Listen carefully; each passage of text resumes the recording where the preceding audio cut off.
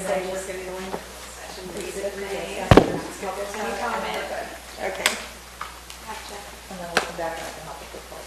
I was expecting to have a cold, fight myself off a cold. No, it's okay. I think there was a few factors, so we'll be good on that.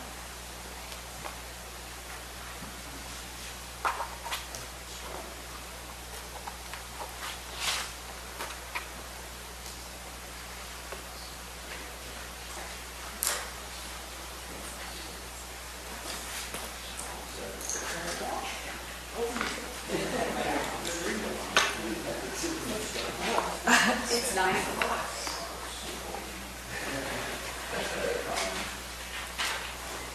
Is the mic on? Yes. Great.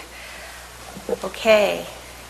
We are opening the Planning Commission meeting of May 22nd, and all of the planning commissioners are present.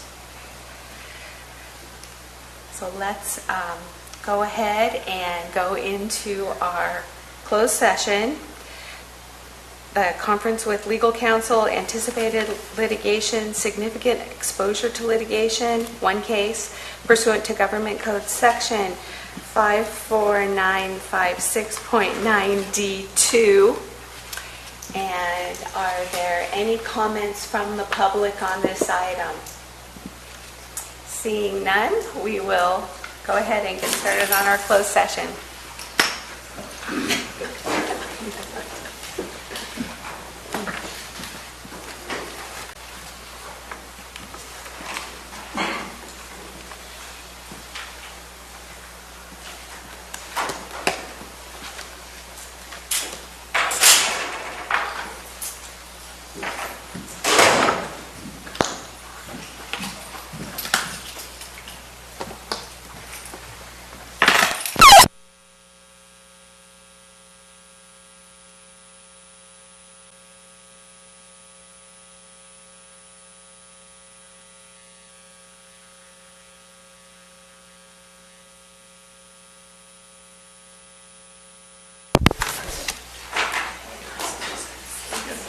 There we go.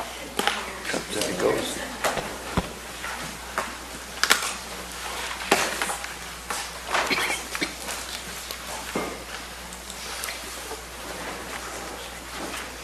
Good morning, everybody, and welcome to the beginning of the general plan hearings.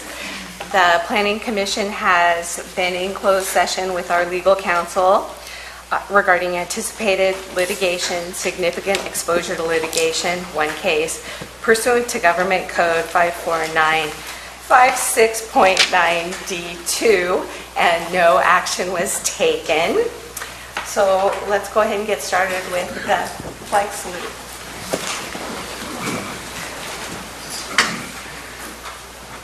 Allegiance to the flag of the United States of America and to the republic for which it stands, one nation, under God, indivisible, with liberty and justice for all.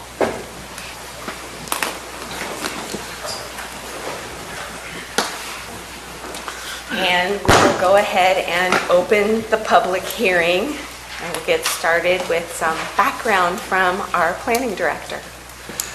Thank you, Michelle. Peter Maurer, Planning Director. Welcome, commissioners, members of the public. I'd like to introduce the assistants we have. Tiffany Wright, our outside counsel, from Rainey Moose Stanley, and our EIR consultants, Rainey and Associates, Rainey Planning and Management, Rod Stinson, and Zach Smith. So at long last, we're here. This is maybe the final lap of a long race, starting back in 2006. There's been a number of fits and starts along the way, but we're finally at the point now where we're ready to make some decisions. What I'd like to do is first to sort of go over the schedule briefly. We're going to start the discussion on the EIR itself on a sort of a broader level discussion. As we work through each of the elements, will be the opportunity to discuss specific mitigation, either adding additional ones, removing some that we don't think are feasible, or consistent with our goals and policies of the plan. So the EIR is intended to inform the decision makers. And so the best way to do that is sort of integrate that analysis with our discussion of the plan itself. The project under CEQA is the plan. It includes both the land use map and all of the policies and implementation measures. So what we will try to do is today is talk in general about the EIR, its alternatives. Has it adequately addressed all of the issues we need to address under CEQA? Once we've had that discussion, and I want to assure the public there will be ample opportunity for discussion every time that we have a new topic that we will be discussing. The intent is to allow for public comment during that time frame consistent with our hearing procedure document. So we'll start with the EIR itself without getting into the details of specific mitigation measures. So sort of a general overview of the EIR. Then once that's done, we will sort of work our way through the planning document itself, starting with the introduction, going to land use, circulation, etc.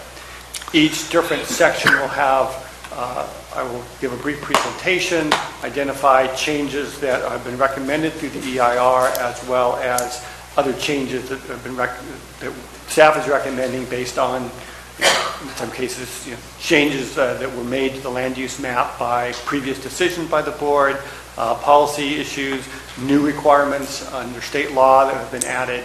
So we'll discuss those as we go. Then brief opportunity for question and answer. Without getting into deliberation, open it up to the public, and then once the public comment is concluded, then opportunity for the Planning Commission to really get into debate and discussion of what changes should be made. I want to talk briefly about the analysis in the general plan and the population estimates, because there seems to be some confusion over the numbers that seem to be changing.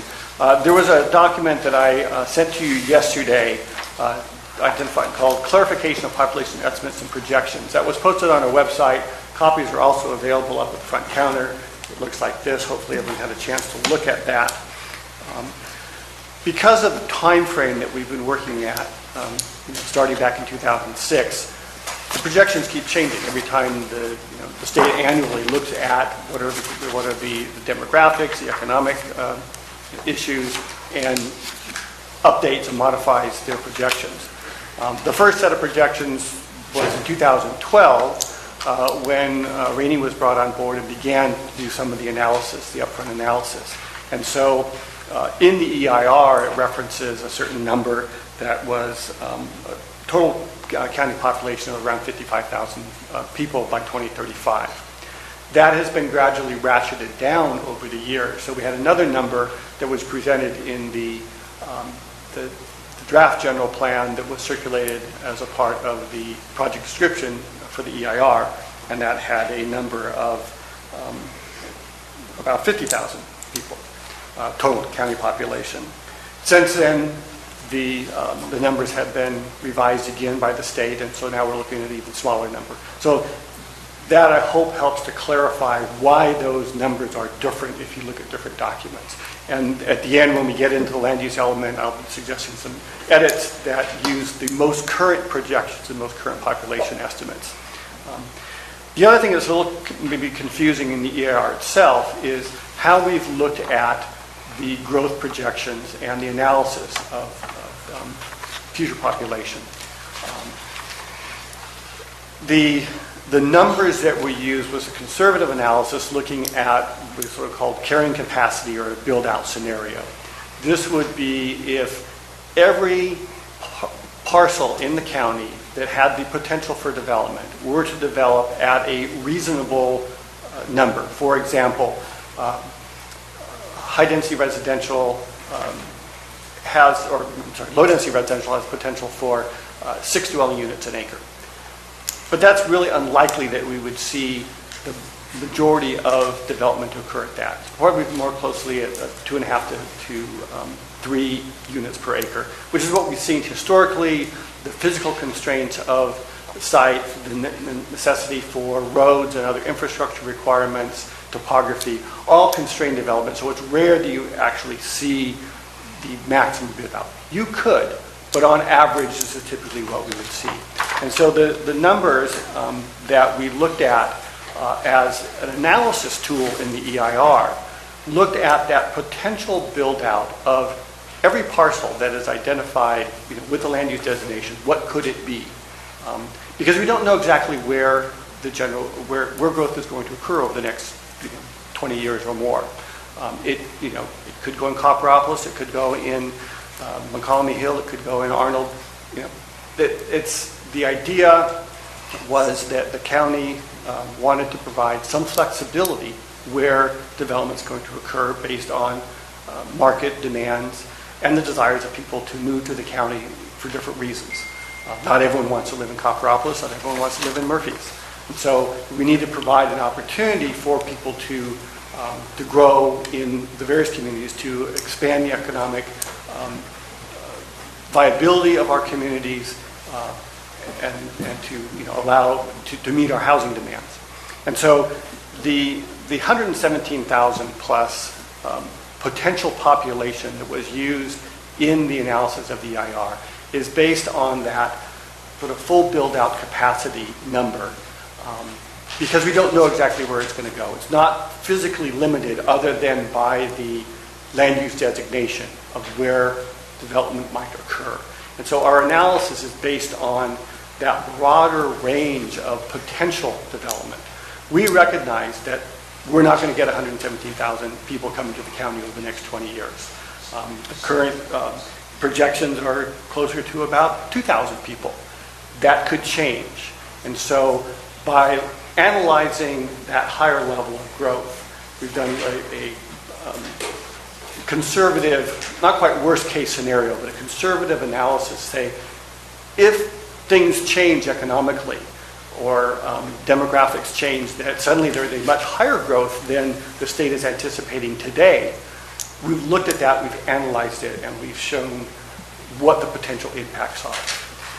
And again, because it's not geographically specific, they're all not going to go here, we've had to look at that on a much broader perspective as to, well, it could go here, it could go there, it could go up here, and what would the potential impacts of that be? So I just want to make it clear that we do not anticipate 117,000 people coming to the county.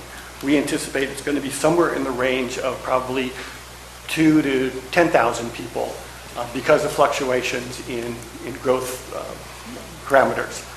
10 years ago, we were expecting about 10,000 people. Now it's down to 2.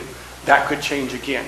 And so by analyzing that higher level, we've done a more thorough analysis of potential impacts and looked at how those impacts affect the various aspects of environmental analysis, how it affects biological resources, cultural resources, traffic impacts, those kinds of things. So I just want to hopefully make that clear. If you have any questions on that, don't hesitate to ask.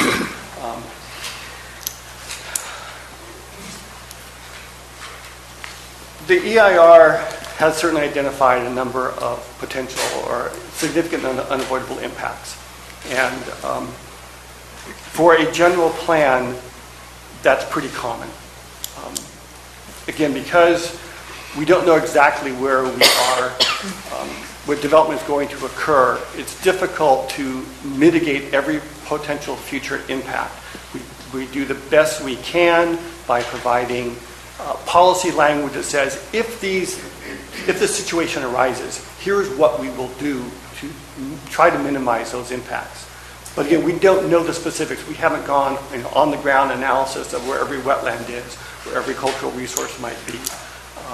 And so we don't really know. But the idea with a general plan and general plan EIR is you look at the potential for impacts and how would we react in the future when we come into that situation with a development project or with a capital improvement project for the county. And so this analysis looks at the broad scale of environmental impact, what might occur if development were to happen somewhere without knowing the exact location of what that happens. And then how would we try to reduce those impacts? And because we don't know, the final outcome of those, in many cases we've concluded that it's still potentially significant and unavoidable. Now, we might be able to mitigate the impacts associated with an individual project by redesigning it. And we've tried to come up with policy language that says, here's what we would do to mitigate those impacts with a specific project. We'll make sure that a biologist analyzes the potential of the project for the potential impacts, and we'll say that we're going to require a setback from streams, for example, or we avoid cultural resources, those kind of policies. So as we work our way through each of the elements and we look at the specifics of the language of the mitigation measures and the policies and implementation measures of the plan, we will discuss and debate, are those policies too restrictive? Are they sufficient to mitigate the impacts based on the goals and objectives and vision of the county in the context of the general plan? I think that's really all I have to say about the EIR at this point in time. It's exhaustive. I think that we've certainly addressed all of the issues. Not everyone will agree with the conclusions that we've made, and that's part of what you're here today for, is to make that determination of yes, we agree, or no, we don't. But unless you have any questions, I'd like to open it up for public comment or comments from the commission at this point in time. Do you want to talk about the alternatives a little bit? Oh, yes, thank you. I'm sorry. So an EIR requires that we, or CEQA requires in an EIR that we look at alternatives to a project. In the case of a specific development project, you might say, okay, rather than 5,000 units, we're only going to look at 4,000 units or something like that, or we'll move it to another location. In this case, we're talking about a county general plan, which is different than a project specific. It's a programmatic plan, programmatic EIR looking at the long-term program of a general plan. And in order to do that, we have to look at, well, what are some of the alternatives that could reduce the significance or could reduce the impacts of the impacts. The alternatives that we selected are theoretical in nature.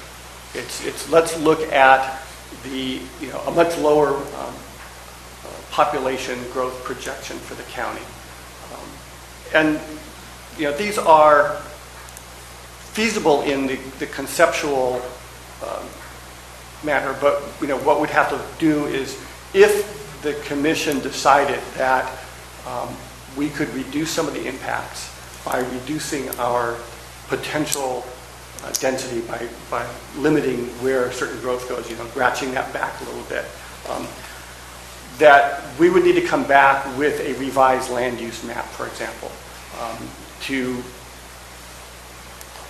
sort of create that alternative. We don't have an alternative. It's not like A, B, and C. What's behind door number 3. It's this is the project description of what we've prepared before through years worth of work. We could reduce some of those impacts to some degree by minimizing or limiting the amount of growth that could occur. We're also constrained by our existing land use pattern. We have a lot of existing approved projects. We have vacant lots scattered throughout the county that have the right to develop. You cannot take away the economic value of that property, at least for one single family home. And so to the degree that we can actually match that alternative, that may be challenging. And again, what we're looking at is what is the purpose of the plan? How are we trying to meet the goals of our our general plan of economic development and flexibility while protecting the environment and creating communities that are enjoyable and people want to live in. And so that's the balancing act that we're going to try to meet through these hearings, is balancing the overall goals and objectives of the county with the environmental impacts and deciding whether or not mitigating to the degree that is desired by some contradicts the goals that the county has as far as economic development and flexibility. The alternatives, again, I want to stress that they're not a defined alternative that we can just say, we choose that. It is that it's used as an analysis purpose for if we were to do something along those lines, that is how we could reduce some of the impacts. But again, that has to be balanced with what are the overall objectives of the plan and the reality of the land uses that exist already today. Existing entitlements, for example, we probably have more than all of the potential future growth in the next 20 years already entitled in Copperopolis. But does that mean everyone who moves to Calaveras County or all new growth in the county has to move to Copperopolis? And, those are the kind of questions that you have to look at when analyzing these kinds of alternatives. Thank you. Also, just could you clarify that the housing element is not going to be discussed in this series? Yes, thank you. So all of the elements other than the housing element is a part of this right now. The housing element goes on its own separate track based on requirements of state law. We actually are in the process of updating that, and by the end of this month, we're supposed to have our final review by the state. The housing element is the only element of the general plan that requires state approval by the Department of Housing and Community Development, and that will be brought forward almost in parallel, but just a little bit behind schedule, the rest of this. So once that's done, then we will incorporate the housing element. We have looked at the housing element based on the existing general plan, as well as the likely future adopted general plan, and it fits either one. So just want to make sure that everyone's aware of that the housing element is not being discussed as part of this. There will be subsequent hearings before the Planning Commission and Board on the housing element itself, probably coming up in the next month or two. Thank you. Commissioners, any questions for Peter? Comments? Not from me. Nope. No. Wow. Public. This will be your opportunity to come up and speak to us about the environmental document. Oh, 5 minutes. And before we get started, I just want to reassure everybody that you do not need to get every bit of thought that you have out in this 5 minutes. You will have an opportunity to speak on each element. We're going to try to make this a little easier to digest the whole thing, one piece at a time. And we want to make sure everybody gets a chance to be heard. We also want everybody to remember that people are here because they feel strongly about the future of our community. So let's be respectful of one another and come on up, state your name, sign in. Sure.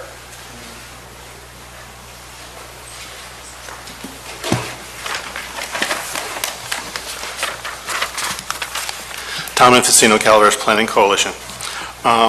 There is some confusing information in the staff report that warrants further explanation, so I have submitted a written memo for your consideration, and I'm going to summarize that now. On page 2 and 3, rather than justifying the discussion of alternatives in the EIR, the staff report actually describes the problem with the alternatives analysis in the EIR. On pages 3 through 5, this is kind of important. The report skims over 2 legal standards for CEQA compliance, and they do it a little too simplistically. The CEQA findings of fact made at the time of project approval are judged using the substantial evidence test as explained on pages 4 and 5 of the staff report. On the other hand, the adequacy of the bulk of the EIR is judged by the failure to proceed in accordance with the law standard, which is much less deferential to the agency. On page 3, the staff report's partially correct that for the most part, the EIR does not dictate the final decision. However, with regard to the adoption of mitigation measures, which we'll be discussing today, the EIR does have a huge influence over the decision. If the EIR indicates that a project will have a significant impact, and there is one or more feasible mitigation measures that can reduce or eliminate that impact, then prior to approving the project, the county must adopt mitigation measures until the impact is no longer significant or the county runs out of mitigation measures. That's important to remember as we go through today. The staff report on page 4 refers to the general plan as self-mitigating. Now, it's true that mitigation measures in this instance are contained in the actual general plan itself, rather than in a separate document as you have all seen with development projects. However, this does not mean that mitigation measures will be implemented automatically. An effective mitigation monitoring and reporting plan will be essential. The report says that conflicts with the objectives, and Peter even mentioned this, conflicts with the objectives of the plan may justify rejection of a mitigation measure. That may be true, but not always, especially if the objective is not sufficiently specific. Also, being merely philosophically opposed to environmental mitigation is not an excuse for universally rejecting any or all mitigation measures. The report also recommends against EIR recirculation. It's too early to make that determination. That depends on the changes you make in the EIR. On page 6, the report indicates that it's not possible to predict at this time which topic will be discussed on which day of hearing. After the last day of hearing in the week, please post on the Planning Department webpage the topic that will be discussed beginning at the next Planning Commission meeting in the following week. That way people who have not participated in the hearings in the prior week can begin to participate during the following week and be prepared. Finally, page 7 of the staff report recommends that the Commission recommend to the Board of Supervisors to certify the EIR and approve the general plan. We encourage the Commission to carefully review the EIR and the general plan to determine if they meet statutory standards and community expectations.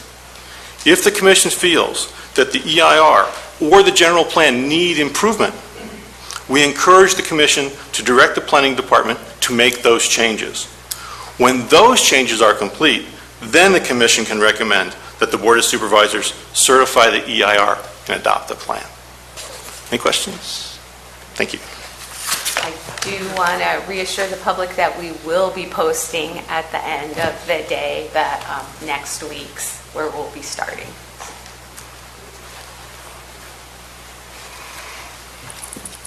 Good morning. Beth Whitkey, District 5.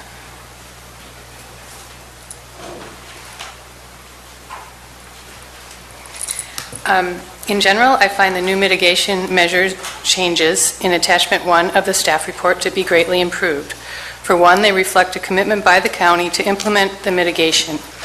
I'm glad to see that some of them include bright line standards to help people design their projects to protect the environment. Thank you. Please listen carefully to those who during these hearings will offer yet other improvements such as timelines, tracking data, monitoring, and reporting to make these measures even more effective. In general, the additional policies and implementation measures in Attachment 2 of the staff report are welcome. Please keep your minds open to additional policies recommended by the public during these hearings to promote the public interest. Some needed additions to the general plan are not merely to mitigate impacts, but are to make the county a nicer place to live, work, and visit. For 13 years of this general plan update process, people have been proposing such policies. For 13 years, from various planning directors and consultants, we have heard the same thing. that the Planning Commission and Board of Supervisors will have to discuss and decide policies on such issues. Now is that time. Please reward these people for their hard work, good faith, and patience. Please do not ignore the people now. Thank you.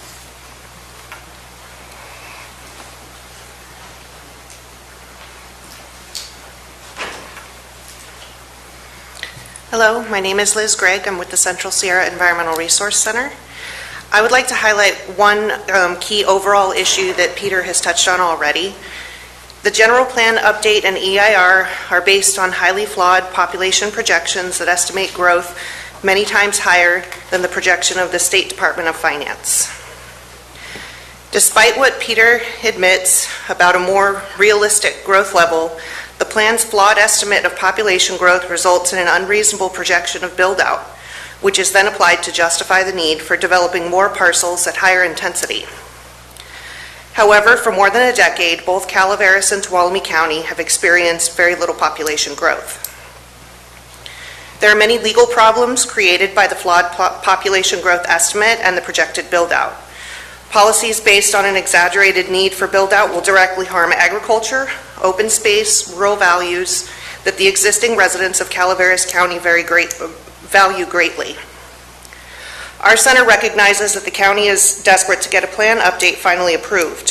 So in our written comments, we recommend a solution to this key issue. Specifically on this matter, we urge the addition of the following implementation measure, which you can find in our written comments. It states to reduce the significant impacts of sprawling build-out on resources and rural values. New development will be directed to areas within adjacent or existing communities, except for limited exceptions where projects are served by public water, public sewer, and adequate road infrastructure. While the addition of the measure will not absolve the county from its legal responsibility under CEQA to adopt the environmentally superior alternative, such as the Department of Finance projection alternative, our center and others participating in this process would certainly acknowledge that this additional language would be beneficial. It would reduce the threat created by the flawed population and build-out projections, which could otherwise justify the county in approving leapfrog sprawling development projects to provide speculative growth. This is the kind of minor but highly meaningful adjustment to this update that can move the update from a legally vulnerable plan to one that is closer to meeting minimum legal requirements. Thank you.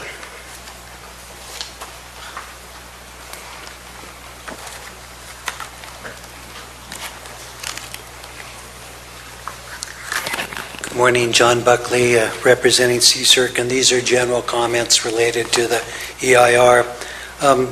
To start with, and these are really general comments, I'm sure that all of you fully agree that it would be an incredible waste of time after all of these years and this latest effort by Peter, by consultants, by all the others, if a final EIR and a revised general plan update falls short of meeting the legal requirements that make it able to stand up to challenge. So to be as respectful as possible, our center wants to get done with this process. You know, we've been participating since the very beginning. In fact, lawyers from our firm were the ones that identified the internal inconsistencies which led to planning department staff advising the board at that time that there needed to be an update done. We are not asking for a perfect plan, and we are not interested in nitpicking. So some of the comments from our attorneys and stuff, I'll be honest, I look at them after I discuss them with them, they seem a little nitpicking. When it really comes down to it, we're looking at what really matters.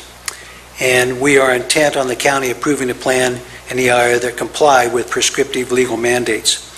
So in terms of general points, on pages 1 through 15 of the staff report, you guys have all of these EIR recommended edits and changes. In general, we've looked through those carefully. We support those. Our center, I've spent, I won't go into all the hours, painstakingly going over them over and over, and some of them matter, as comment letters that I sent in to you more recently. Some of them make a little bit of difference, some of them really don't matter, but none of them are bad, and so we're supporting for those when we get to those and you think about whether to add each of those that are in. In his introduction this morning, Peter described where there are so many significant and unavoidable determinations. What he didn't emphasize, and again, Tom Infacino touched on briefly, is, and I think many of you know, especially those of you that have legal expertise, the state law requires that it's necessary to adopt all feasible measures that can minimize the impact, even if it still ends up being significant. And for some of these, it clearly will. There's no question that even if you, but if there's a feasible mitigation, you're not allowed to just, no, we don't want to do that. So our comments specify feasible measures that we believe are essential to be approved in a number of critical areas. We're just asking, even though it may not be perfect, that at least those be considered. And the last thing I'm covering in this section here is, in talking about alternatives, Peter just acknowledged that the county could, and he had word for word something I would have almost exactly shared, is the county could reduce some impacts by where it allows new development to occur. That was a well-stated assertion. It's true. The challenge is if the county is not constraining where development is allowed to concern, the county is doing the opposite. It's not reducing those impacts, and which was just touched on. So as Liz, as our staff noted, we have specified a recommended addition that actually, implementation measure that actually directs new development to be within or adjacent to existing communities with limited exceptions, in order not just to feasibly mitigate for, the inflated build out or other things, but for a wide range of other significant and unavoidable impacts that will be at least minimized, reduced to some degree by that. So thank you.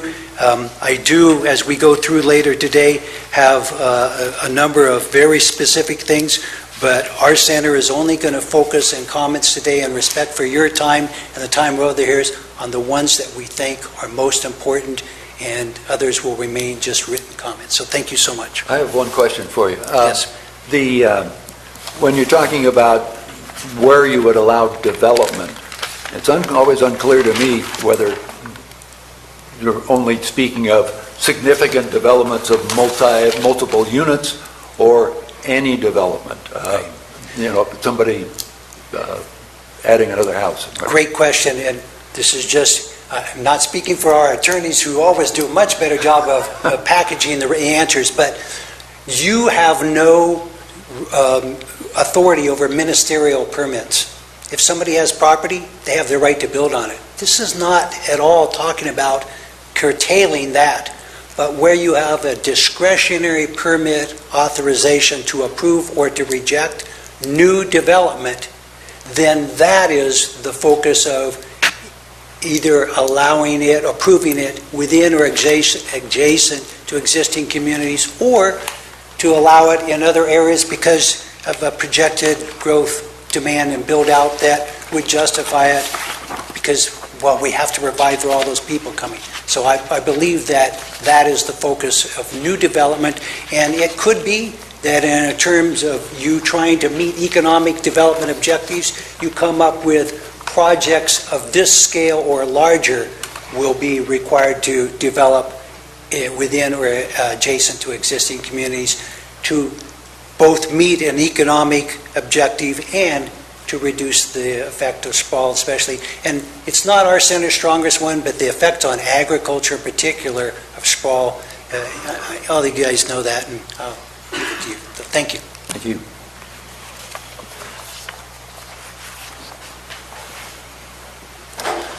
Good morning. My name is Jack Norton, and I'm speaking on behalf of the Calaveras Planning Coalition. The county need not worry that they'll have to finance these general plan programs to reduce the impacts of development all alone. There's state and federal funding available both to mitigate these impacts and to improve the county in the future. When the CPC spoke to you all in January, we gave examples of funding programs to reduce impacts in agricultural lands, traffic circulation, water infrastructure, wastewater infrastructure, and impacts from wildfires. Today I'll speak about a couple more. The draft general plan EIR identifies a significant impact associated with energy consumption. The California Energy Commission has financing and incentive programs to promote renewable energy production and energy conservation. The general plan update needs to commit to seeking such funds to meet future local energy needs.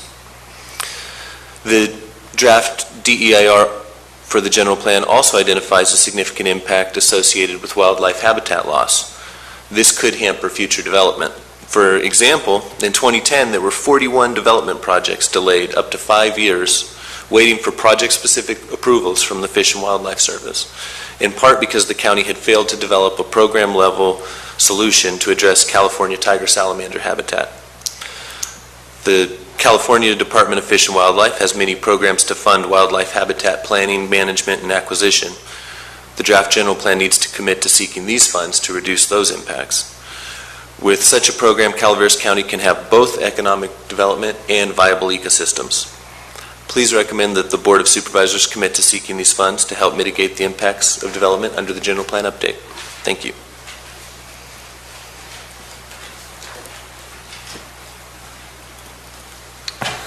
Good morning, Commissioners. Tom Griffing, also speaking on behalf of CPC. Piggyback nicely on Jack's comments. During the general plan update, some commenters have suggested the county shouldn't participate in those state and federal programs, arguing that by not participating, taxes on local residents would be reduced. However, there's no direct connection between the tax rate we pay here in Calaveras and our participation in those programs. Calaveras County taxpayers don't receive a rebate or a reduction in taxes going forward if we don't make use of those programs. These spending programs are already in the state and federal budgets, and if the money isn't spent here, it'll just be spent somewhere else. So I suggest to people concerned with state and federal spending and the taxes that support them would be more effective directing their energy towards Sacramento and DC to try to change the laws that put those programs in place or reduce funding for them. And good luck with that. And as long as those state and federal programs do exist, and as long as spending is annually allocated to be spent somewhere, I see no benefit to taxpaying citizens of Calaveras to not participating in those programs. Department of Labor estimates the average American household pays $5,700 in federal taxes annually, and the average Californian household pays an additional $4,888 in state and local taxes. So the 17,713 households in Calaveras pay about, well, over actually, $187 million in state, federal, and local taxes every year. By participating in those programs, Calaveras can get back some of the state and federal tax dollars we've already paid out and put them to good use in our communities instead of other communities. So please recommend to the board to commit to seeking those funds to mitigate the impacts of development under this GPU. Thank you very much.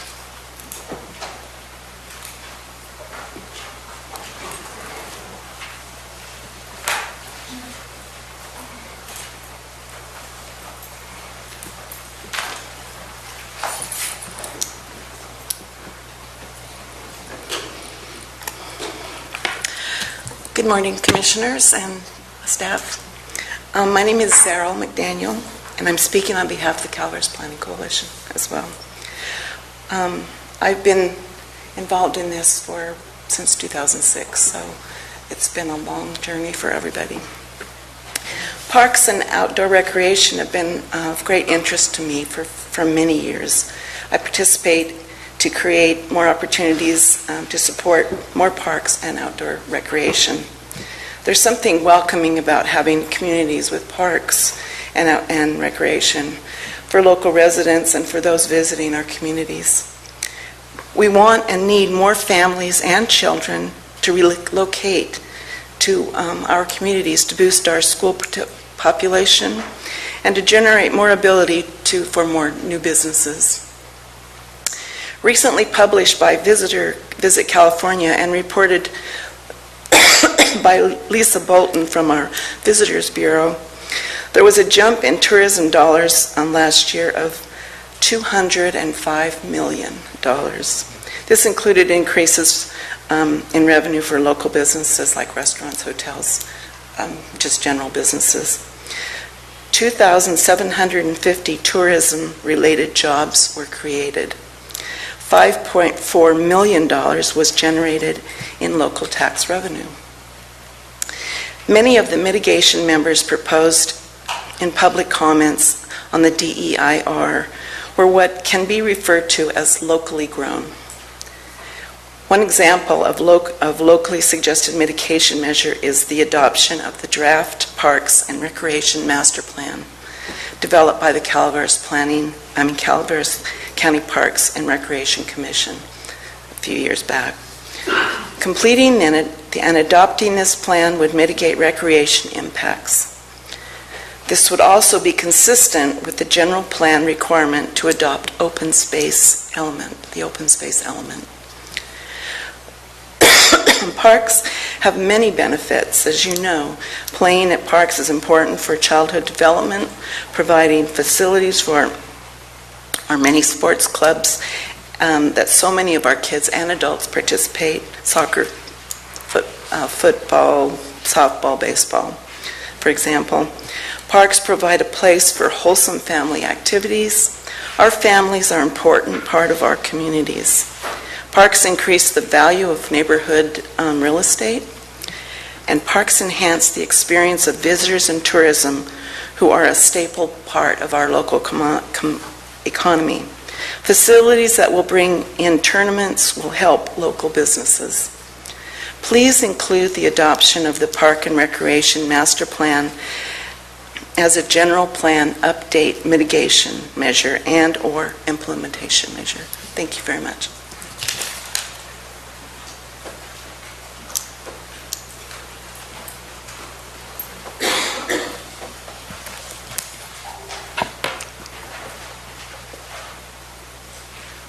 I'm a resident of District 1, and I'm very disappointed that there is not a commissioner representing my area, and I resent the fact that this is going on without a representative. And I attended the supervisors meeting on the 14th, and expecting to have something done, and it was not on the agenda. The supervisors meeting was over before 12, and so I'm here to tell you that I find this unacceptable. As far as the environmental impact report is, I know that there's been a lot of work and a lot of years involved in it, and I respect all that. I personally feel that having too many restrictions squelches American ingenuity. It makes it hard for people to do something spontaneously if they get an idea. I think that that's the wrong way for our county to go, or our state, or our country, or the world for that matter. And I agree with the former speaker that parks and recreation are very important, not only for our county, but for the people that come here to visit. It's a way to reset not only your family, but sometimes your organizations, because I know some organizations meet in Comanche Reservoir, and it's very interesting to see the camaraderie that they're able to build among each other there, and I'm glad that there's an opportunity and a place for them to do it.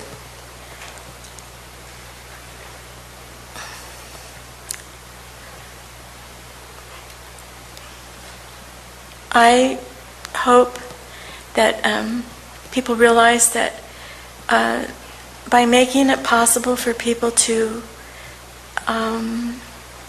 have a home or residence in Calaveras County is a way that they can have their children learn to love nature and to experience nature and to value nature. And Calaveras County is such a wonderful place to do that. And I feel that the environmental impact report kind of doesn't take that into consideration. And we are all stewards of resources, and I think that the resources that we have should be made available to especially young people as they're growing up. And if they don't experience it, they can't comprehend it. And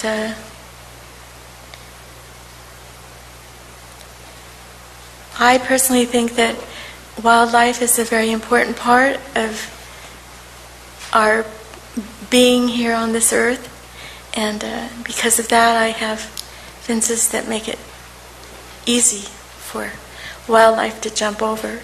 Unfortunately, the human species is not so easy, even if you have a really good fence.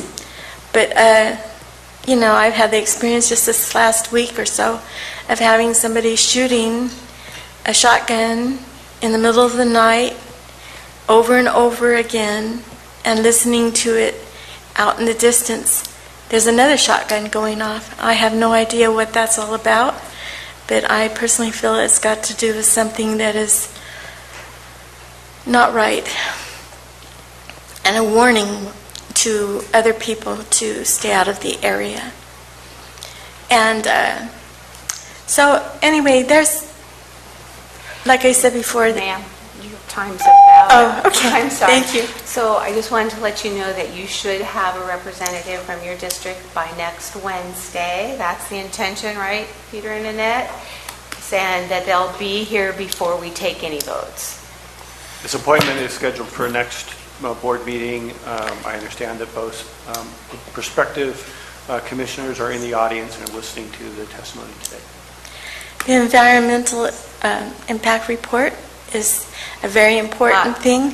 You guys didn't give us a chance. Thank you.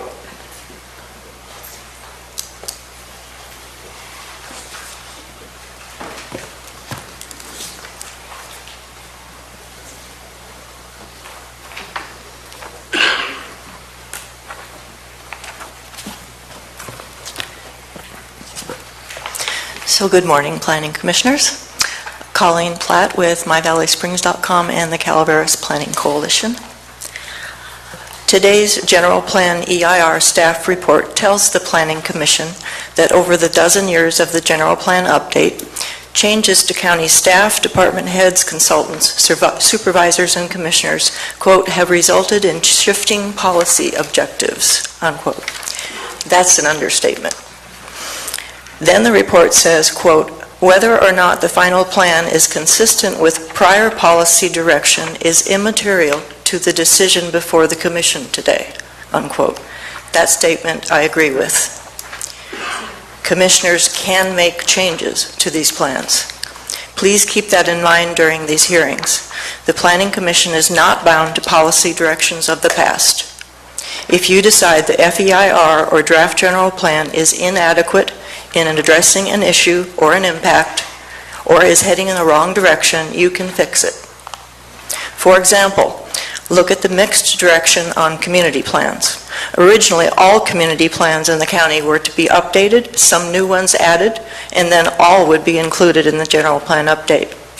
Much later, on the recommendation of an interim planning director, direction was given to remove all community plans. This turned out to be a very bad idea that upset everyone, so direction was then changed a few months later to only include some community plans but not others.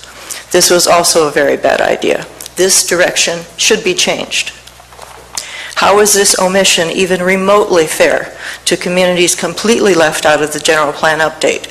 Arnold, Avery, Hathaway Pines, Murphys, Copperopolis, and Valley Springs.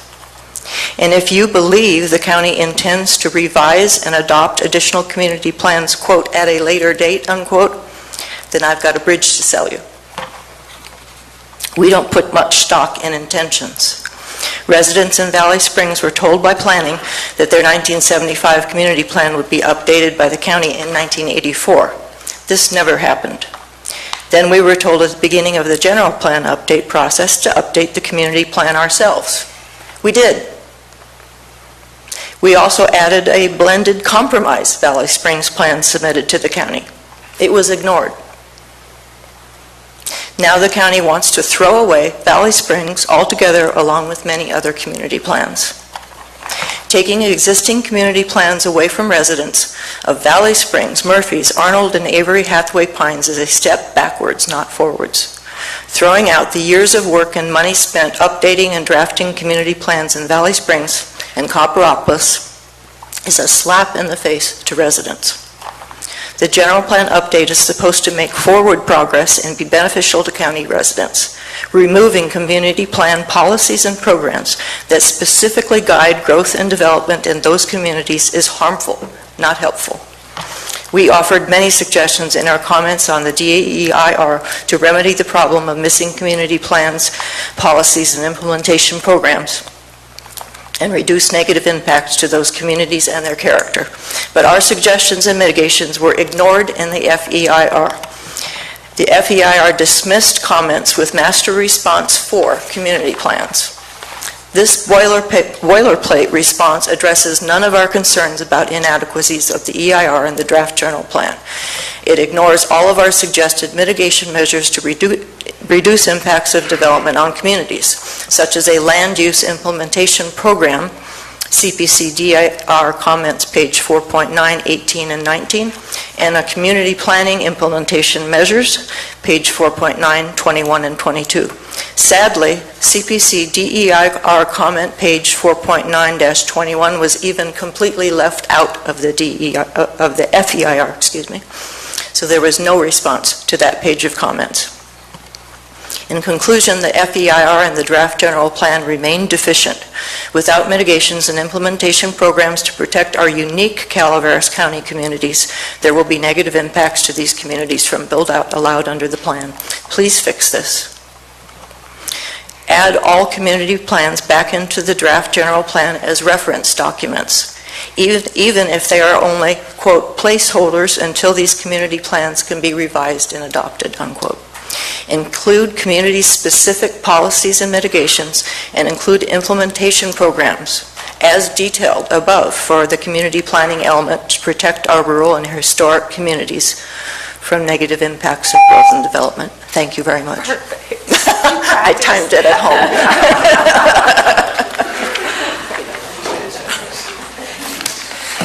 Morning, Joyce Teckel, myvalleysprings.com, CPC.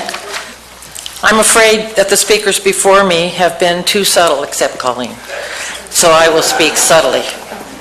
This is the part of the process in which the Planning Commission recommends either adoption of mitigation measures proposed by consultants, government agencies, and the public, or the Commission and staff come up with excuses to recommend not adopting the mitigation measures. I do not want your excuses. I want you to recommend adoption of the mitigation measures. A general plan is supposed to be solution-oriented. You can give us a plan committed to timely solving problems. This means adopting policies and implementation measures that are actually capable of addressing the issues we care about. Do not waste county time and money inventing excuses for your failure. That is an insult to your constituents. Furthermore, whether your excuses meet legal standards and will pass judicial review is only one consideration. You should also consider the court of public opinion. I assure you, in March of 2020, I will not vote for a supervisor who delivered excuses when I asked for solutions. I assure you that I am not alone. There are lots of people from throughout the county who feel the same way. Some of you commissioners may have taken the time to look at the attachments to the CPC memo on the community planning element. There you saw people's signatures on mitigation petitions, and you saw their faces in photographs. These are people seeking solutions, just as I am. Please do not let these people down. The people want solutions, not excuses. Please recommend that the Board of Supervisors adopt solutions. Thank you.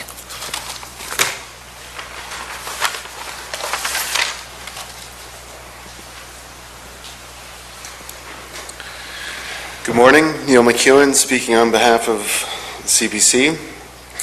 One source of mitigation measures and public interest policies is the 2012 Mintier General Plan that the County Planning Department has yet to release to the public or to the Planning Commission or to the Board of Supervisors. Please release this plan so that we all can make use of any feasible mitigation measures and public interest policies that it may contain.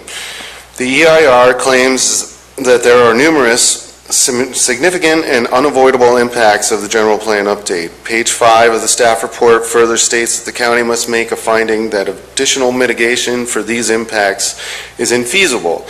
That finding must be based upon specific economic, social, legal, or technical considerations. In addition, the documents that are the basis of those findings must be available to the public as part of the administrative record. How can the Planning Commission recommend that the Board of Supervisors make such finding if the Planning Commission has not even seen the impact mitigation proposals in the 2012 Mintier General Plan? How would the Board of Supervisors make a finding that additional mitigation measures are infeasible if one of the documents that contains those mitigation measures remains locked up? As Planning Commissioners, please do your CEQA due diligence and review the mitigation measures in the 2012 Mintier General Plan. Compliance with CEQA at the general plan level can facilitate both economic development and environmental protection. By mitigating the significant environmental impacts of development at the general plan level, the county will clear the path for prompt and lawful future approvals of specific plans, subdivisions, and use permits. This is because, as required by state law, the impact mitigation issues raised in the general plan can and do come up with regard to the discretionary approval of specific plans, subdivisions, and use permits. By filling gaps in the county code or drafting local CEQA guidelines or writing a local CEQA handbook or producing more mitigation pamphlets like the one we have for light and glare, the county can provide the option of a safe harbor for complying with the standards to mitigate development impacts. This will facilitate project approvals and protects health, safety, welfare, and the environment. Who benefits from such planning? Landowners and investors, new businesses, local taxpayers, the county's planning staff, neighborhood advocacy groups, the Planning Commission, and the Board of Supervisors will benefit from this. With regard to the efficacy of this approach, you do not have to take my word for it. All you have to do is look at the recommendation of one of the county's outside legal counsels on land use and CEQA, James Moose, of Remy Moose in Manly. His guide indicates that adopting clear language in a general plan can help streamline future project-specific reviews and approvals. During the general plan update, some have argued that such regulations and fees will impede economic development. However, detailed general plans and high-impact fees have not stopped economic development in the region. Despite having a detailed general plan and traffic impact mitigation fees of up to $13,000 per home, from 2000 to 2009, El Dorado County produced over 15,000 units of housing and 5 million square feet of non-residential job-generating land uses. Calaveras has tried the flexible, vague regulation approach for decades. The result is a county with an average home value that is $150,000 below statewide averages. As an implementation measure in the general plan update, please direct staff to develop these impact mitigation standards and menus to clear the path for project approvals and to provide CEQA compliance safe harbor for project applicants. Thank you.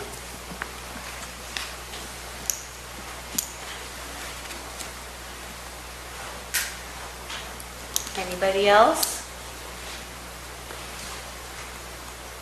Okay.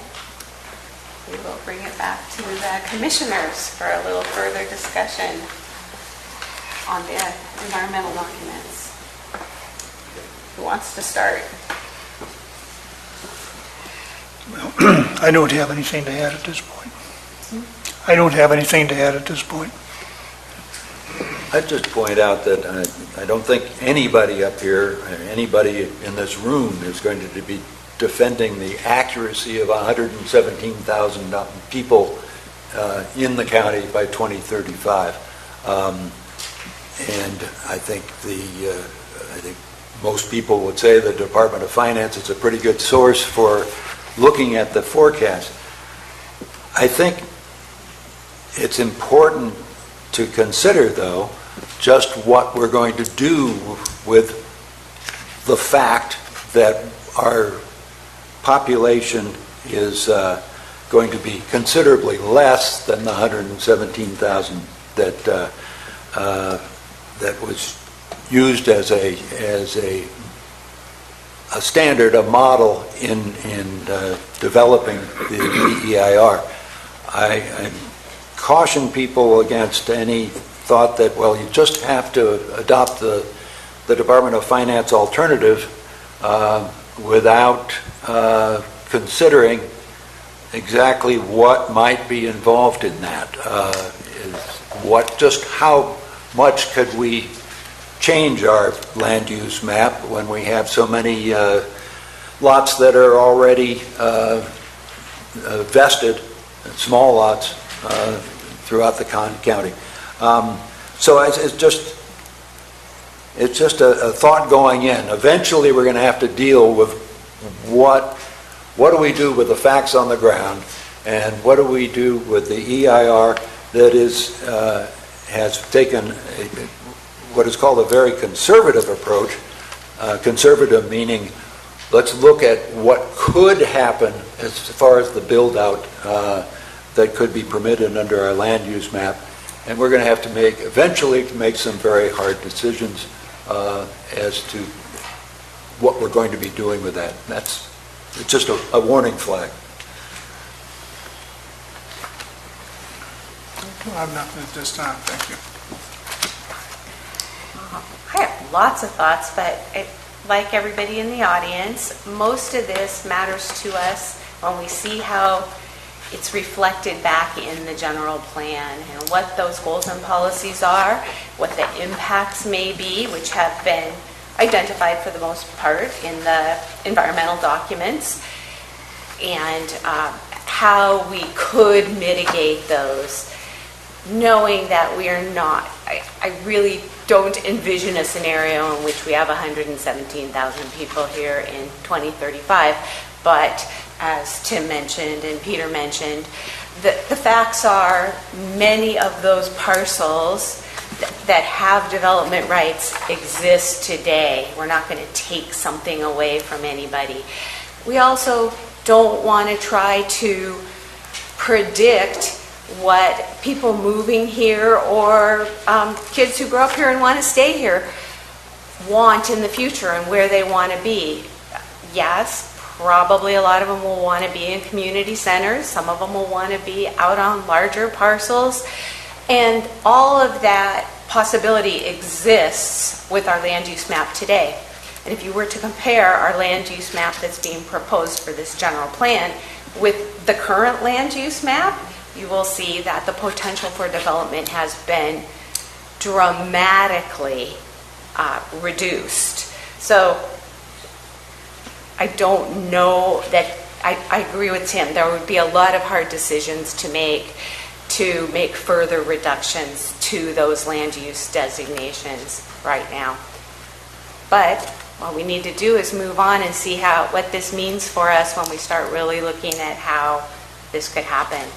So I think really what we need what the commission needs to look at right now is, do we agree that the project as defined is the right direction to continue on with the general plan? Is there anything else you need to hear now? We're not going to take any action today on anything. We don't have 5 commissioners, and everything is so interrelated between the general plan and the environmental document that we're going to need to keep moving. Well, I don't think there's any action you need to take right now, or even a poll regarding do we, take one path or another. I think as you get into the elements, then, the first element after the introduction will be the land use, and, the conclusion of that discussion will be the land use map itself. That will, I think, dictate, what, if any, changes are, the commission's going to recommend to the board. Given that it's 11:45, maybe now would be a good time to break for lunch. You can decide what time you want to come back, and then we can start talking about specific language changes to the plan itself, the mitigation measures, all the recommended changes that we've made, plus I'm sure what the public will want to see included or not included. Does that sound good to everybody? Yeah, I'd just like to say, just to give a little advance notice, that as to some of the elements, including the introduction, I've prepared some potential inserts or corrections or changes to the various parts, starting with the introduction, and that in order to have the public have a chance to look at those before the commission takes them up and decides what to do with them, they will be available as we get to each element, so we don't avoid a problem with the Brown Act. They'll be distributed to the commissioners and made available to the public, so if you want, you can make comments on them. These are things that I've come up with last week in my solitary status as an individual commissioner. I may not agree with all of them by the time we're done. The whole point of this thing is to have discussion, have public comment, have the commissioners tell me where I'm wrong, or perhaps where I'm right, and et cetera. So I just thought that it would be a positive thing to put them out there so that they can be a subject of your consideration as well as of the commission. And we'll do that as we get to each individual. Sure. I just have a question, Madam Chair. I'm not sure I heard that right, or was that the end of the discussion of the EIR? And we're only going to focus on mitigation measures now? We're going to start talking about the general plan element by element, in which case, because of the interrelationship of it, we will be focusing on the mitigation, but it will be your opportunity to talk about anything that related to that element. That makes sense? Yeah, We're not taking any action on the environmental document right now. I just was wondering perhaps after there may be more to say about the EIR before the end of the process, and I understand there'll be you'd rather wait till the additional commissioners added.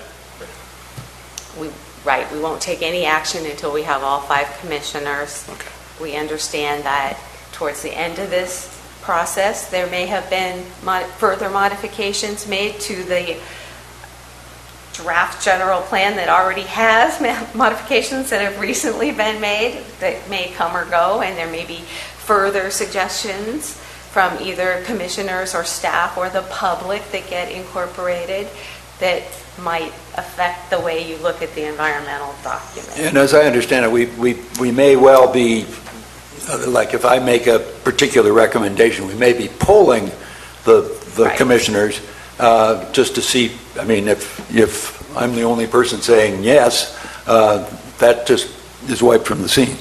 Thank you. So let's come back at 1 o'clock from lunch. We'll adjourn for lunch right now and come back prepared to talk about the introduction to the general plan and your recommendations to make it better.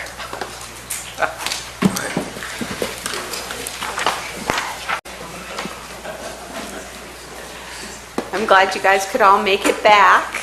We're going to go ahead and get started this afternoon with the introduction, but before we do that, staff would like to do a quick poll of the commissioners to make sure that we're all on the same page with the alternatives. And even before we do that, if I could ask that my handouts be passed out. Right. So while we're doing that, she's going to take care of the handouts. So let's start down at that end with Kelly. I'm in favor of the project alternative. I am as well. I'm not sure what we're polling on. What's the question? Are you in favor of continuing on with our discussion based on the project alternative as described, not precluding making some adjustments to it as we go? Okay, so we're talking about the DOF alternative? No, No. we What are we sticking talking- with the project alternative The project and not alternative. accepting the DOF or the rural character. As of now, yes. And yes. So with that, we'll start getting into the discussion, and the first thing to start with would be the introduction. I think that Commissioner Laddish has a handout that shows some his recommended edits to it. I don't have any, I'm just checking here, any changes to the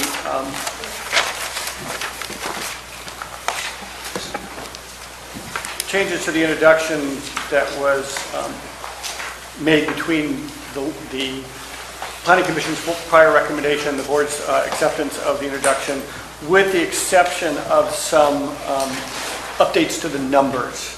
And so under the growth projection alternative paragraph on page 2, I'd just like to update those numbers to reflect the current ones. I think they're also reflected in Commissioner Laddish's written document, so I won't reiterate what those numbers are. I think it's also important, since we're now 4 years down the road from when this was originally printed, to add numbers for 2040, because again, sort of that 20-year horizon that we're looking at. So I'd recommend that we add the following. By 2040, the population is projected to be 48,038 countywide, or 43,715 in the unincorporated area. This equates to an increase of 2,438 persons, or 1,012 dwelling units. And so I'd like to add that sentence just right after we talked about the population projections in 2035.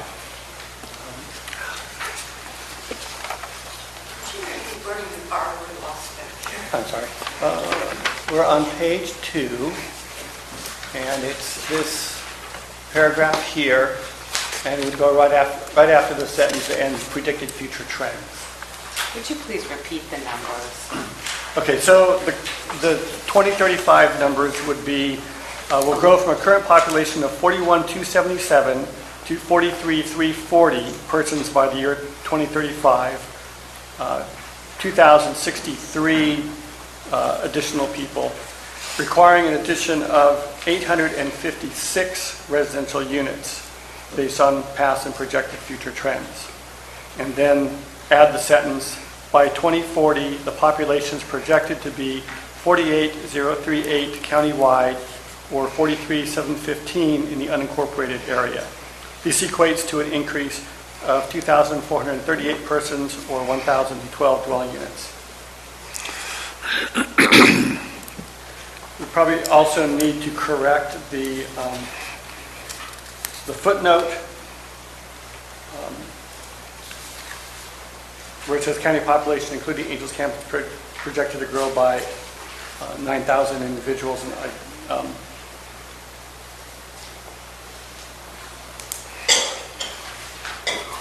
think that is, I'll have to verify what that number is. Whatever that number is, we would plug that in there as well. Okay. So other than that, those are the only recommended changes that I would make to this chapter. Okay, is there anything else you want to tell us about the chapter?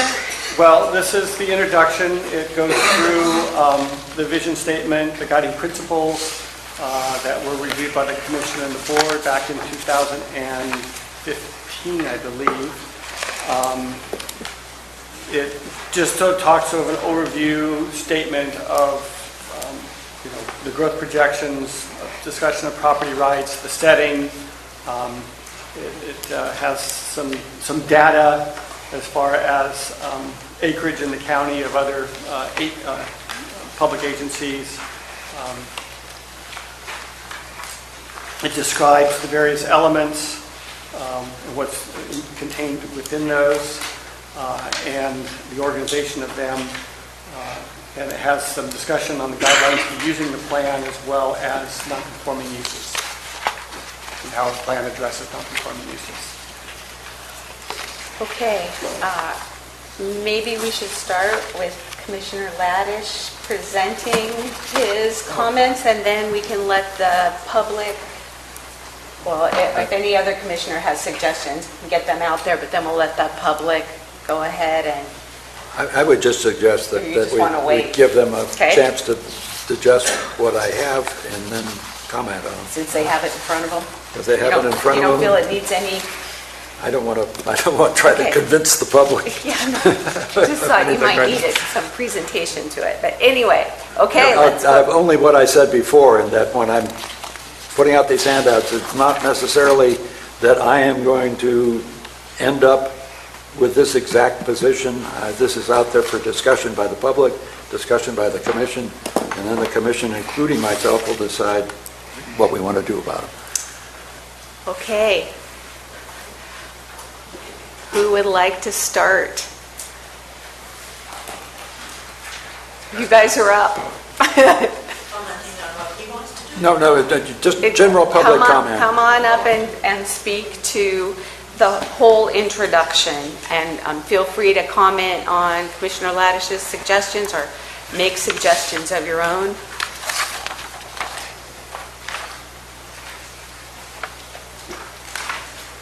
Where's my line? Well, I should explain that. Go over his stuff first. Yeah, okay. The reason I couldn't pass these out beforehand is that we have the Brown Act restrictions that the other commissioners couldn't see them. So sorry to spring them on them at the last minute. Okay. I think maybe we could get a legal ruling on the Brown Act if we, once all the commissioners are present, if we pass these sort of handouts out to the public so they have a chance while everything else is going on to take a look at them, as long as the commissioners don't get their copies until we convene. I think that's a question for you. Yeah. Of whether maybe we could try and do them at the end of the session when we're taking a break, so people would have them over the break. So the question is whether... When's the earliest time we can pass out such handouts to the public without the danger of the Brown Act violation of getting it to the commissioners? I mean, the main idea is that the commissioners are not supposed to have discussions outside of the... I mean, if you want to put a bunch of handouts in front of the commissioners and have them and ask them to just wait until you're ready to talk about them, and they're not going to be discussing them because we're at the meeting right now. Right. So I think it's okay to... So when if we convened after lunch, we could have had all these passed out. Yeah, I mean, I think if the commissioners are all going to have them, and are going to be digesting them, and they're going to be public, it would be good for the public to have an opportunity to digest them as well. Yeah, right. But I wouldn't worry too much because we're at the meeting that is at issue. Yeah. So was that, do we have time to digest them? Yeah, we'll go ahead and take a few-minute break, and you guys can read through them. It's not my intention to slow down this process. Talk to the legislature.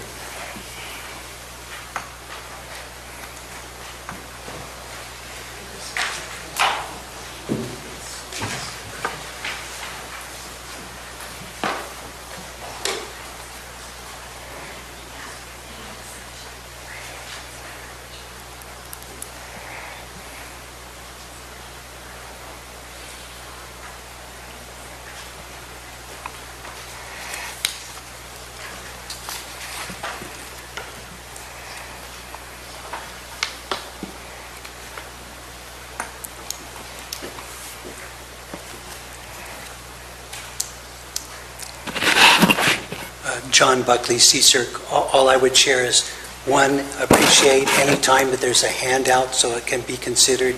Two, and on behalf of our center, we're attempting to focus on where there's clearly some result of a change in language or whatever that makes a meaningful difference, rather than people having different perspectives on what's the best wording for a vision or whatever. So I see, personally, just through a quick skim, I see no objections to the kind of improvements here. Others in the audience may have additional comments on it, but rather than take up a lot of time of us trying to fine-tune what you've already spent effort fine-tuning, I'm appreciative of what's out here.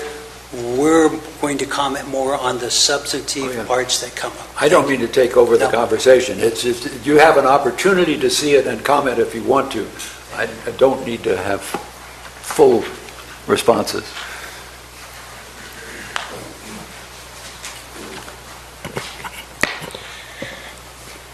I believe in constitutional rights. Now that the ban has been disbanded. Just one moment. Can we go ahead and get the timer started?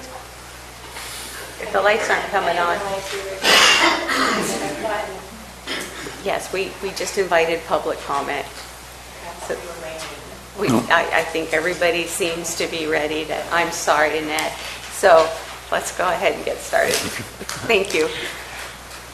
Now that the ban on commercially grown marijuana has been disbanded in Calaveras County, and in concern with the constitutional rights of all of us, I think that the Planning Commission needs to take into consideration that it has put us all in a very tenuous circumstances.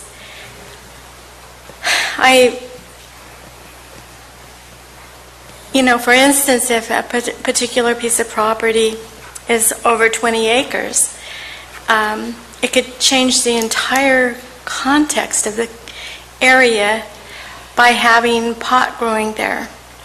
I'm going to interrupt you for a minute, and I'm politely going to ask that you try to target your comments to this section of the general plan that we're discussing right now, which is the general plan purpose, vision statement, guiding principles, because there will be other opportunities to talk to other issues, but right now we're trying to get your feedback on this section. I'm referring to the constitutional rights of all of us, and that is in here, and that's what I'm talking about. Okay, so can you direct us to where you're discussing?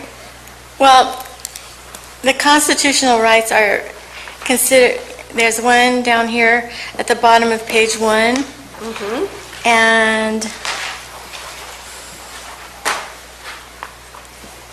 then there's another one in So are you suggesting different wording or a different take on this? Yes.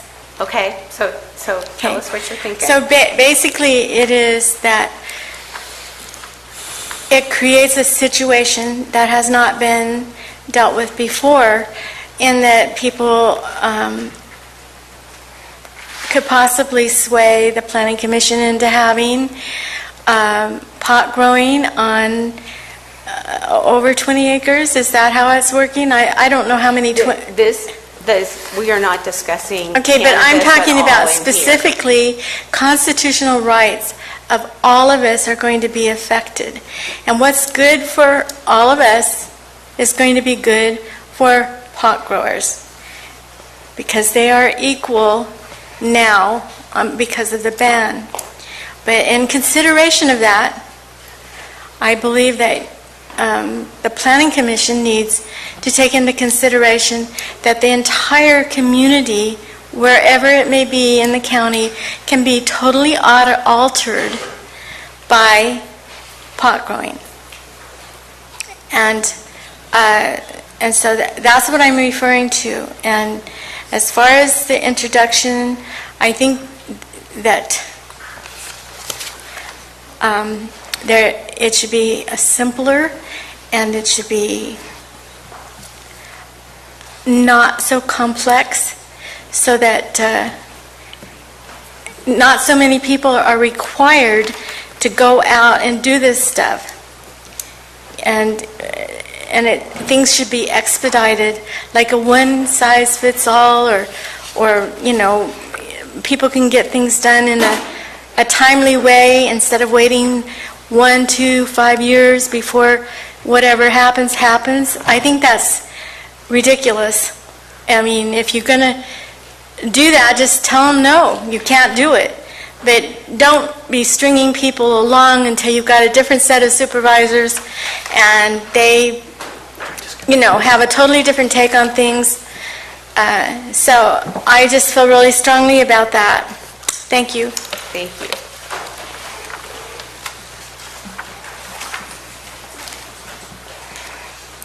Colleen Platt. I was going to talk about legal nonconforming uses, but after reading Commissioner Laddish's suggestions, we support his suggestions. Thank you.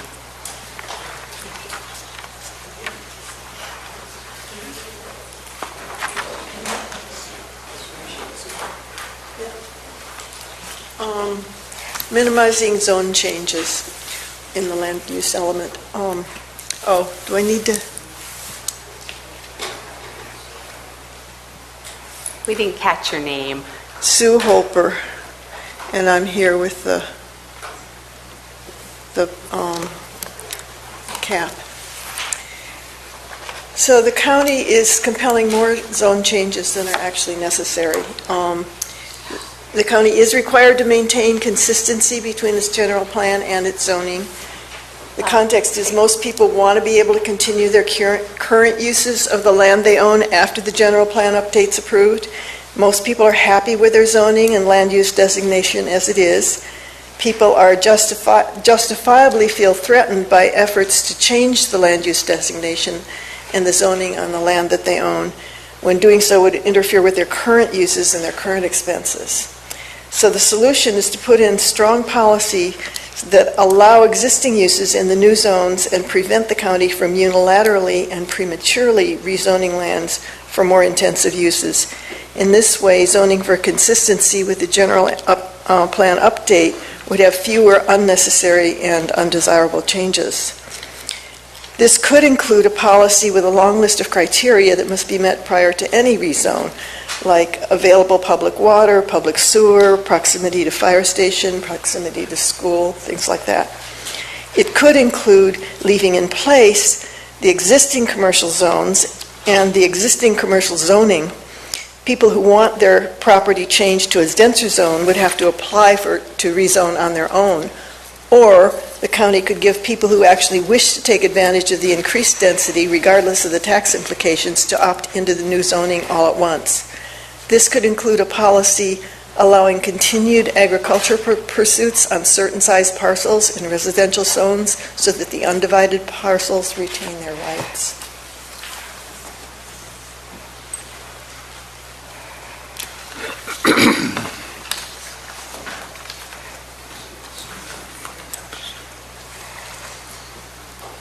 Tom Infacino. I was going to talk about certificates of compliance, but it was a really long and boring speech. But given the recommendations from Commissioner Laddish, if we moved on with those recommendations, you wouldn't have to hear my long and boring speech. So thank you. But they may not hold water. If you have any points you want to make, you won't be able to make them when we're talking.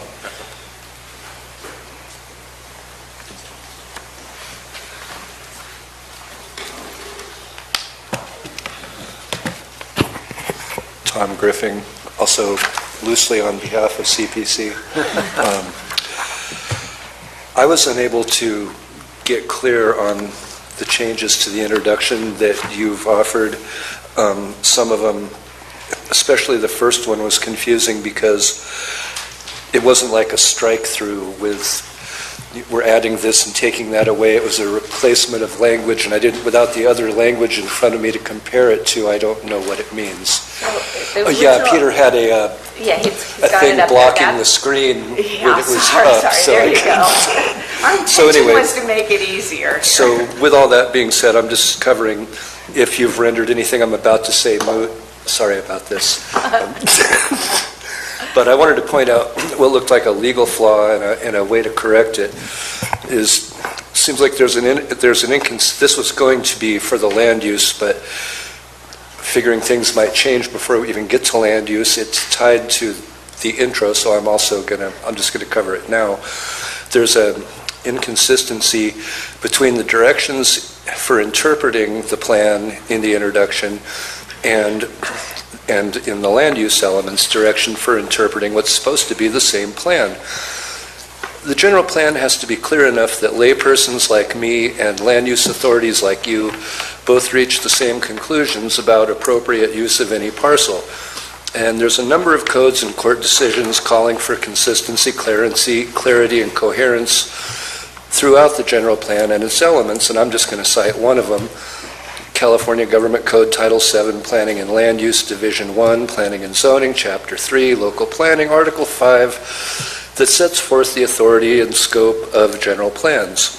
Section 65300.5 in its entirety reads, quote, "In construing the provisions of this article, the legislature intends the general plan and elements and parts thereof comprise an integrated, internally consistent, and compatible statement of policies for the adopting agency," end quote, which is in this case Calaveras County, of course.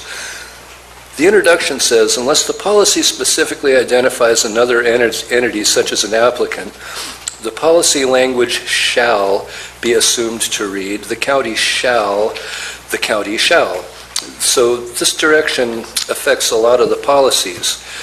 And the general plan update language tends to skip subject and modifier and just name an action. For example, respect and protect property rights, or support growth in and around existing communities, or maintain the compatibility of surrounding land uses.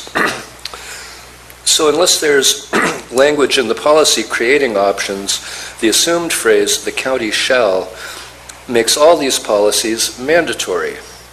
Such an interpretation would make the land use element would make it coherent and predictable, but except for the last paragraph of the background section of the land use element says, it's the intent of the general plan to be flexible in nature, to allow market forces, creative ideas, and desires of business and property owners exercising property rights to contribute to an improved economic climate. Goals and policies are to be interpreted consistent with the goal of being general and flexible. You can't, on the one hand, say phrase them in the mandatory and then say we intend them to be general and flexible. Well, I mean, you can, but you have. So can you direct us to exactly the statement in the introduction that you're talking about, so we can talk about that right now? Let's see. In the introduction statement, I remember reading it, so I know it's there. yeah, I'd have to go back and find it, and I've only got seconds remaining on the clock. It's right here under goal of the plan, first bullet, where practical, the general plan will be general as possible rather than specific, favoring flexibility and adaptability. I think, was that the one you're referring to, Tom?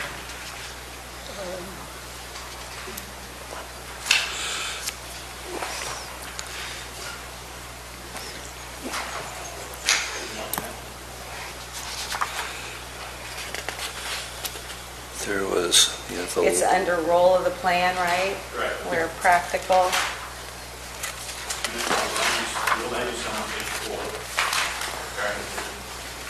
oh yeah. So I took out all the page number references because it was going to take me too long to say them all. That's okay. I thought that there was, so the sentence, where practical, the general plan will be as general as possible rather than specific, favoring flexibility and adaptability.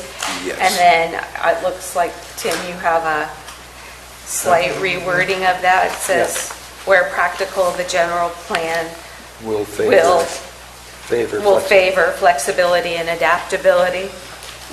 And then there's a bunch of shells, is what you're saying, in other locations. Well, at the beginning it says, unless it specifically identifies another entity, it shall be assumed to read, "The county shall." Bottom of page 7.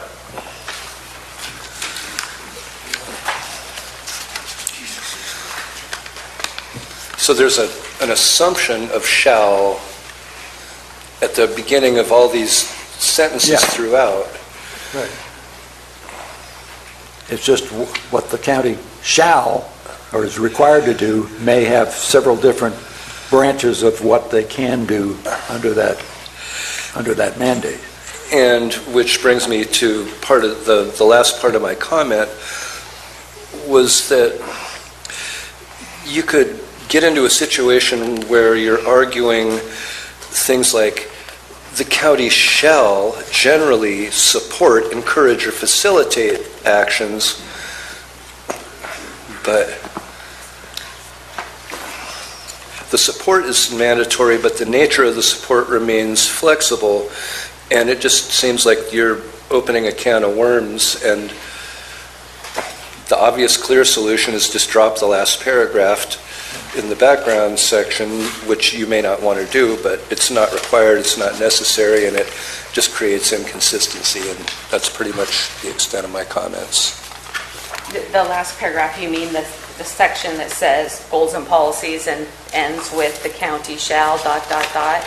No, the one in the general, the background section of land use development. It says goals and policies are being strictly consistent. Yeah, gotcha.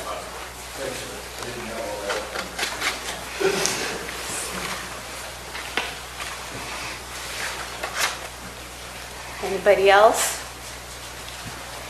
Okay, commissioners, do we want to walk through Commissioner Lattice's suggestions and then kind of cover anything anybody else wants to?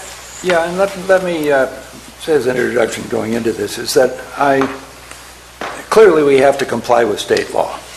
I mean, we're bound to comply with state law. We've taken an oath to comply with state law. And we ought to be open and enthusiastic about that yes, indeed, we are going to comply with state law and recognize the benefits that can arise from that, and not appear to be grudgingly a part of the state of California. So I think whereas it's extremely important for people to know that their property rights are going to be protected, I think we can't get into a situation where we say we're going to balance those rights against the state requirements, which is one of the things I've changed, because no, we're required to respect the constitutional rights. We're required to follow state law. It's up to us to find a way to do that, unless we want to challenge the validity of state law, which I don't think we're in the market for doing. So I'm trying to, in this introduction, match the goals of the plan to what I think the plan has become, which is an environmentally responsible, state-compliant plan recognizing the requirements that the state has.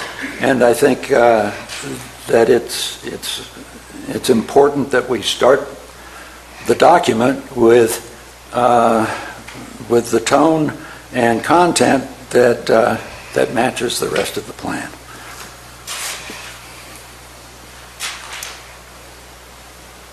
Okay, let's talk about the first sentence. Anybody have? Well, I'll start because I'm sitting way over here. I actually preferred the very simple sentence that started this off. That's what it does.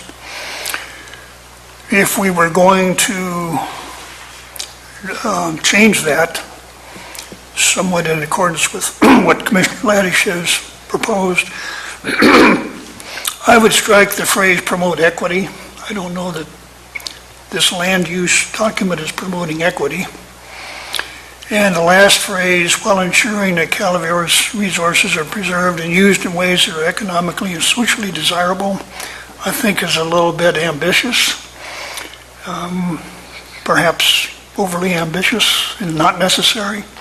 I should point out that most of this language I took from either the Government Code Section 65041.1, which states the planning priorities for the state of California, and it included the promote equity, and 65030, which was talking about protection of land as a resource, but I thought it applied as well to other resources, and that's where I got the language of ensuring that the Calaveras resources are preserved and used in ways that are economically and socially desirable. That's the source of where I came from. It doesn't mean that we're required to say that in this statement. Well, as I say, I did prefer the simple sentence that we started with, but this is not all up to me.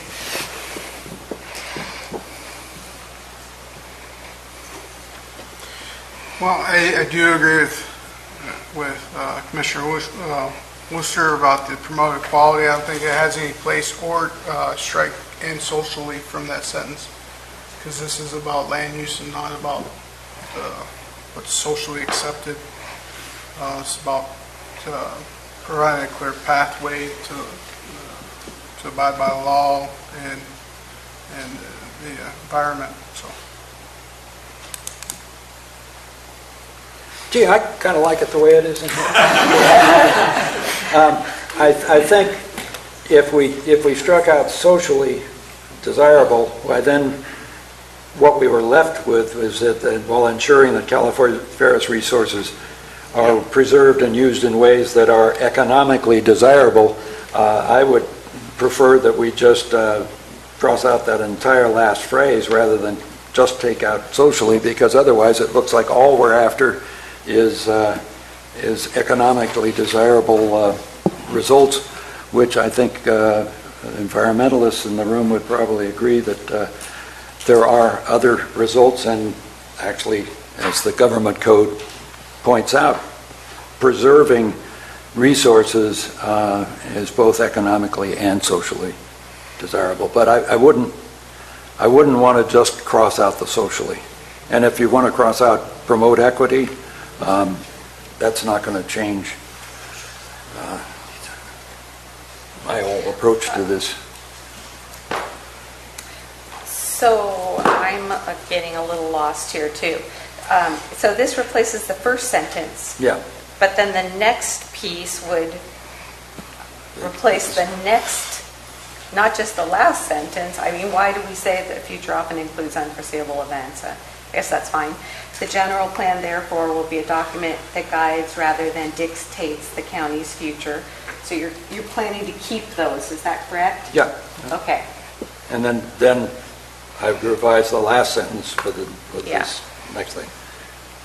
It just on that, just to give you a preview, is that we don't want it to appear that we're saying you can only adjust the plan to accommodate changes in economic conditions, population growth, or demographics.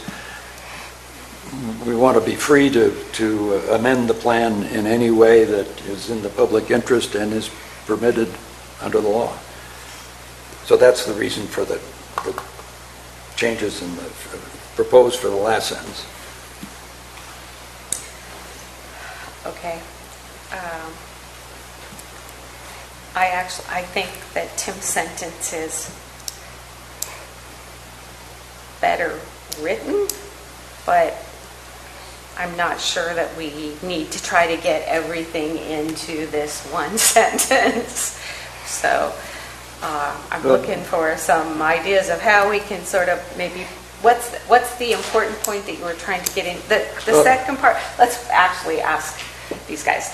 To serve the public interest, the plan may be, adjustments to the plan may be made regarding any proper general plan, blah, blah, blah. How do you guys feel about that? I actually think that's probably a good, little bit more flexible sentence. Well, now we're on a different sentence. Yes. Because I think that it's all one paragraph. I'm trying to Okay, see well, the I think the beginning phrase, to serve the public interest, is kind of surplusage. But if that were taken out, because it's kind of self-serving. I'm okay with the rest of it. It also comes from the Government Code Section 65358, but it's not as essential. It's just an indication that we should, that any amendment should be in the public interest, but it's not, that's not essential to it. Any comments? I honestly prefer the way it was presented. Good. Adjustments to the plan may be necessary to accommodate changes in economic conditions, population growth, for demographics, consistent with the vision statement and guiding principles set forth below. Right, which is exactly the same with to serve the public interest. Exactly. Okay, so let's just say I'm not sure that we're on the same. yes. Would you be happy if it limited it to serve the public interest, or go back to the original? The original. I prefer the original, personally. Yeah, I'm okay with that too. Yeah, as I say, it can be viewed as very restrictive as far as if we are trying to say you can only amend the plan for changes in economic conditions, population growth, or demographics. Not changes. Huh? Doesn't say only. No, I know it doesn't. But I think somebody could claim that that's what is meant. Well, if that came up, they would just amend the plan to get rid of the sentence. Yeah, I'm not sure that making all the changes is buying us a whole lot if there's not agreement for it to serve the public interest. So I don't feel strongly either way, so I would probably say let's leave it alone. That's fine. Now, back to the first sentence. So let's go back to the first sentence. It's intended to guide the orderly growth. Well, as I said, I like the first one. As it was written, it's short and simple. Tells you what we're doing. It doesn't encompass all the planning priorities that the government code indicates are supposed to be taken care of as opposed to planning. And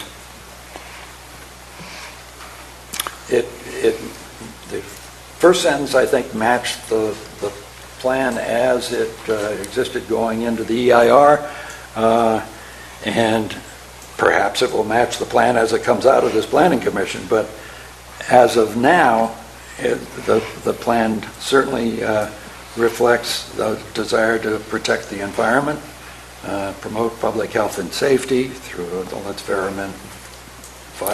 various environmental provisions, and strengthen the economy is in there. So, I think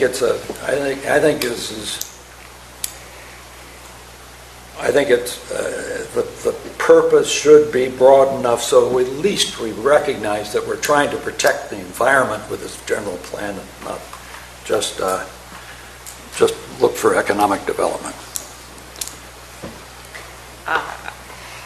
I agree. I actually think that Tim's sentence is better, and I think that all of those things are part of it.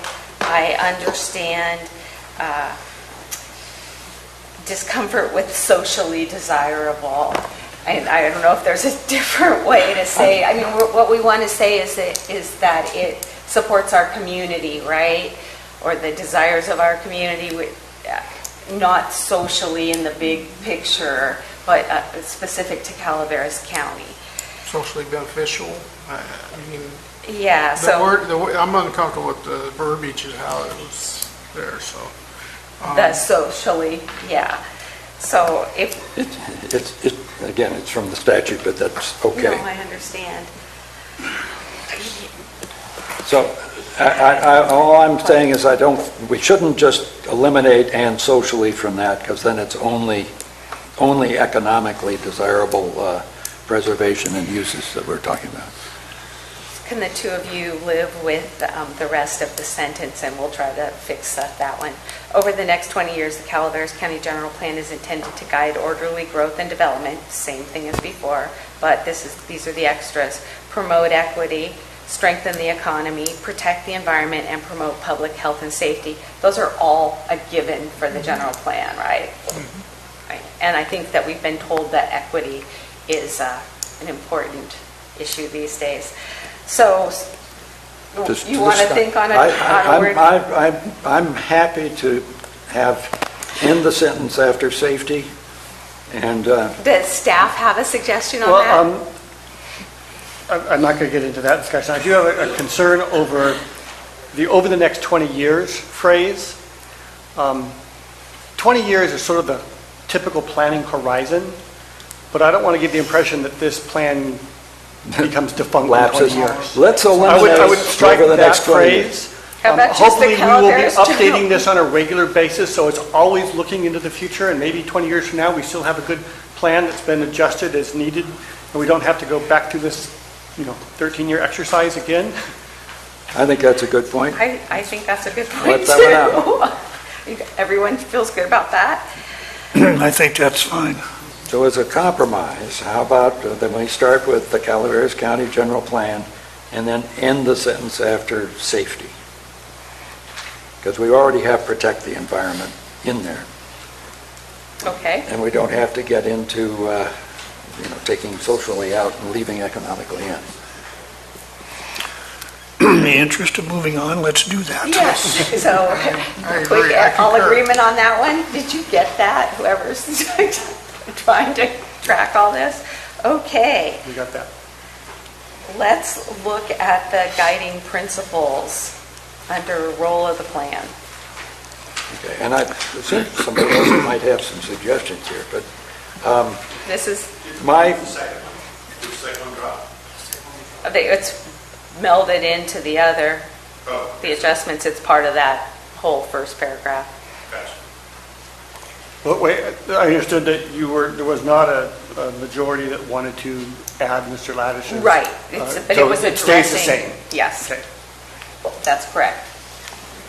okay, so under the guiding principles, revising under the role of the plan, where the plan said, where practical, the general plan will be as general as possible rather than specific, favoring flexibility and adaptability. Well, I have a problem with the two uses of the word general there. The general plan is the first definition you come across if you look up general on the internet is widespread, common, extensive, universal, etc. And that's what I think we mean by the general plan. The general plan applies generally. The second usage of general in that statement is more the second definition, which includes synonyms such as imprecise, rough, overall, We'll be as loose, vague as possible. vague, hazy, fuzzy, woolly, ill-defined, and this sort of thing. I just don't think we need to, I don't think that belongs in the same sentence with the general plan with the first meaning. So I think the point of the sentence is that it favors flexibility and adaptability, and that's why I've kept that in, but I wanted to take out be as general as possible rather than specific. Fine with me? I agree. I Me agree too. with you. Absolutely, it's good. Okay. Just as a matter of clarification, it says where practical. Should that be where practicable? In this instance? I was trying to defer to the existing language. Any Well, I know we had quite a debate on the use of those two words Okay, well- in some of the policy language. Okay, I think previously. practicable might be a good idea. I agree. I agree. Okay. Then I think where the insert the following sentence between the first and third sentences, so under the role of the plan, just insert mitigation measures will express mandatory commitment for action, which is just, as I understand it, a statement of the law, but it just points out that there are times where you have to be specific, and especially in a commitment. I disagree. I think that the mitigation measures should be clear themselves as to what is expected in them, and we shouldn't make any blanket statements like that. Just for the reasons that Tom mentioned, that it can become confusing. What's a shall, what's an absolute? This sounds very absolute, and some of the items are studies. It might be that the study absolutely has to be done, but the following things are going to be dependent on what comes out of that study. I just think we have to look at each of those mitigation measures individually. Okay. I agree with Ms. Plotnick. Okay, guiding principles. Under economic development,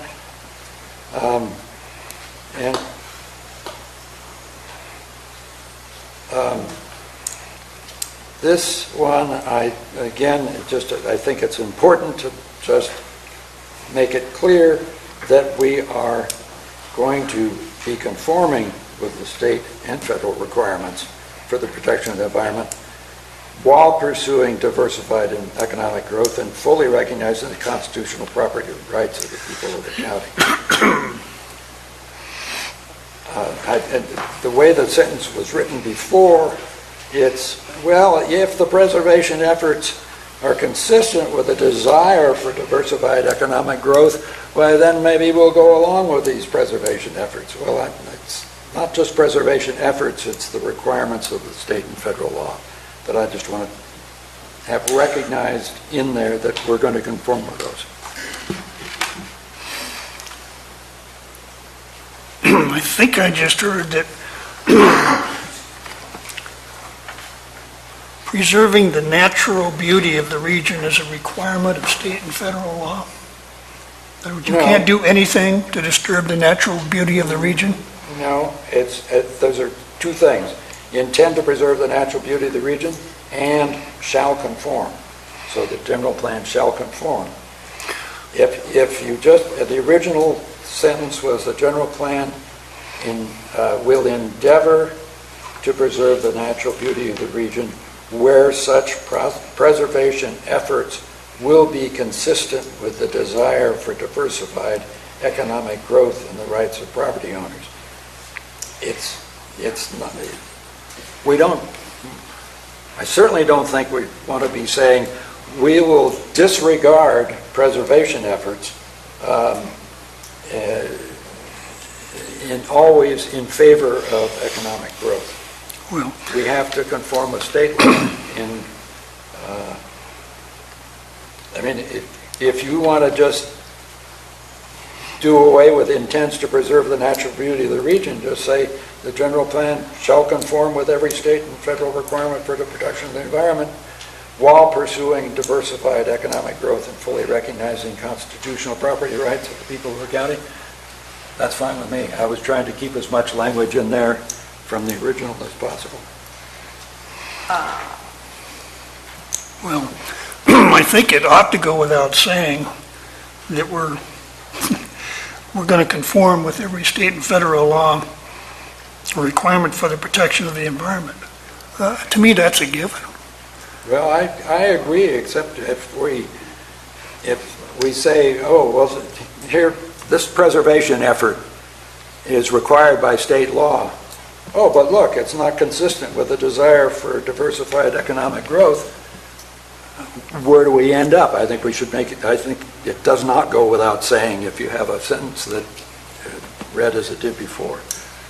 The previous sentence was really much more narrowly focused on business friendly, and this is trying to capture a lot more in the single sentence. And I don't have any problem with that, except that I don't think we should be picking out natural beauty as the one thing we're intending to preserve. We're intending to preserve our historic resources, our rural character, all of those things that the community has expressed are important. So I think we either need to bulk the sentence up to really cover all of those things, or we need Trim it down. to trim it down and focus it Well, how more about- narrowly How about then again. just the general plan shall conform? In other words, take out intends to preserve the natural beauty of the region. I would be fine with the general plan shall conform with every state and federal requirement for the protection of the environment while pursuing diversified economic growth and fully recognizing the constitutional property rights of the people of the county. Are you? That's fine. In the interest of getting this done, yes. I agree. Okay. And somebody captured all that? Can you read it one more time? Excuse me? Could we just have them read it back when you're done so we're sure that they Certainly. Who would like to Peter- be the reader backer? Peter asked what it was, so let me read what I think we ended up with. Is that the sentence will now read, "The general plan shall conform," and then the language I have in there, "with every state and federal requirement for the protection of the environment while pursuing diversified economic growth and fully recognizing the constitutional property rights of the people of the county." Everything that I wrote, just about everything that I added there. So we're basically striking will intends to preserve the natural beauty of the region and. Okay. Yeah, exactly. Okay, thank you. And then this Okay. Now, the next thing is just the growth projections. next page. On page 2 of the introduction. I just want to give them a moment to get it up on the screen so everyone can follow.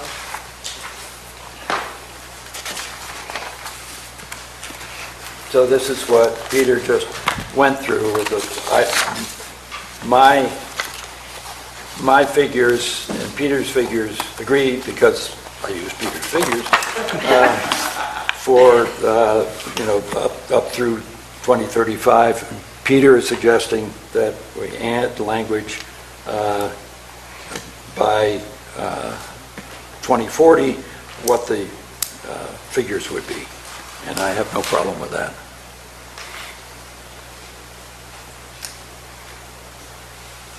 Does anybody have any comments on that? We just want to update it, right? Yeah. Good. Okay. But update it and add 2040. Right. Update it as was discussed. Do you need to hear that read back, Tom? It's just numbers. We can move on, I think. Yeah. Okay. Okay, so then the second sentence of that paragraph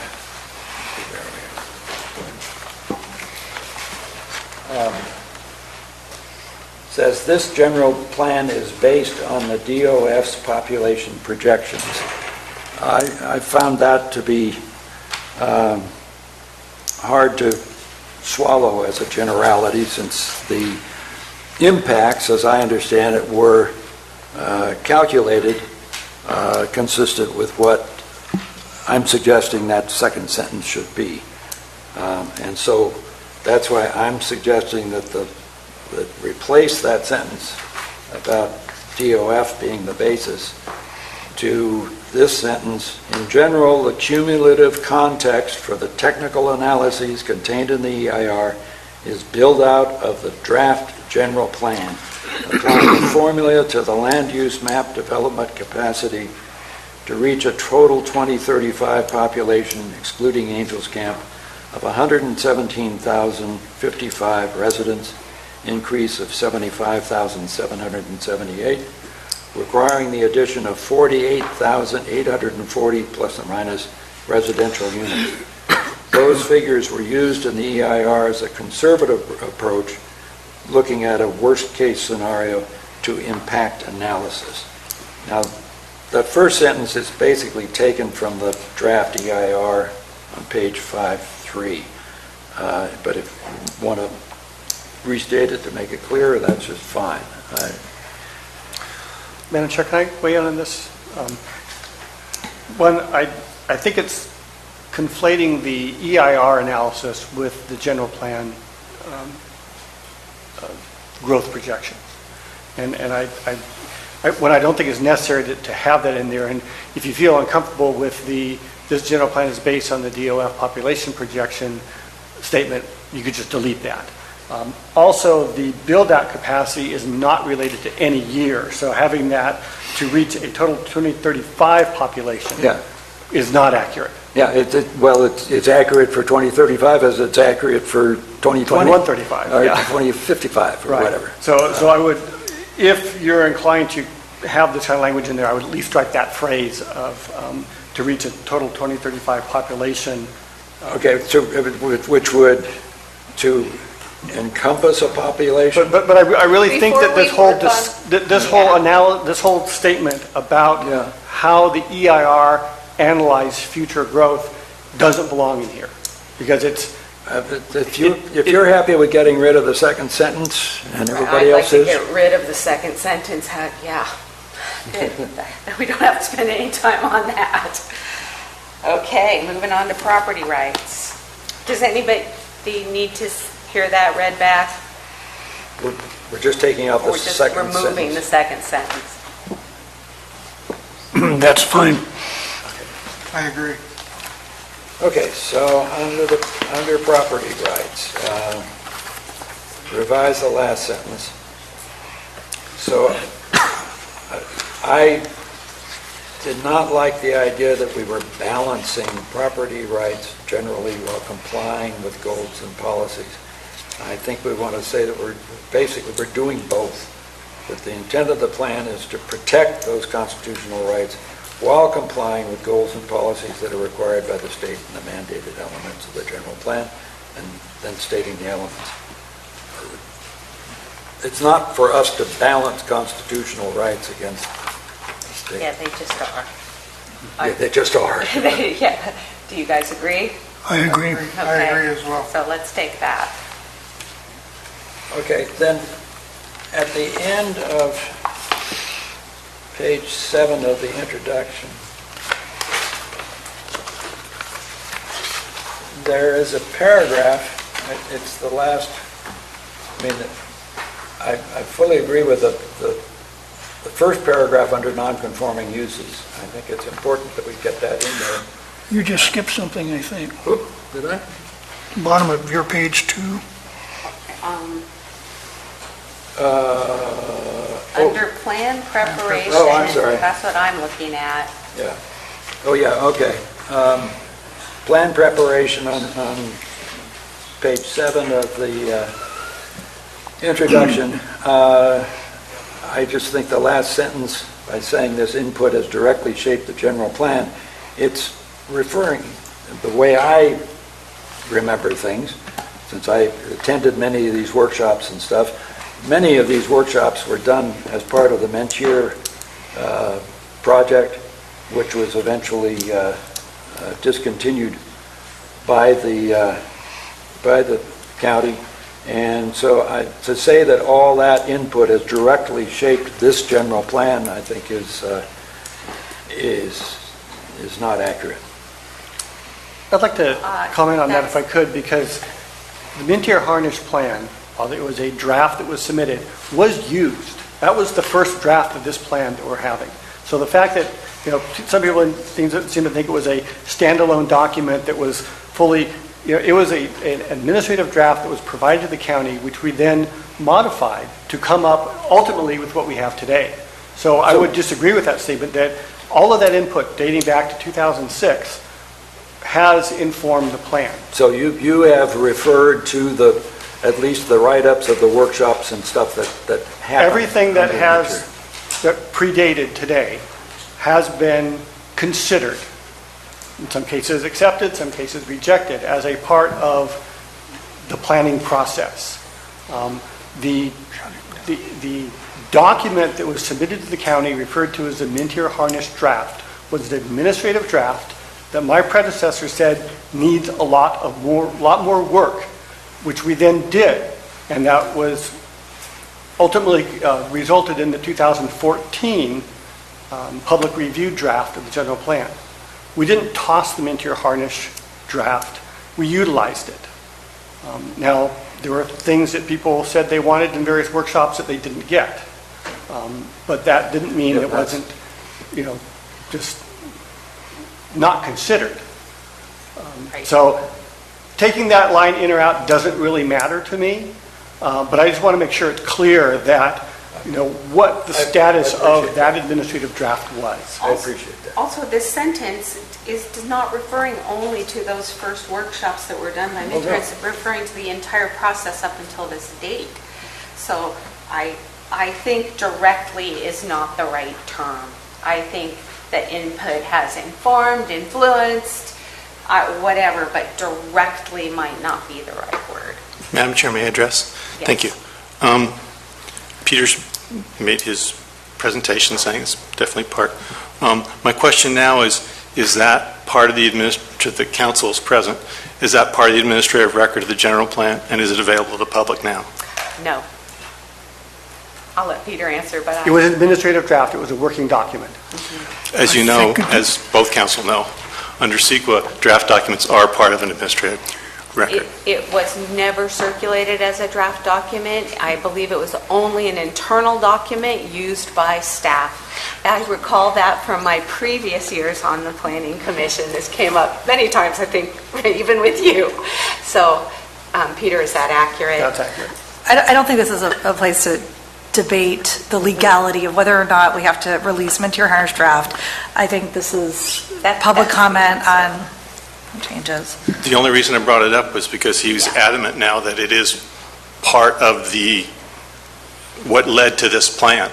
And the difficulty is no one can prove that because no one can see I'm it. understanding Peter to say that all the workshops, et cetera, they weren't junk. But he said this plan is based on the Mintier Harnish plan. Okay, I'd like to bring us back to what we were discussing. How about this? Is directly the correct word. Do you have a suggestion for a better word?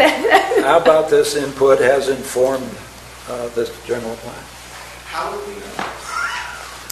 Well, that's not what he's talking about, so I'm going to answer that.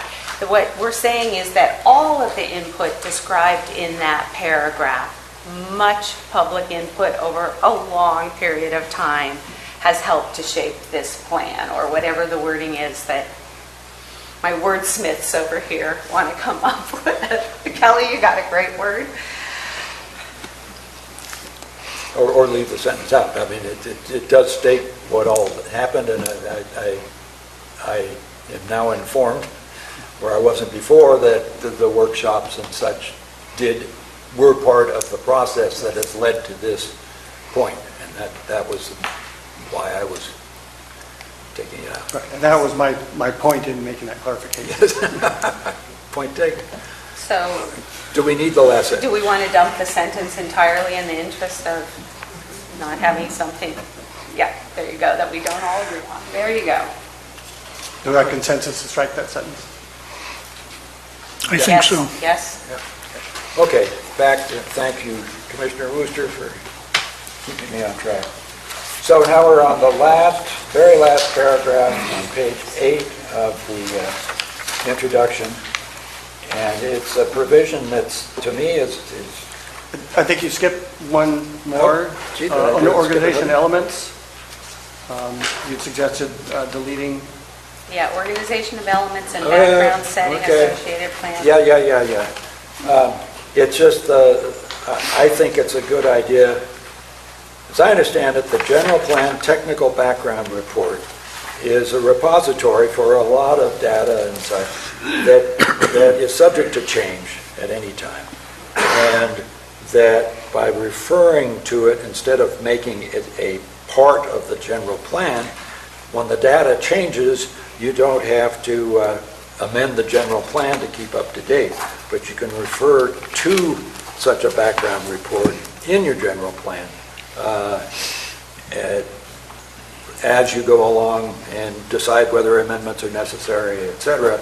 This technical background report can be kept up to date. Am I understanding that correct, Peter? Yes. I mean, that is a constantly moving target. Yeah. So at the time that we were preparing the plan, we had, the available data that we had, we used that to develop the plan.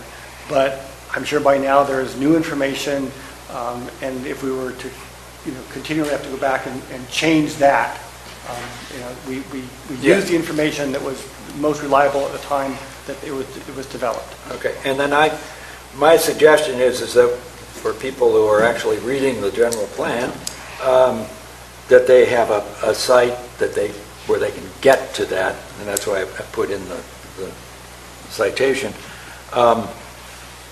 Then I have suggested that we take out the language that says, to the extent that the data contained therein does not become outdated, the background report may inform but does not affect the implementation of the general plan. It seems to me the point of this background report is to keep information up to date. And it seems to me that if we just say the contents of the general plan technical background report at the citation inform the implementation of the general plan, that shows that we intend for the background report to be kept up to date. Well, no, there is not. I mean, as data is available when we, look at, periodic update to the plan or review of the plan, is there new information that would change our policies or change the direction that we're going? We do not intend to go back and regularly update that document. Right, I think it was a snapshot in time at the time that the draft was prepared. Okay, so this is a reference to it as of this day. Yes. And because I was going to say that maybe we ought to put in something saying, and any revisions thereof. Would you have a problem with that? Well, I was just going to suggest we leave it just the way it was. It's fine if we want to add a footnote or a reference to say you can see this background information at blah, blah, blah. That's great. And that it may be updated over time. But I think that it should say may inform. But does not affect, I don't know what that means. Yeah, I'd say, but will not, because it's not does not, it's in the future when the implementation is happening. Mm-hmm. I just want to fix the tense there. Sounds awkward to me right now. Will not affect? Yeah, will not affect the implementation. In other words, we are not going to change the general plan every time new information is in the background report. Is that the point we're trying to make? Yes. Okay, so maybe there's better wording for that, but I think we need to be clear that that's what we're saying, is this informed the development of the plan, but the implementation of the plan goes forward with this plan. We're not going to keep updating what the general plan itself, well, we might be, but not because of this. Well, I thought we would be updating the technical background report, apparently not. We might, but what we're saying is we will just be because utilizing whatever current data is available whenever we look at modifications of the plan or implementation of the plan, but we're not going to go back and formally revise the background report. Okay, I thought that was the whole point of the background report, is that it was something you could easily revise as compared to amending the general plan. It is. So it's just put in the will not. Let's put in the citation and leave it the way it was. Well, you changed it to say general plan technical background Oh, yeah, report? it's just that's part of the name. Well, the one I looked at had technical in it. I don't have Okay. background. Peter, what is? I believe that's correct. It is a technical background report, yes. Yeah, I think at least when you look it up online, that's what. So let's, in the interest of us not debating it, let's just put the right name in Whatever there. the right name is, we'll make sure. Okay. Finally, So what have we done with this one? putting in the right name, whatever it is. We're putting in the right And- name. okay, We're going and to put a reference to where you can see it, that, right. and then some kind of comment that it might get updated, but it's not going to change our general plan. Okay. Non-conforming uses, that's an interesting Okay. section. Let's look at that. Yeah, this last, there, I'm not going to read the entire paragraph that I'm suggesting we take out. I found it jarring to have this in the introduction to a general plan when it seems to be a very specific dealing with a very specific issue and perhaps a very real problem.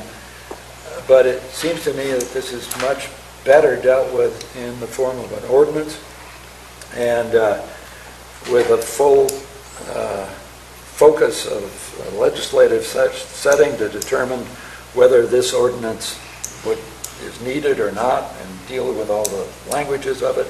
From what I could see, it suggests that with this language, the county might be giving up existing powers to deny requests for certificates of compliance and remainder, and something to do with historic parcels also. And it just, I don't see where this belongs in the introduction to a general plan.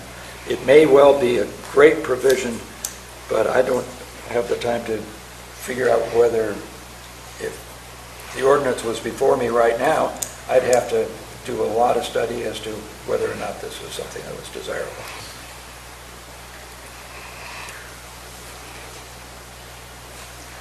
Well, I'd like to keep it, so we'll just put the two positions out there. I mean, I would defer to council on this one, but I do think there were reasons this was put in the general plan, as opposed to waiting for an ordinance, lest the general plan be taken to automatically have some effects that it shouldn't.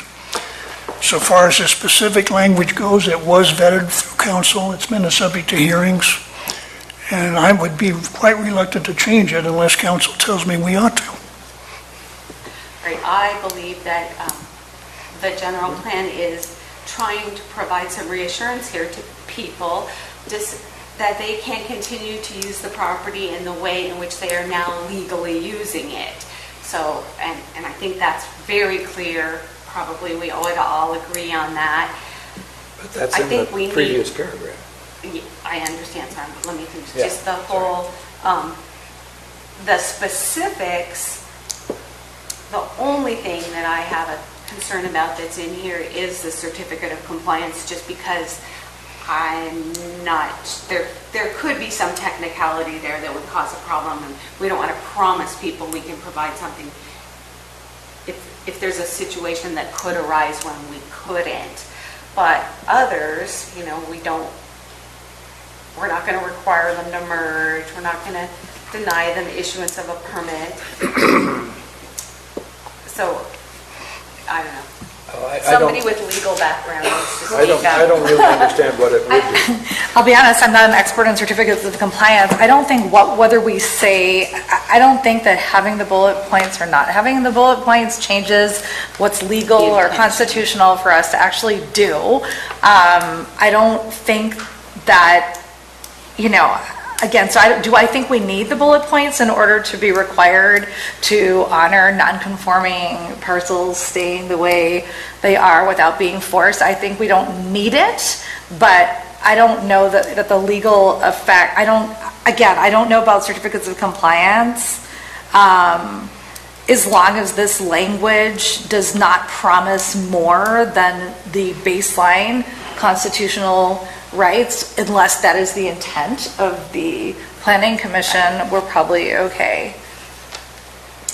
Well, I don't know about certificates of compliance either, and I still don't know, and I don't really understand what the effect of this is.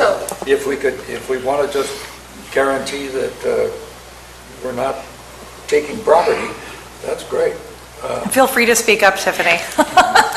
Yeah, I was going to say, similar to Julie, I would take time, and I think the question that you're raising, Commissioner Ladish, is this, constricting the county's ability of what it can do under state law, and I don't know the answer to that, sitting here on the spot reading this language, to know whether that is the case. And so I think a suggestion that maybe clarifies what our intent is at a more general level might be an easier way to deal with it. Or if it's not in here, if the language is not in here, then it would be sort of the default that we are, the county's actions are constrained by constitutional and statutory law.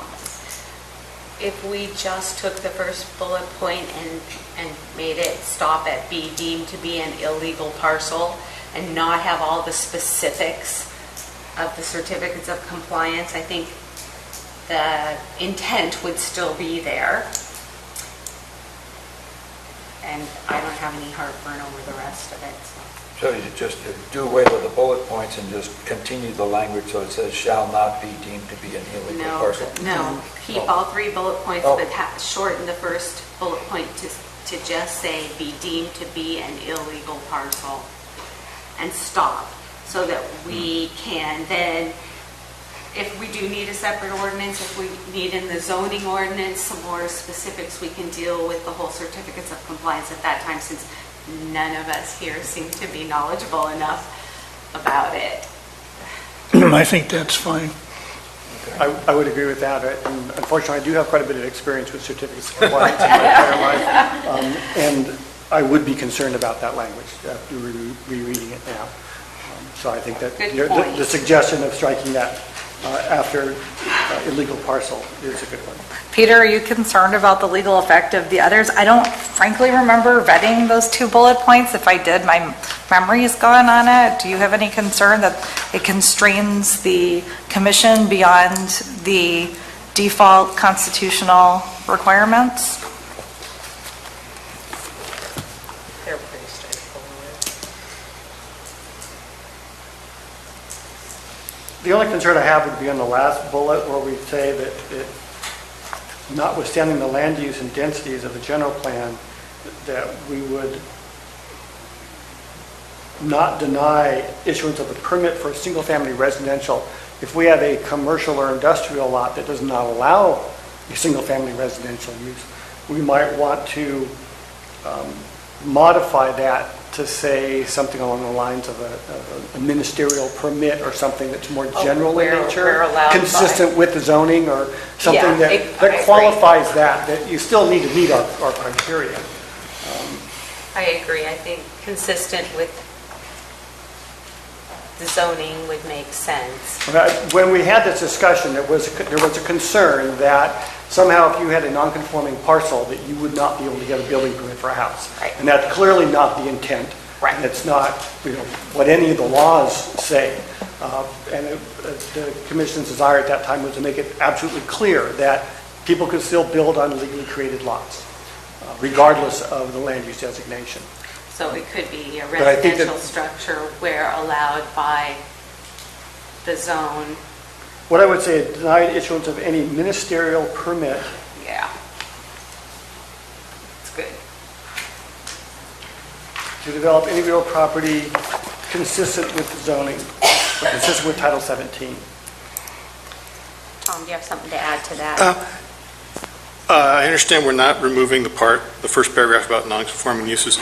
I just want to ask if everybody's comfortable with the last sentence of that, which allows for expansions of legally existing non-conforming uses. Where are you? The bottom of the first paragraph says non-conforming uses. It lists, and it makes it clear that everybody who's got a use, you can keep the use you got. But that sentence then says, and if you want to expand the illegal non-conforming use, you can do that too. Shall meet the development requirements of this general plan. So you would only be able to do an expansion if you could meet the requirements of this general plan. Yeah, but it's a non-conforming use. So you have something in the middle of a neighborhood that's commercial, and commercial is no longer allowed. Oh, but I could put a second floor on, or I could put a third floor on. No, you couldn't meet the development requirements of the general plan because you'd be doing something that's non-conforming. So maybe the wording needs to be, we aren't going to allow you to expand a non-conforming use. Well, that's take that sentence out. That's what take that sentence out. Yeah, it's a really awkward sentence. The one thing that comes to mind is like the quarry off of Hogan Dam Road. They keep. Oh, that comes to mind. Yeah, so I think this has come up just recently before us, this issue. So expansions of legally existing non-conforming uses are typically only allowed with a CUP or something that, right? Some kind of discretionary permitting. So maybe, is there a better wording for the end of that sentence? And Tom, is that what you're trying to get to? Or do we take that sentence out? Probably take. And Take the and just sentence out. not address the issue at all? Yeah, I mean, That implies that the expansions intent, would not be allowed under any circumstances. no, by ordinance, I mean, I don't think anything says there. It's just that this uses that were lawfully established, blah, blah, blah, consistent, They can continue. it can continue. So there's nothing that's saying, and you'll never be able to do anything else.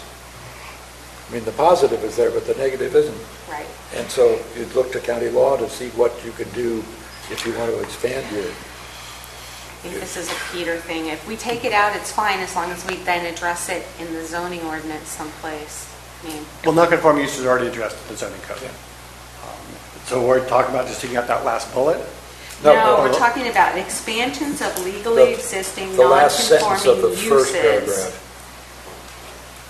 Expansions of legally existing non-conforming uses, instead of saying shall meet the development requirements of the general plan, it's whether we take that sentence out entirely or whether we change the end of the sentence to say, To require like a yeah, CUP or with something. a CUP or... Because Well, otherwise, it shall be otherwise allowed to continue use under the non-conforming use provision of Title 17 in the sentence before that. So that provides the ability to expand through a use permit, or there are provisions under our code that say these are allowable continuations of the use that are not considered an expansion. So I think we could strike that last sentence of that first paragraph. I was still on the other discussion we had about the bullet points in the last Yeah. paragraph. Yeah. That's okay. I'm fine with striking that last sentence. Can we just Thank read you. that last, I just want to make sure that Annette and I have the correct language now, or the changed language. The third bullet point should read, be denied issuance of any ministerial permit or approval to develop the real property consistent with Title 17 with a single-family residential structure? Is that the change? I didn't get the Title 17, but that would... No, I believe it's talking about Title 17, but second to last sentence in the first paragraph. Right, and we cut that out, and then I did, before moving on, I wanted to make sure I understood the changes. You're talking about here. Yes, to the bullet point, okay. Yeah. Right, so this, I think, all, Peter has some work Well, on that third I'm still bullet sort of point. struggling with that last bullet point. Okay. It's fairly narrow exemption that only if you, I don't think you need to have the rest of the sentence unless a specific written statement is made by the Environmental Health Department, because if we have consistent with Title 17, that refers then to all the other requirements that we have. Or maybe do it say county code rather than just Title 17, because that's also going to be, include Title 15, the building code, whatever the environmental health standards are. You're going to have to meet those standards. And so it's sort of, the whole thing is probably unnecessary. But if we want to have some statement that, to that effect, that, just because your lot is now non-conforming as far as the land use designation, you could still develop it with a single-family home or with whatever other permitted use is allowed on the property, provided you meet all the other code requirements. And that could be, a variety of different codes. Right. I think the whole point of this is only to assure people that they can have a residence on their property that now might be zoned ag or something. But the only concern was really, we're not saying, yes, sure, on your industrial parcel, unless that residence is already there, go build something, right? So the ministerial was taking care of that, I think.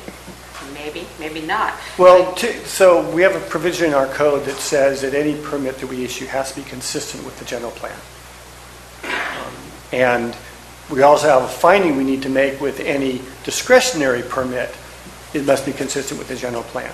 So with the reference of the ministerial was, these are things that don't typically go through a formal general plan consistency review process. But it says, okay, do you meet the code? Yes, you're good to go, sign it off. And that should apply to the single-family home.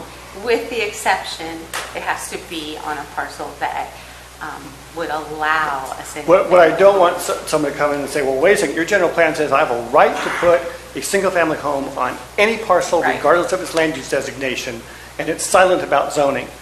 And so I think if we have this kind of statement in here, we need to say that it's consistent with the zoning, because that's all. we have zones where single-family homes aren't permitted. So that's all I'm trying to get to is with a single-family residential structure in zones which allow, which now we're going to say single-family structure again. There's got to be a better way to structure the sentence. So it's Well, not and so that's how I awkward. guess I'm trying to, let's just be a little bit more broad about it, that regardless of the parcel size and the land use designation, if it's consistent with zoning, if the use is allowed in the zone, and it meets all the other code requirements. This was narrowly focused on environmental health standards as far as getting a well and septic on a piece of property. That if you can't meet those standards, you can't build regardless, whether it's a legally conforming, consistent with the general plan, or a non-conforming lot. But there could be other reasons that someone could not build a house on it, and maybe it's engineering constraints, or doesn't comply with the building code. It's the way this was worded, I felt was too constraining to the county. Yeah, so if we can come up with some wording that protects the county's ability to make a reasonable decision, but also that people can understand, because if it just says, consistent with Title 15, 17, 22, 24, people just go, oh my gosh, I have no idea what any of that means. And well, with maybe rather than try to people wordsmith that here today, we can work on that and then bring it back at the next meeting.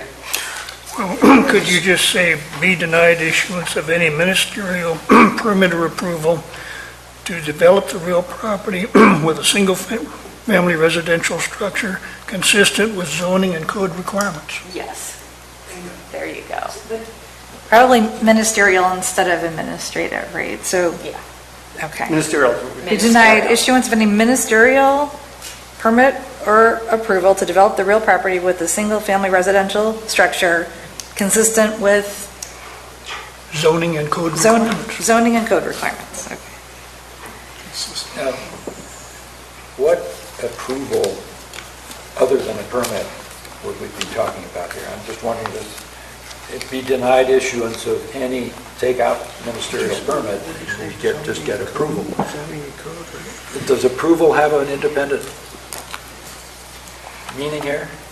I suppose like a certificate of compliance. There could be other, I'm trying to think of what other, a business license is an approval, it's not a permit. We're intending ministerial to modify both permit and approval. Right. Yes. I think the ministerial is also making it clear that if they need a discretionary permit, that's a whole different thing. Right, right.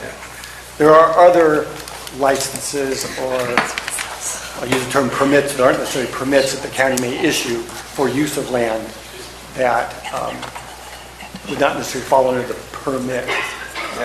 Temptation of putting in more words than we might need. Should we say ministerial permit or ministerial approval? Because I'm clear as to what, I just want to make sure that somebody doesn't come in and say, well, I'm not going for a ministerial permit, I want an approval.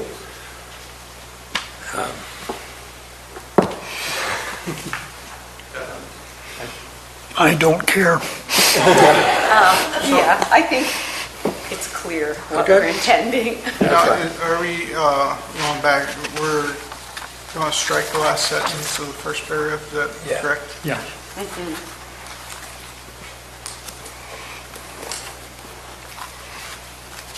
So I think that I was going to say that concludes all of Mr. Ladish's recommendations. Were there any other suggested edits to this chapter of the general plan? Is there, before we do any polling or anything on this, would we be able to see it on the screen or something, the sort of these changes?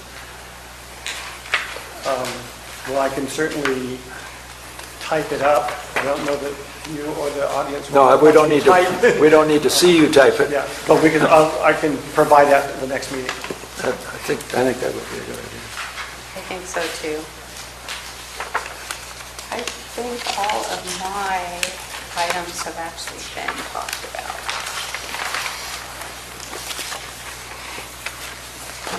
Anybody else have anything in this section does any?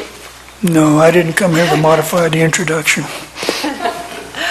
Tom, one more time. There are just a few items. On page 1, the discussion of community development guiding principles, about how they preserve the character of the historic communities and foster economic growth, the delivery of service, and the provision of infrastructure. I think that it's a bit of a stretch because it only really reflects the communities that have actually community plans sections in the community planning element. Most of the communities on the Highway 4 corridor are not included in that. So I think it's a bit of a stretch to say that that really applies universally. Other item, when we talked about the Department of Finance numbers and all of the give and take there, I think that's really good. The only, I think it's important to remind people, though, that that's the case. As Peter's mentioned, and as it mentions in here, that there are certain constraints on development that may make it impossible for you to get the maximum density that's in the land use designation. So, yeah, yes, the historic center is designated for 12 units per acre, but if there's no septic in there, if you're on septic in a well, you may not get 12 units per acre. So you might want to think about putting some sort of warning in here so people know up front that they may not get that maximum land use designation. And in fact, we're not even planning for that maximum land use designation. I think it's important that we not... What paragraph or whatever? I would stick it in where you're talking about the Department of Finance projections, because we don't want to mislead the marketplace. We want the marketplace to know that there may be constraints, and they should be careful when they go out and buy places. You shouldn't just say, well, hey, it's in the downtown historic center that I'm going to put up my apartment complex, and then you go into planning and you go, well, yeah, but you don't have this and you don't have that. And so buyer beware is important if we're in that business. Then on there's a table describing the elements and their interaction, and it's not really accurate. It's not really required. If you're going to do something like that, I think it's helpful to look at the general plan guidelines. The 2017 general plan guidelines, pages 40 and 41, actually have that sort of a universal table like that. That's so way more accurate.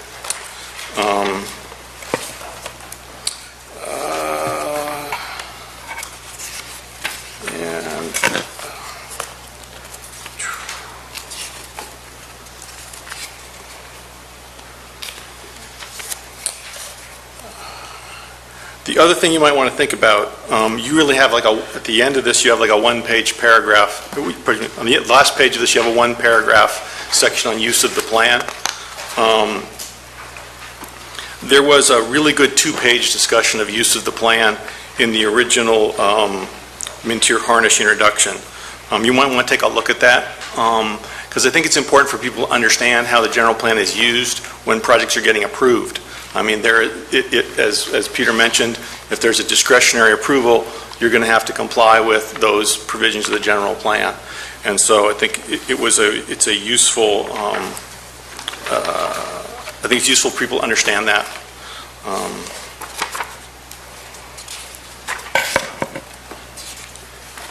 And I think pretty much everything else you got.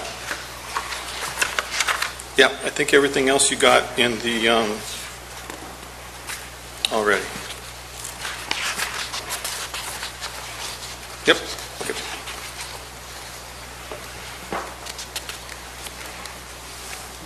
Would anybody else like to see what that previous section on use of the plan looked like, and see if it is something we feel would be important to have in here? I'd be glad to look at it. Yeah. So maybe we'll bring that, let's grab it and maybe tomorrow we can take a look at it and decide whether or not to incorporate anything. Thank you.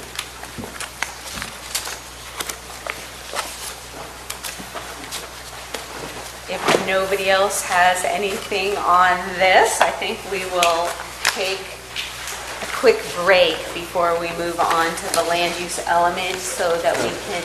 Question is, can we somehow separate commissioners from the handout and let these people have the handout? We can give it to everybody right now, right? We're in the midst of deliberation. Okay. Yeah, just hand it out, Hand right? it out.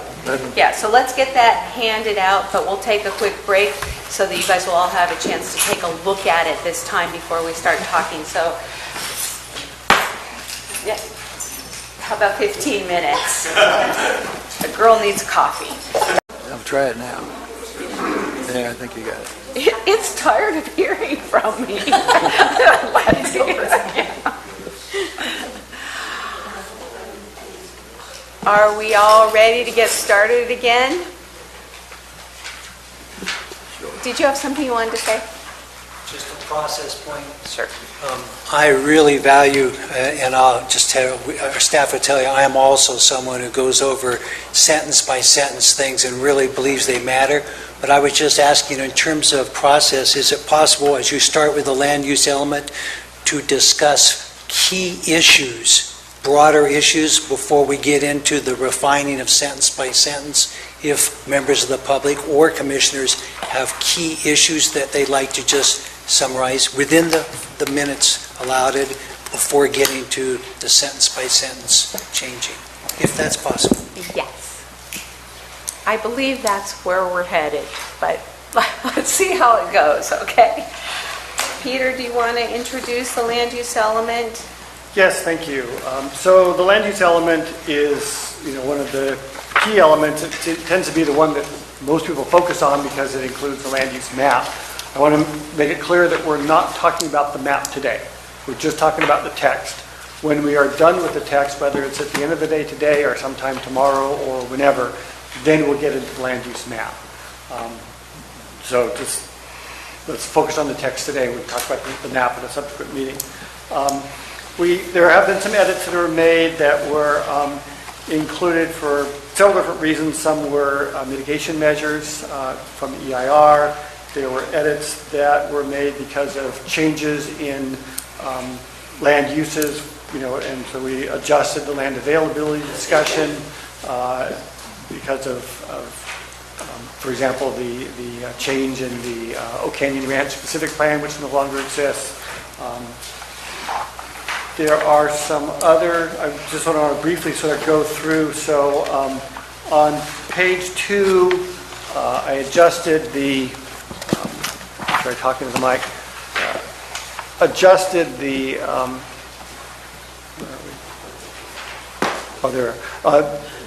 the numbers to reflect the changes. I think I may need to go back and verify that those numbers are correct, but whatever the final numbers will be the ones that sort of resolved that. I'd like to add an additional statement in that first paragraph just to sort of clarify the subtraction of the Angels Camp population, because it really wasn't clear in this discussion. And I propose to add the following sentence at the end of that paragraph. 9% of the current population resides in the city of Angels Camp. If projected out to 2040, that would result in an unincorporated population of 43,715, an increase of 2,438. Just to clarify, the projections, future projections by the Department of Finance don't differentiate between unincorporated and incorporated populations. Where they have done estimates sort of over each year, as was in that first table in the memo that I distributed yesterday and was passed out earlier today, they will break it out. But the long-term projections, so we sort of have to make some assumptions here, and we're going to assume that the distribution of incorporated versus unincorporated population remains constant. It may vary, 1 or 2% one way or the other, but I don't think it makes a significant difference in the overall growth projections of the county.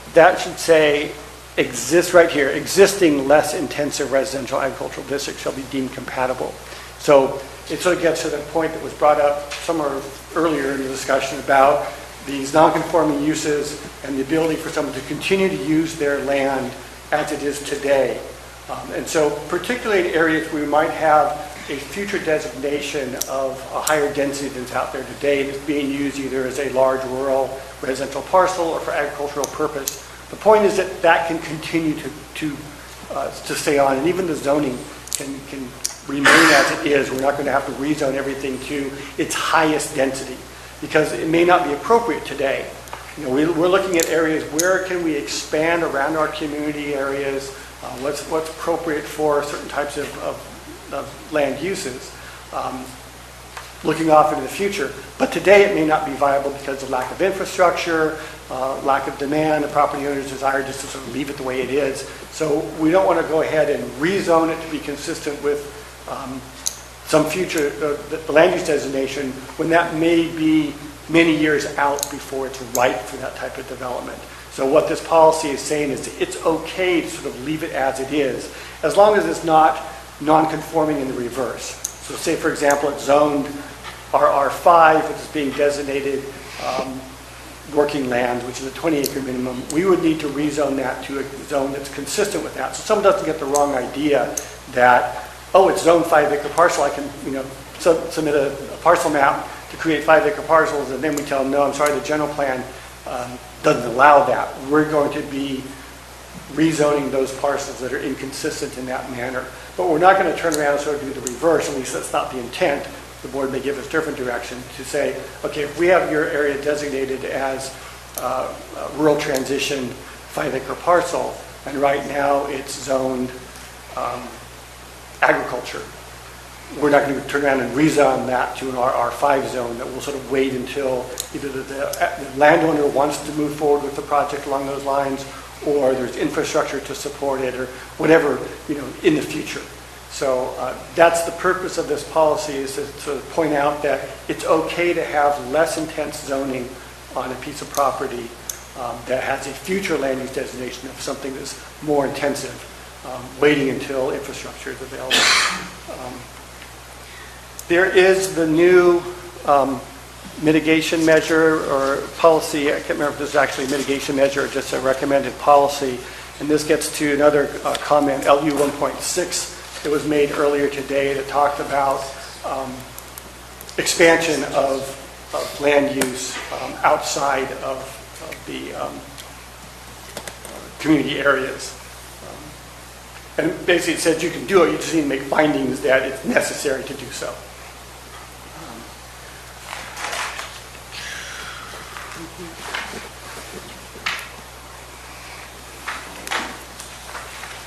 That's really all I have.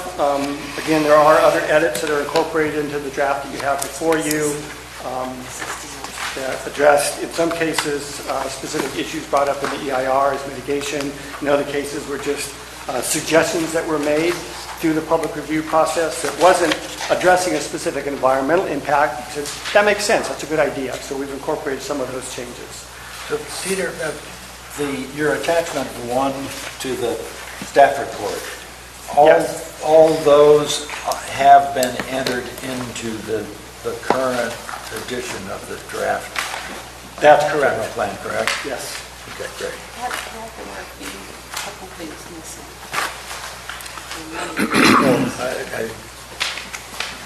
We'll get that.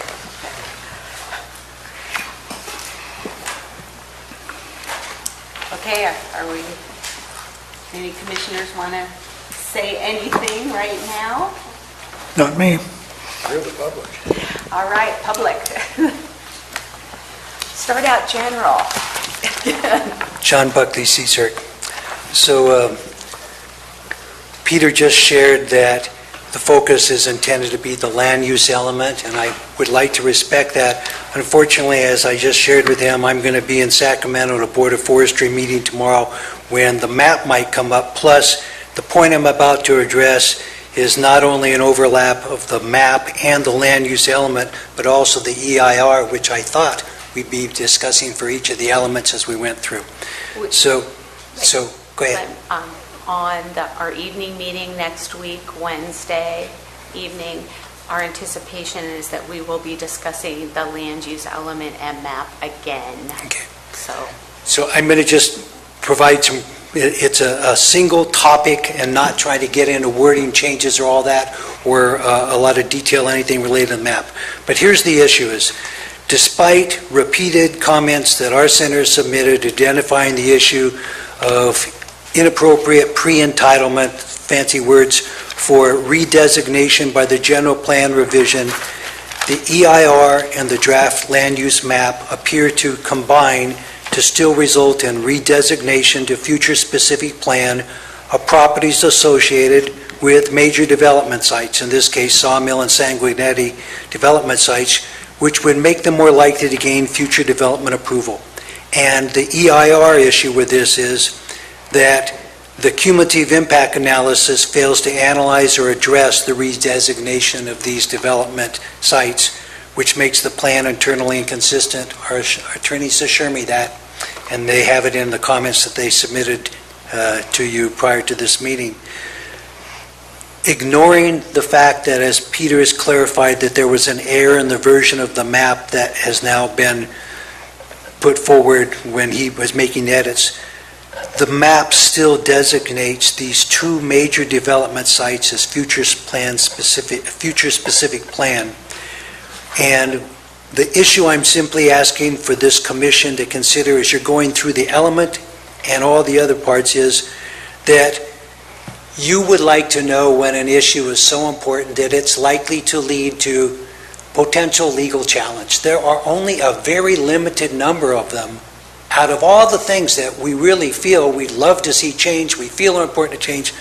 I'm just telling you, I'm trying to be as respectful by the rules as possible back there. It's really important to our center that future development projects not be inappropriately promoted by redesignation by the draft land use map and the EIR allowing it to occur. We have no objection to the 11 recommended changes that are in the staff report for all the adjustments. I've gone through each one of them anally. We have no objection to any of those. Others may know something we don't, but I'm simply describing for the land use element and the draft land use map part of it, please address the issue.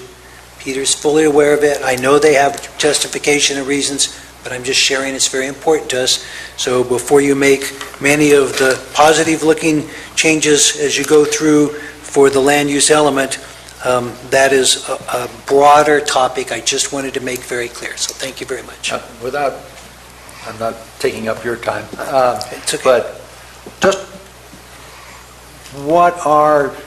I understand your interests are very strong on the future specific plan. And, you feel, I just don't know all your reasons why this is so awful. Okay. Would you like to? That's what I'm asking for. Okay. So basically, this is, again, many of you have emphasized, this is a general plan. It's providing direction and thing. To do something for a specific project, in the case, I'll just pull out Sawmill, as you already, well, I don't think any of you were on the Planning Commission time. It's already been before the Commission. It's already at one point had a decision that was made without prejudice at that point based on the need to wait for a future. But I'm not going to talk about a specific problem. I'm just using it as an example. If this general plan changes the land use designation and now makes major development more consistent with what has been already proposed before the Commission, but supposedly is not, based on the response to comments now, is not up for consideration at this point, of course it's not. It's something that will come up once this general plan is completed. But if you have allowed it to change toward a more favorable land use designation, one, we don't think it's appropriate. Our attorneys say it's pre-entitlement, but the other is there hasn't been full analysis of it to make the general plan EIR and the general plan internally consistent. So there are two connected issues. I'd like to ask Peter something. I thought I heard you say at some point that you had made some It's not the count. assessments of what might be appropriate on those parcels, and included that in that build-out capacity number? Yes, we did. Yeah, the question isn't the number. Okay. The question is there's this wide range of everything from sprawl to infrastructure to utilities to all these other things that aren't appropriate, because you're now making with this general plan an action that's leading to it potentially being more favorable for a solution. Our attorneys would answer I better. was on the planning commission at that time, and Okay. I believe Kelly might have Okay. been. So, yeah, that's right. I forget both of you have been, but you So were in we were different called that seats. 'Cause project. Kelly used to sit over on this side. Yes, and I used to sit over That's there. right. There you go. Thank you. I've got a question about that if we're on it. Mr. Buckley's talked about a redesignation. What is the current designation of those two parcels?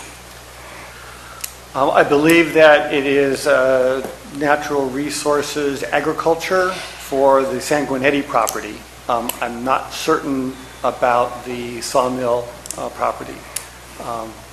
But the analysis that is done is land to plan, not plan to plan. So we don't necessarily compare, just as we wouldn't necessarily compare the fact that we had 5 times the amount of potential density in the 96 plan as we do in this one.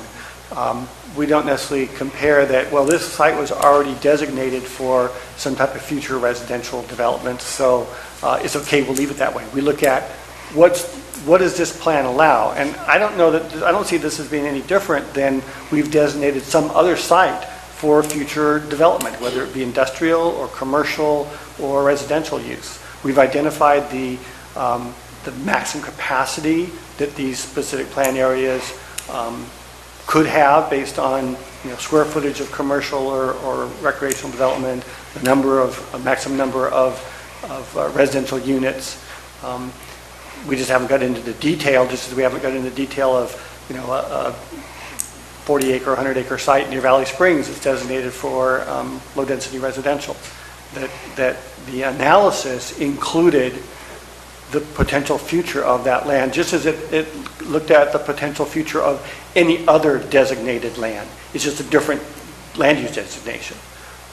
So this is an overlay of future specific plan It's a designation unique over- land use designation that recognized that the property owners had requested a land use designation that allowed them to do a certain thing. Just as other people said, I want to be able to develop 5-acre parcels on my property, and the planning commission said, that makes sense there, we're going to designate it Rural Transition B. In this case, they wanted to designate a resort community of residential and lodging facility. We said, okay, that seemed like a logical location for that, and the commission said, but we're going to limit it. It's not sort of an open-ended, you can get whatever you want to. The capacity is this, and I don't remember what it is off the top of my head, X number of dwelling units and X number of square feet of lodging and X number of commercial square footage, whatever those parameters were. And it's listed in the correct version of the land use element that I will have to you tomorrow morning.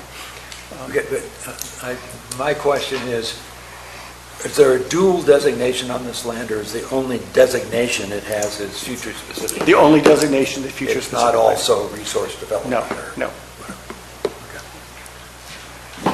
Look forward to your thing tomorrow.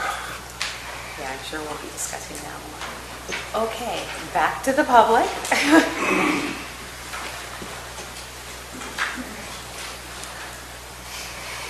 Hi, my name is Ralph Copeland, District 4. Hello, Mr. Rooster. I was just sitting back there. I'm a big dog sitting on the porch because this is out of my ballpark, but kind of familiar. You just mentioned a logical land use for sawmill, the progression of recreation and so forth. I see it as a ecological reserve, as a logical land use. I'm just aware that the CBD development and Tom Hicks are ready to expand and move. And if they're getting a free stamp on our general county plan that is sawmill, that's pretty good free advertisement. So again, I'm pretty much out of my league, but just as a observer, that's what I have on my brain. Thank you very much. We can't admit that we're out of our league.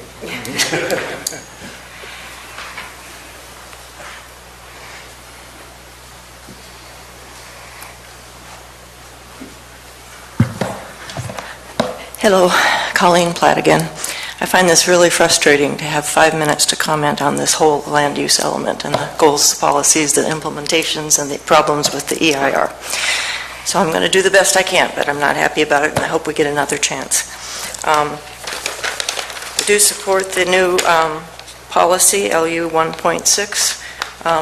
That was one of our, among our suggestions of mitigations, and that helps to underline the description. The boundaries of community areas are intended to be specific, which is stated in the land use element, so that LU 6.1.6 supports that, and we really strongly support that. Issues that we had that I don't have time to get into, but we submitted comments on many implementation measures and their lack of timeframes, specific, you know what I mean? They're vague. They're vague. And basically, we got boilerplate responses to all of those, that the county does not intend to have timelines and specific objectives, and they don't like commitments. So we're very upset by a lot of the implementation measures still are lacking anything substantial. The programs can be postponed indefinitely. There's no timelines in there, there's no commitment, and we don't see how anything is enforceable with vague wording, no commitment, and lack of timeframes for completion. A couple other things I'll address as quickly as I can.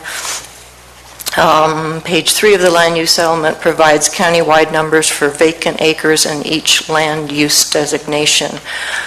We'd like to request that a table listing the acreage of land by community be provided. This was done earlier in the general plan update process. There's no breakdown of vacant areas by community, and that would be really helpful for communities to know where that growth is going to go and where the acreage is going to go. Another issue, just quickly, as far as direction on home-based businesses, we'd like to see more direction provided on that. There's a policy and an implementation measure, policy LU 5.2, implementation measure LU 5.6. They talk about expanding home-based businesses, but they don't give clear direction on that. Where will these businesses be allowed? Will they be allowed in community centers? There's a lot of conflicts that home-based businesses can generate depending on where they're located. This has been a huge problem in other counties, such as El Dorado County, where a 2015 zoning ordinance allowed very disruptive commercial uses by right and ministerial approval in inappropriate locations. And we expect that the vast majority of home businesses would be approved, but we would expect that an ordinance and the Planning Commission give better direction on how an ordinance might be formulated that would guide that a little bit better, not so loose. So I could go on forever, but that's too confusing, and I don't even know where to go in my pages of comments here, but that's enough for now. Thank you.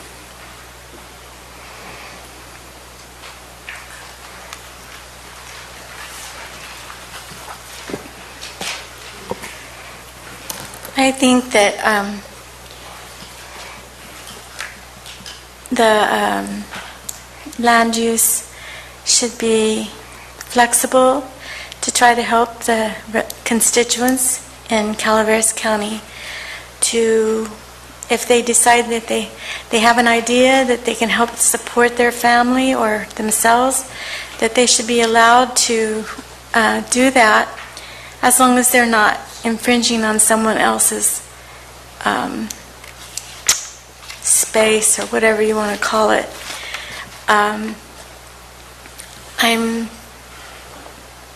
I'm hoping that will happen because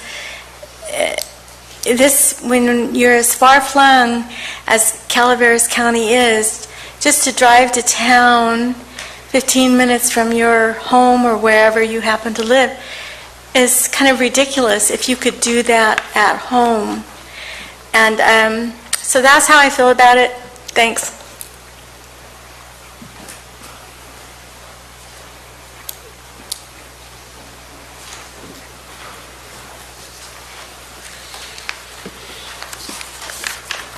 Hello, Neil McEwen on behalf of the CPC. Please reconsider the allowed intensity of commercial, industrial, and residential development in terms of their impact on wells. Table LU1 gives gives the level of building intensity and population density for each land use designation. With climate change, we expect groundwater resources to be less reliable. On the other hand, state laws are requiring more certainty for water supplies for development. Water supply analyses are required for large discretionary projects. Groundwater management plans are being completed for groundwater basins. Some counties are looking to manage the number of wells dug. Other counties with fractured rock groundwater systems are voluntarily completing groundwater availability studies to aid in making land use decisions. The community plans vary regarding the allowed intensity of groundwater dependent development because they recognize local conditions vary. Even the county's 96 general plan includes a map that crudely acknowledges that some areas of the county have more reliable groundwater than other areas. However, the land use designation in the draft general plan update seems oblivious to these concerns. LU1 2016, that's just citing it. For example, while we know of the groundwater problems experienced on 20-acre lots in Diamond 20, the rural residential land use designation is allowing groundwater-dependent residential development on parcels just over 5 acres in size. Does Calaveras County want to become known as the place where people are conned into buying dry lots, or the place where a residential lot is ready to be built upon? Similarly, commercial recreational resort developments with no minimum parcel size and a floor to area ratio of 0.25 can be groundwater dependent. Does Calaveras want to become known as the place where visitors are constantly running short of water, or the kind of place where visitors can rely on water availability? One solution is to limit density of groundwater dependent development in areas known to have unreliable groundwater. Another solution is to require very thorough vetting of well capacity before parcels are subdivided. Another solution is to expand the spectrum of uses that require public water. Thank you.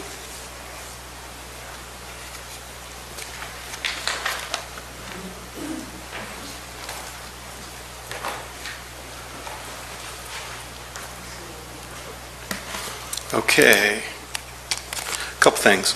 One is please prepare standards for hillside development.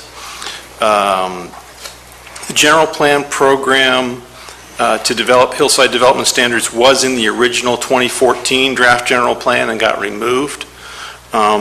These standards should deal with issues beyond slope stability and erosion, and also addressed interference with water supply and water quality of down gradient wells, and also with fire safety mitigation needed for development of steep slopes where fire spreads faster. This should require discretionary approval that is reviewable on appeal to the Planning Commission and the Board of Supervisors. That would allow the bulk of the applications that are sound to simply proceed, while giving the Planning Commission and the Board of Supervisors the ability to stop that small percentage of applications that are dangerous in the extreme. For example, the problem with by right ministerial approvals in these situations, one need only look as far as El Dorado County. Its steep slope development permits are granted by ministerial approval and therefore receive no Planning Commission scrutiny or public scrutiny. The permit standards are focused solely on slope stability and erosion and not on fire safety. The staff gave out 500 such approvals in 10 years, placing 500 potential ignition sources out on the landscape in the middle of nowhere, distant from fire protection services, is a real hazard. We don't want to have, we had a Butte fire, we don't want to have a Paradise fire, we don't want to have a Tubbs fire. So please consider putting those hillside development standards back in the plan. The second issue deals with page 14, Land Use Table 2, that's supposed to provide basic guidance regarding which zoning districts are consistent with the land use designations in the 2016 draft general plan. It does identify some zoning districts that would be consistent with each land use designation. However, there's a note at the bottom of the page, quote, lower density or intensity zones shall be considered a compatible use. And then it refers to the policy LU 1.4, which I think might be modified now. But it, at that time, said less intensive residential or agricultural zone districts shall be deemed compatible with the general plan's land use designation as an interim zone. The question for me is, does this mean lower intensity agricultural zone districts can be compatible with higher intensity residential zone land use designations? That might be okay. Or does it mean that less dense residential zone districts can be compatible with a more dense commercial designation or with a more dense industrial designation? If so, the policy essentially creates a residential overlay across commercial and industrial designations that sharply increases the potential for land use conflicts. A senior citizen home doesn't belong next to a late night music venue, an acute source of air pollution that could aggravate heart disease or lung disease doesn't belong next to a clinic or next to a senior residence. If the purpose of this policy is to allow existing uses to continue, then it should say that. And I might with the existing one, but it's not completely clear. It makes sense for agricultural lands to stay agriculture pending their residential development. It makes sense for houses in commercial districts to remain homes pending their conversion to commercial uses. However, that's not exactly what the policy says. So those are the two issues I wanted to address. And I wanted to thank Commissioner Laddish for his suggestions. I think they're very positive.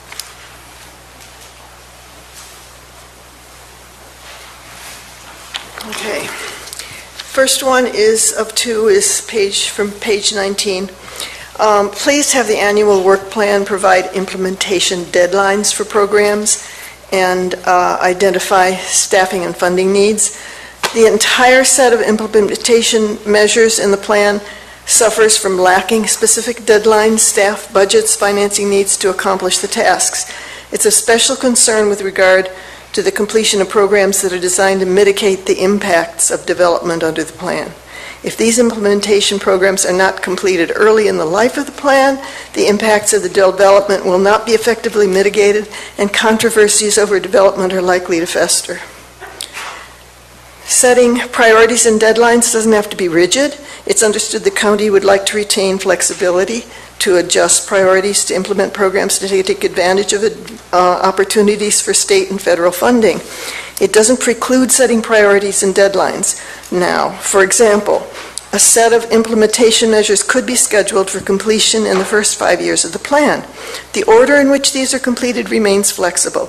If the deadlines come and the tasks are not complete, the deadlines in the general plan that can be amended 4 times a year can still be adjusted accordingly. What we want to avoid is a situation in which these necessary and promised programs do not get the attention they deserve simply because there are so many, there's no priority, and there's no perceived urgency. The county needs to plan your work and work your plan. One solution is for the general plan update to include implementation deadlines for programs. Additional solution would be to have the annual work programs, which are required each year by the plan, identify staffing and funding needs and the means to meet those needs. Another thing, please include the nonprofit organizations and the public in general plan amendment stakeholder groups. The implementation measures LU5F for the planning department to seek relationships with business groups to identify ways to reduce constraints to calls for the planning department to seek relationships with business groups to identify ways to reduce constraints to economic development. These constraint reductions are then to be adopted as the next general plan amendments. The idea that one sector of the public should get exclusive access to the planning staff to promote their private interests is contrary to the public process promoted by planning law. What one person views as a constraint on development, another person may view as their property right, will never get to the reasonable solutions without all the stakeholders at the table. For example, there have been recent code enforcement proposals from the County Counsel's Office regarding the shipping containers and the code violation abatement that were developed after consultation with industry group representatives. It became so controversial that the Board of Supervisors directed County Counsel's Office to hold community workshops and then come back with a revised ordinance. This seems like a test of the selective consultation approach to code reform, and this test failed. So solutions: one is to eliminate this provision from the draft general plan update. Another solution is to open up the process. So every 6 months, the planning department takes in public interest suggestions for general plan and zoning code amendments from stakeholders and the general public, evaluates proposals, presents them to the Board of Supervisors for directions on which to move forward for review and approval. I did good.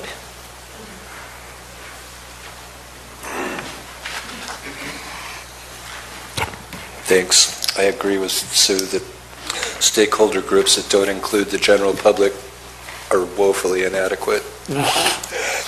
But on updating the zoning ordinance, I would have hoped that and the update to the general plan might have happened concurrently, but that apparently is not to be the case. So it seems after the general plan update is complete, the county will then amend the zoning ordinance and the zoning map to make the two documents consistent. But if the general plan has conflicting policies and the general plan provision to make the zoning ordinance consistent with the general plan, well, that doesn't provide much meaningful direction. And so will the code be amended to reduce public and planning commission review of projects and to eliminate board of supervisors discretion to condition or deny projects to meet the policy of creating a business-friendly environment? And would that ordinance have more prescriptive standards to meet the policy of having a clear development standards, like it says in 5.6, where it says, provide for a business-friendly environment with clear and efficient planning, permitting, and building guidelines and regulations? Or would the zoning ordinance have general wording that the board would evaluate on a case-by-case basis to meet the policy of keeping rules general and flexible? Providing direction on the zoning ordinance could be critical in determining if future development will have a clear path towards designing projects suitable for approval. And providing direction on the zoning categories could be critical to allowing people to maintain existing uses while having the option of rezoning in the future. One solution is to give clear direction in the general plan regarding the types of things the board wants to see in the updated zoning ordinance. For example, could give direction to rezone in ways that allow for the continuation of compatible uses, while allowing the flexibility to take advantage of rezones when it becomes desirable. And we give direction to retain the discretionary review of projects by planning and by this commission and the Board of Supervisors. Give direction to develop additional clear prescriptive standards for both development and impact mitigation. That could do a lot to help ease people's concerns regarding the GPU and the subsequent zoning ordinance update. Thank you.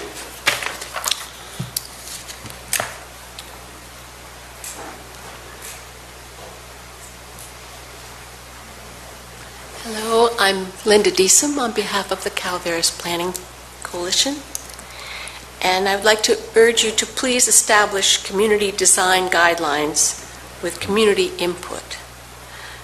The 2016 draft general plan calls for the Board of Supervisors to develop design guidelines for communities. The 2014 draft general plan had called for the community design guidelines to be developed by a community planning process to incorporate community input. This public participation part of the process has been eliminated. Please try to plan with communities rather than for or against communities. Please restore the former language in the program requiring public input in a community planning process. Thank you.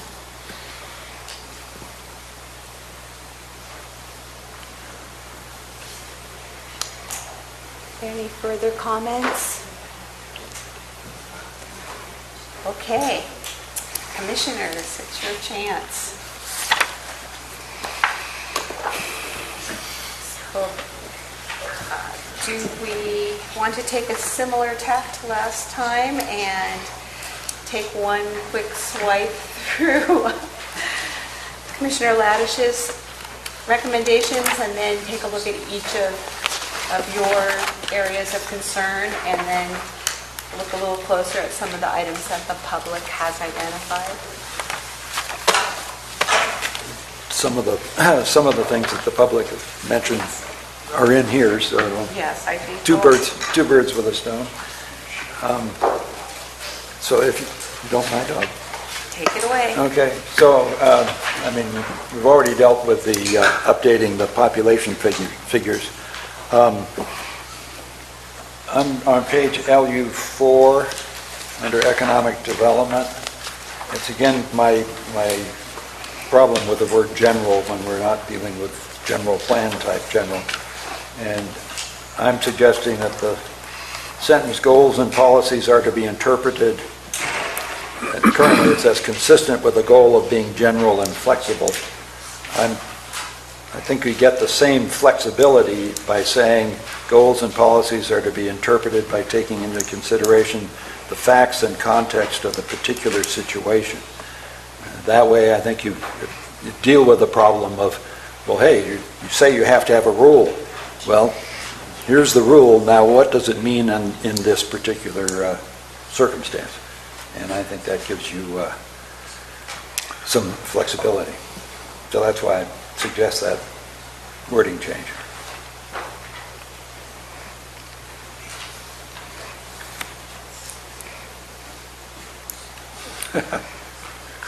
Don't all be bold. Well, okay.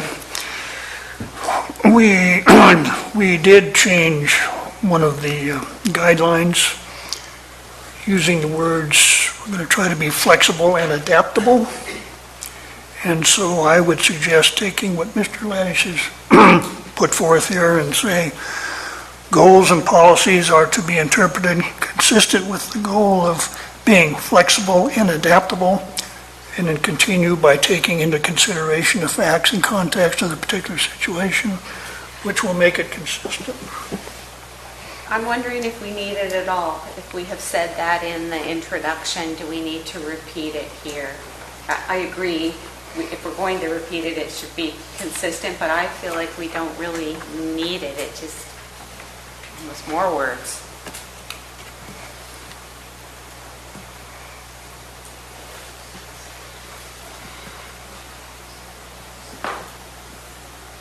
It sounded like a question to me, so I'll sort of weigh in. I don't know that it's necessary. It was, again, a reiteration of the prior discussion of the general and flexible. I think what Commissioner Booster has suggested would be consistent with that. I think that we would need to consider Commissioner Ladish's, so what does that really mean? And do we look at these policies sort of on a case-by-case basis, and we're going to interpret it differently depending on the situation, or are we going to apply it consistently? And so the specific language that you presented here causes a little bit of concern as far as what's intended here. I think I know what you intend, but I think it could be read to be that we don't necessarily apply our policy consistently, because it may vary. And to some degree that happens anyway, because the specifics of the case are going to determine how the policies are applied. But I think we also want to say we're going to apply our policies consistently. I think it's my language is explaining what we might mean by flexible. I mean, if you want to be consistent, certainly we want, as cases develop, the rule, the meaning of the rule will become clearer and clearer.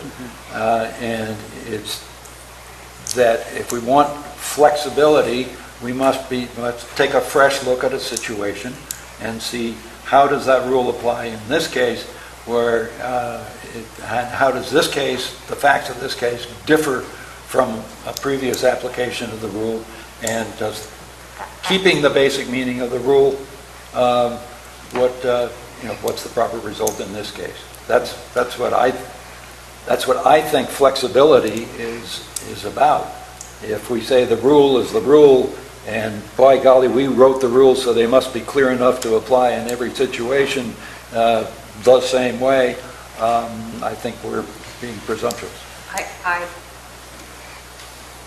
understand that, but believe that would be more appropriate in the overarching introductory section instead of being repeated randomly in places where somebody had an interest in reinforcing that in an earlier planning commission. And it just feels awkwardly like, we have all these rules, but guess what? We're going to try and be flexible on them. I don't think that gives anybody any reassurance, and that we would be far better off to really take a look at what we mean by flexible and address that in the introduction. The adaptable, that we consider the context and the situation, that I think that's all great. I just don't, why here and not in every other paragraph? I mean, do we actually need that sentence? Because the sentence prior to that, I mean, basically states the same thing. I mean, general plan is to be flexible in nature and allow market forces, and it seems kind of redundant. That's fine. I objected to this particular sentence, and if you don't need the sentence, I don't need the sentence. Okay. And I don't think we need it. okay. So then a consensus is to strike that last sentence. Strike it. Now, the next, 6 or so things have to do with the table. And as a little background, I mean, I was involved years ago just with the Sheep Ranch Community Plan, and I got involved with this table quite a bit. And at that point, there was going to be a narrative that was going to be enlarging exactly what this table meant, and the table itself was the kind of a distillation of this narrative. The narrative didn't happen, and there are several things that kind of got lost out on that. Like my first suggestion is that we add at the top of the table, existing lots cannot be subdivided unless each lot resulting from the subdivision is at least the lowest acreage shown in table LU1 for that land use designation. You looked to this table, look at working lands. Working lands is on page LU6, and it says working lands, 20 to 40 acres a lot. Well, you look at the land use map, there are working lands that are 10 acres, there are working lands that are 30 acres.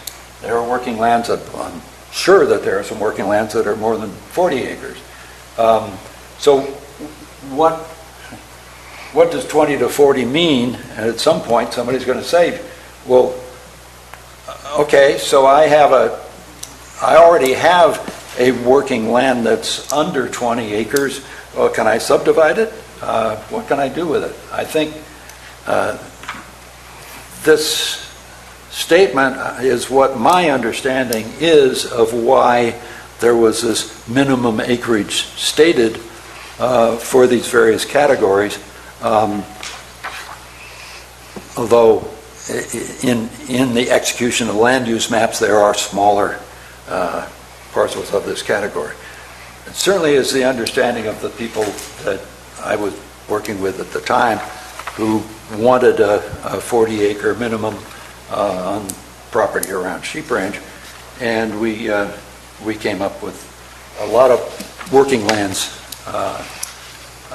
designations, and the idea is that you can't subdivide a 30-acre piece of property that's working lands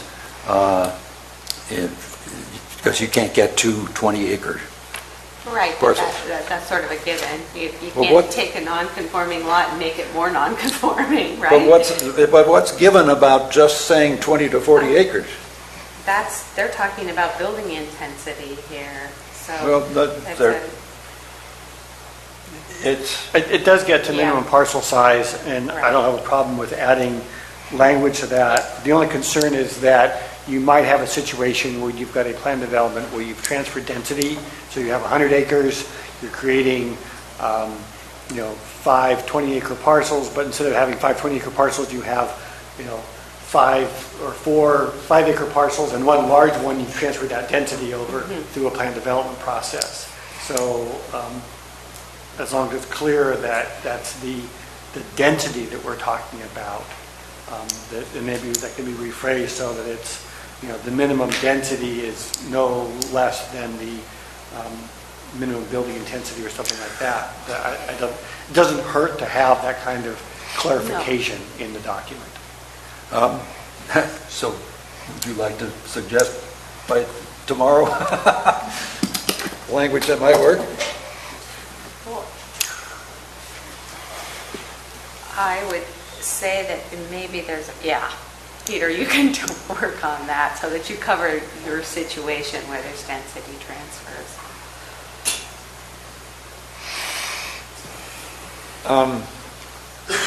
Then I found, looking at the table, I saw footnotes in the table, but I never saw the footnotes that were up in the heading, and I just thought it might be clear for us to actually say, okay, wherever we find these brackets with a letter in it, it's footnotes at the end. It might be easier just to change those to a superscript. The consultant we had working on this draft used that format. I didn't think it was necessary to go back and change all that, but I think that it could lead to some confusion. It's a little bit awkward. Maybe the better thing to do is just change all those letters and brackets to an actual superscript, because people are used to seeing that as a footnote reference. I agree. I thought the same thing. It was taking me a while to figure out what. Okay, either way. So, sounds like nobody has a problem with superscript. No. Okay. Legal lot is used throughout this, and to my ears, that sounded like, well, maybe that's tied to this 20 to 40 acres. So it seems to me that it'd be good to have a footnote that says a legal lot is a parcel created in compliance with the Subdivision Map Act and the county's subdivision ordinance. Isn't that too limiting? Aren't there legal lots that predate those things? It's true. Right. So that was legal at the time it was created in compliance with the county's whatever. I would not say this. You would not? I would not include this suggestion. It's not accurate. Well, okay, but can we make it accurate? I mean, there could be confusion as from people looking at this table as to what they mean by a legal lot. Well, I certainly don't mean to have something in there that's not accurate. So we need a good definition that's more inclusive of existing lots.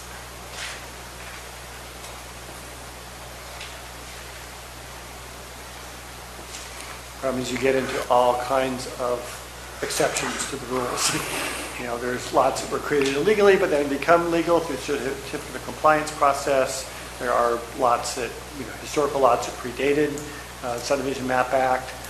There's Subdivided Lands Act that sort of predated that. So there's a lot of different historical possibilities.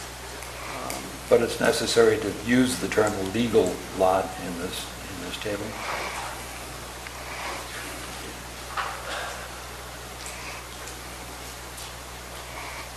I guess I'll ask counsel if she's aware of issues where the term legal lot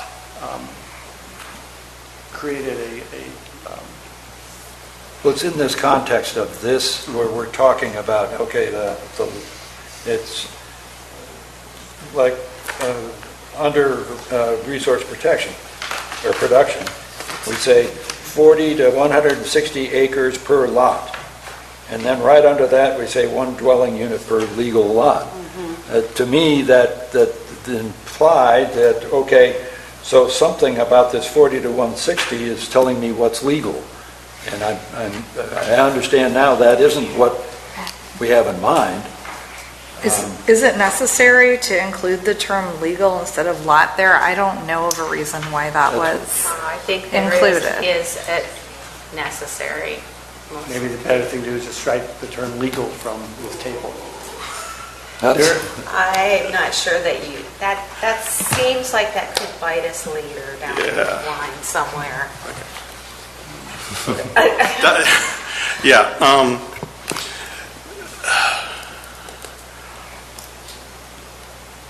Historically, we've had difficulties with things like gift deeds, where people created a lot theoretically by a gift, and it didn't follow Subdivision Map Act requirements, and they have to go through a certificate of compliance process. And you want them to go through that certificate of compliance process before they apply this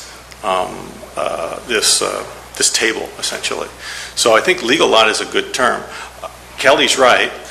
You do want to have the legal lot defined properly.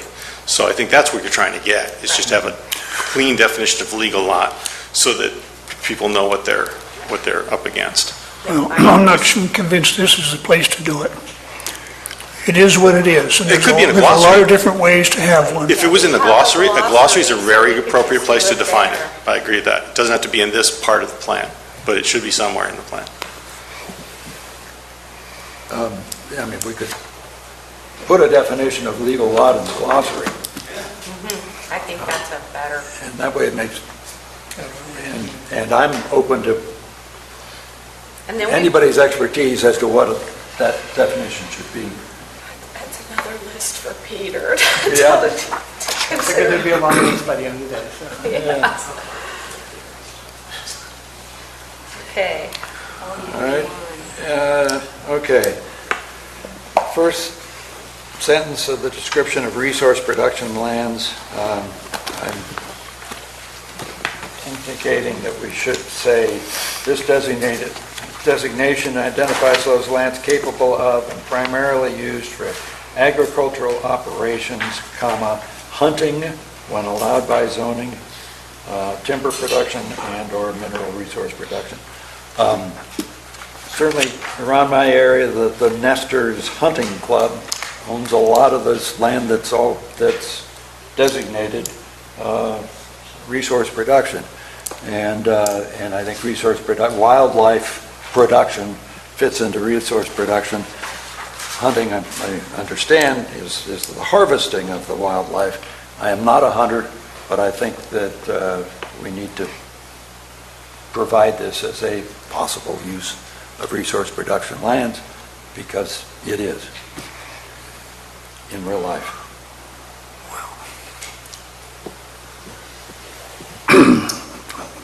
I'm not aware that the zoning deals with hunting. And so when you insert the phrase "when allowed by zoning" in the zoning ordinance, don't say anything about it. And when the county takes the position properly that its zoning provisions are permissive. In other words, if it's not listed, you can't do it. You may have just outlawed hunting throughout the county. I take your point. So We looked at this recently, the whole where can hunting clubs be? So you can probably tell us something. I would not recommend this. I think that hunting is appropriately regulated by the zoning code. There are areas where hunting is allowed. There's hunting clubs, which are defined and regulated by use permits in some cases in some zones. I think that, the typical uses doesn't mean that this is it. These are the limits of the uses. These are just identifying typical uses. It doesn't say typical, but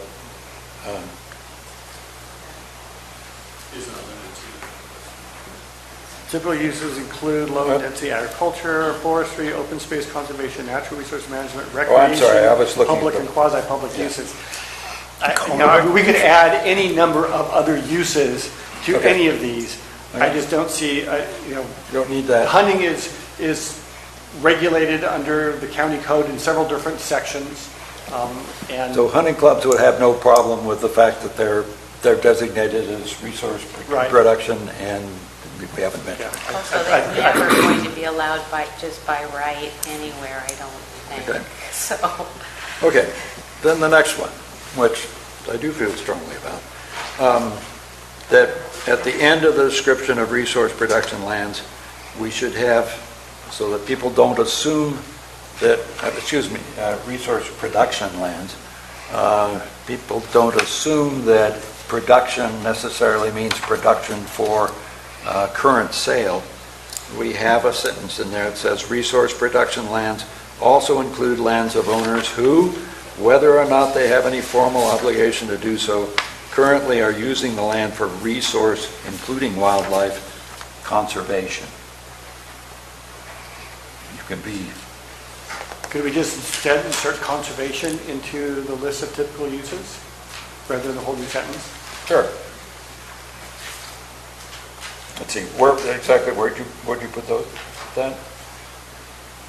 Anywhere in that last sentence? Oh, resource production. I'm sorry, I was looking at resource production.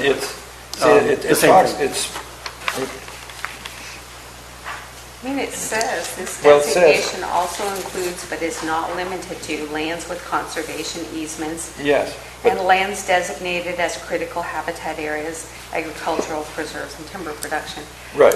So And is it necessary to say, gosh, you're not required to do it, but you're doing it, it's okay? I don't think so. Yeah, I don't think so. And it doesn't continue on to the next page? Yes. Yes.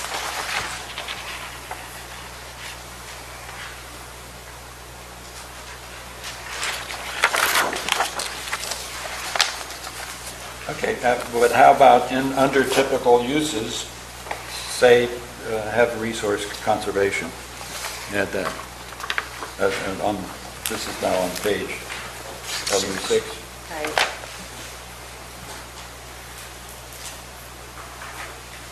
So wildlife conservation?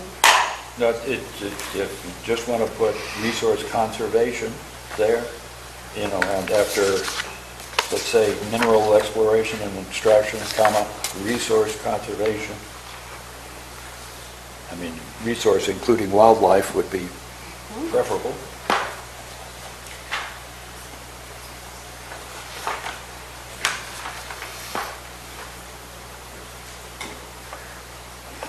It just, I assume nobody sees a problem with having that arising where somebody is told, no, you have to have some sort of preserve established, et cetera, in order to be doing nothing with your land except conservation. Well, I think we've already said that you can even officially do it on this, so No. I have no objection to adding resource conservation to the list.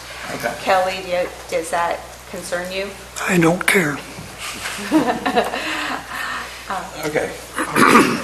Okay, we're all good for adding it to the list. Okay, LU 15, and this is something... Definitely a nice thing for someone to be doing.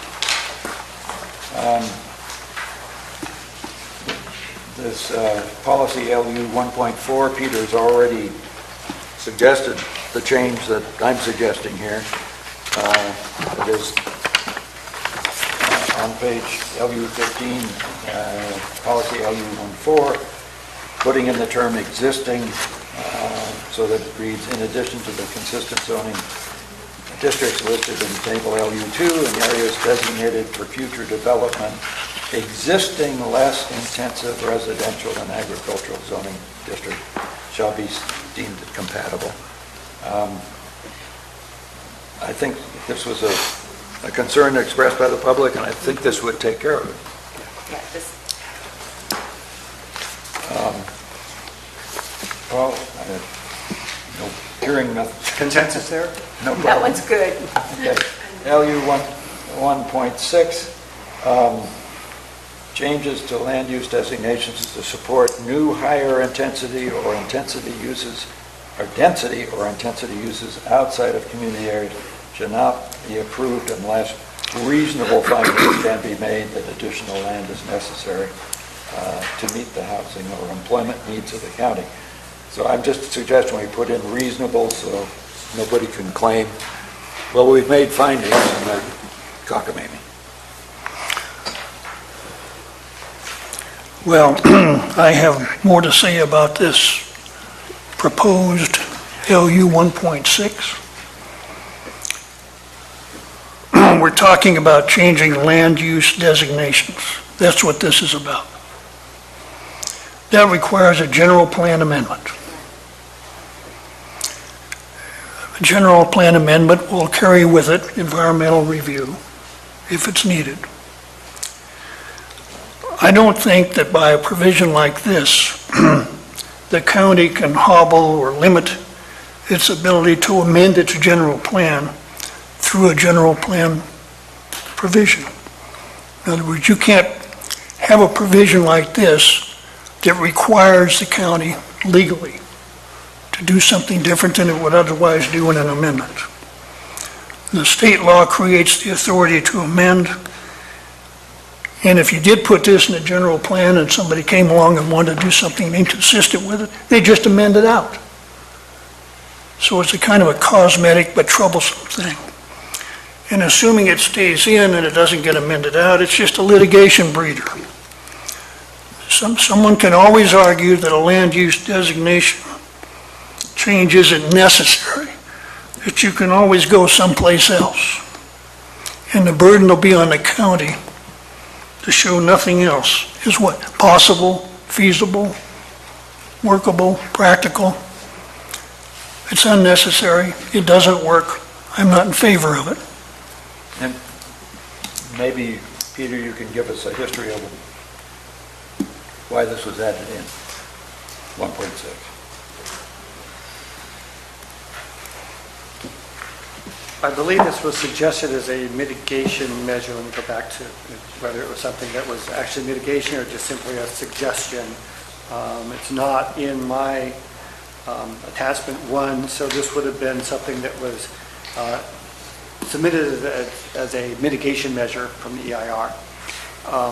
The purpose of such a policy is to, and I think Commissioner Wooster is absolutely right, that if to change it, you have to do a general plan amendment anyway. And so anytime you're making a general plan amendment, you need to make findings that it's consistent with the overall intent of the general plan, that you're making various findings to approve the plan. I think policies such as this are typically put into a plan to, I guess if nothing else, sort of highlight the fact that this plan is intended to focus growth around the communities. And we don't want to see growth outside of it. But our land use designations essentially already do that. And so when there is a proposal to modify the land use designation, a decision has to be made by the board to accept that amendment or not. And findings would have to be made to approve that. This would attempt to constrain the county's ability to modify its plan, but whatever rationale the county uses for making that modification has to be supported by facts and evidence anyway. But the county could amend the plan to take out LU 1.6 and then go ahead and amend the plan. It could, yes. And I it's sort of what's what I'm looking for, facetious act maybe, to do that. We have a policy, we don't like that policy, we're going to amend it, but the county can do that at any time. Now, there may be legal ramifications to doing any kind of policy amendment that we have to look at. So the question here is really whether or not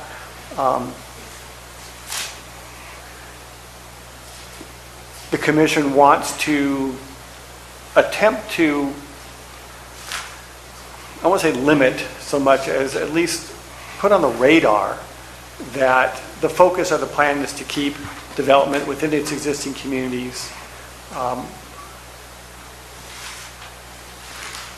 and that we don't want to see development outside of it unless there's a need for that. Don't we have that policy stated somewhere in this? It's also, that's the function of the map. Exactly. It's already done. I defer to Commissioner Wooster on this, and I was nitpicking when I should have seen the big picture. And I think you saw the big picture. I think the idea of this has some merit.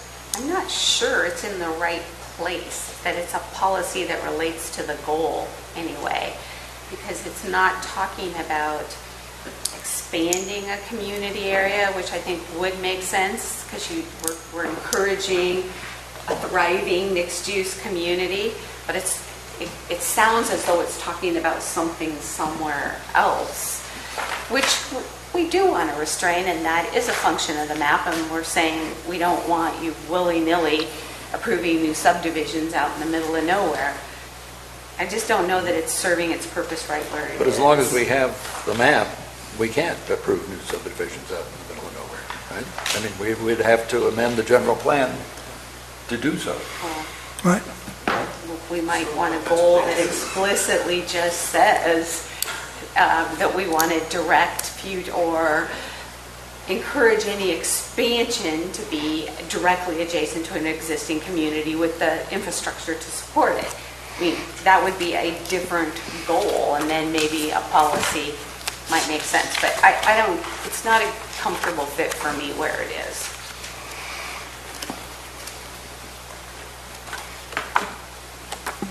Yeah, I think under goal LU3, there's some policy that talk about having sufficient infrastructure, facilities, and public services in place to serve a project.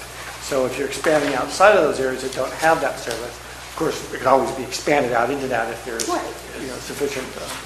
So I think that's the point we want to make, that if we are going to expand a community, then we're going to expand the infrastructure to support it, but it should be directly adjacent, not down the road somewhere. Although the mixed use one talks about to facilitate the development as independent communities, and I think they really mean to support an existing community and make sure that it's viable. There's some awkward language scattered around in here. Was that a policy you're referring to, or is that? It's a goal. I'm looking at the goal. Development of mixed-use communities for a wide range of residential, commercial, visitor serving, blah, blah, blah. That facilitates their development as independent communities, or maybe sustains them as thriving independent communities. I'm not sure it's real important, as long as we all can understand by looking at the additional. Your point being that we're not saying go out and form some new communities. Well, that's not our intent, and we want to make sure that that's understood. Maybe you can Do come we back need with... another new town? Yeah. Maybe you want to come back with some proposed language tomorrow morning? I might. On that? I might, but I think we should come back to our real issue, Yes. which is 1.6, and is 1.6 doing anything for us here? Well, I tend to agree with Commissioner Wooster that LU 1.6 by itself is trying to do something that it can't effectively do. And that doesn't make sense. So that there would necessarily be a change, an amendment to to the general plan in order to change land use designations. And if 1.6 is trying to say, oh, well, you can't do that in the normal manner of that you amend general plans, I think it might be overstepping. Are we going to have public comment every time we have one of these? No. I'm finding it helpful. Yeah. Do you have something to add to this specific Oh, yeah, just to this question? one. Okay. Yes. You asked why it's in this place. If you look at the goal and you run down the other land use policies, you're seeing they're all focused on individual communities. Mm-hmm. And this also does that by designating under what circumstances you would expand those communities. So that's why they put it in that place. My point being that wording needed to say that it's intended as an expansion of an existing community, not a... That's another way of doing it. Yeah, you could say it in the positive instead of the negative. Also, with regarding the goal, you had a concern about the independent development. I think a period after development would be perfect, and then you would just resolve that problem. Thank you for your indulgence.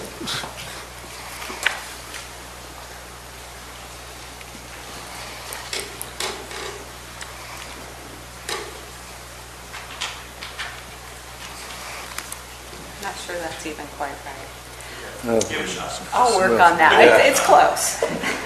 I need a big circle there. Okay. Move on. Right, where are we? What did we decide about 1.6? I think it should be out.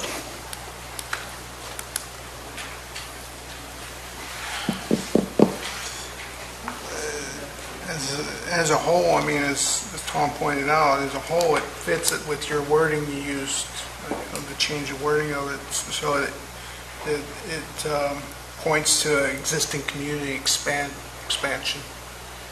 Okay, maybe I will take a stab at looking at the wording in both the goal and 1.6, and we can decide in or out tomorrow. If you can get... It can go if we can't find a better wording If you for can it. get past the thing about trying to, the dead hand of 2019, freezing the general plan where it is, then I think you'll make progress.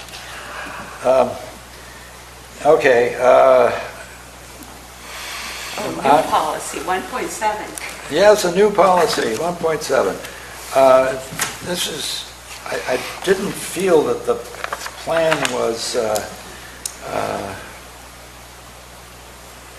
taking into account that every time there's development, you have a question of water supply. And as was pointed out by a member of the public, that it's very important and that we should ensure somehow that there's adequate water supply when water is to be supplied by well to property that's pending subdivision or new development. And that's my statement there, is ensure there will be adequate water supply. We could just end it right there. When water is to be supplied by well to property that is pending subdivision or new development. If I could interrupt, under the public services facilities element, that policy exists as policy 2.1. Okay. Require new development expansions of existing developments to demonstrate that sufficient sustainable water supply and wastewater capacity exist to support the proposal, including during times of severe drought. Now, does that apply to large developments and individual developments? I mean, it applies to New development is all development. Yeah, and it's just, new development means any new development. Right. Okay. Then perhaps we don't need it here. It would just be a duplicative thing. I think, again, it's an awkward fit in that location. Okay, so if you take that out, why then you can also take out new measure LU-2F, which was just the implementation of that. Okay. Oh. All right. So So I just don't want to lose the thought that we want to look more closely at how we talk about water and wells. Yeah. Okay, LU 17, there would be a new policy 4.11, and this, again, was covered in public comment. When we're talking about community character and design, this policy would say, encourage and give weight to community participation and input in carrying out these policies. I agreed that with the statement that was made, is that this is seems to be dictating to the communities what their community character and design is without any specific provision for community participation. And so that's why that would be in there. Again, that's good. But when we just say our policy is that new development shall be designed to be compatible and on, how? Without the design guidelines, so we need to have an implementation somewhere that addresses that. I think the intent here was to give a mouthpiece to the people that live in that community instead of directing of what their community should look like. Totally agree. We're going to get to that in other places. But I'm just saying, even here, the community character and design, it seems like we need to mention that then we're going to develop community design guidelines with input from the community members, because otherwise, how do you enforce high-quality, well-designed development that's compatible with surrounding uses based on whose opinion? Well, that's what I'm trying to... I think this language might fit better into implementation measure LU4A, where it talks about community design guidelines. And I think the reference that previously some language. Yes. Well, I was putting an implementation measure of the same, covering the same thing in here, I think. Well, maybe we just need to design, I mean, deal with it under 4A. I think it's a policy. Well, maybe I don't understand. We do have it. I mean, it seems to me you want the policy to be listen to the public, and then an implementation measure can say, really, listen to the public. Yeah. I mean, I think we're talking about policy when we're talking about who's going to provide the input to this. I think a member of the public's going to provide some input right now on an idea of how to solve this. Hi, Ralph Copeland, District 4, Copperopolis. Give weight. Either eliminate that or define weight.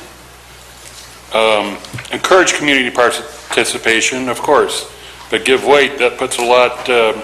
Are you going to deal with copper different than Valley Springs, than Arnold, and so forth? Just to define give weight or eliminate it. Thank you.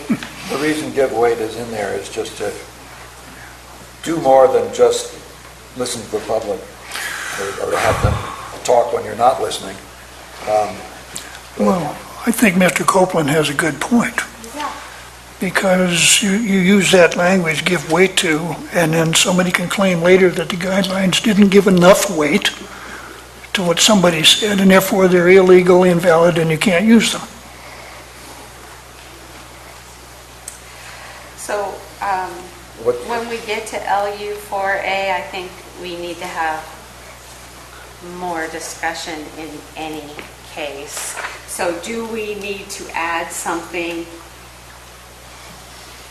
here, or are you comfortable that when we work on community design guidelines, we can provide the additional information there on how we're going to develop them? And Well, if you're going to have, community character and design policies, I think you need to have something about community participation in those policies. As I understand it, that's the purpose of having policies. That's an overall direction. So here it is, there's a whole section on community Those design are guidelines. made, those are implementation measures. I understand, and that's how you will implement this policy. But if you want to add something to this policy here that gets you there, kind of bridges between this, I think that's fine. So what do we want to do at this point? Let's take a... Well, I don't think you need to say it twice. I think it's part of implementation. I think if you deal with Measure LU-4A, just say after soliciting input from the community and go on with it. You've done what needs to be done. That's how you're going to do it.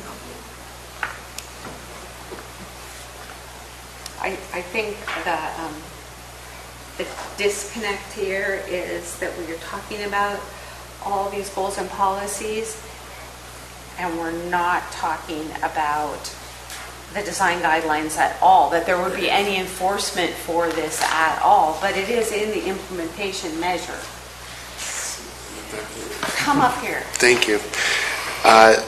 Possibly strike encourage and give weight to, and simply incorporate community participation and input in carrying out these policies. That's rather nice. Thank you. Again, I'm concerned about that language in sort of the same issue that Kelly brought up before, is that, if we don't incorporate exactly what someone said, are we somehow not in compliance with the general plan? I think I appreciate the attempt at making it incorporated or included in the plan here.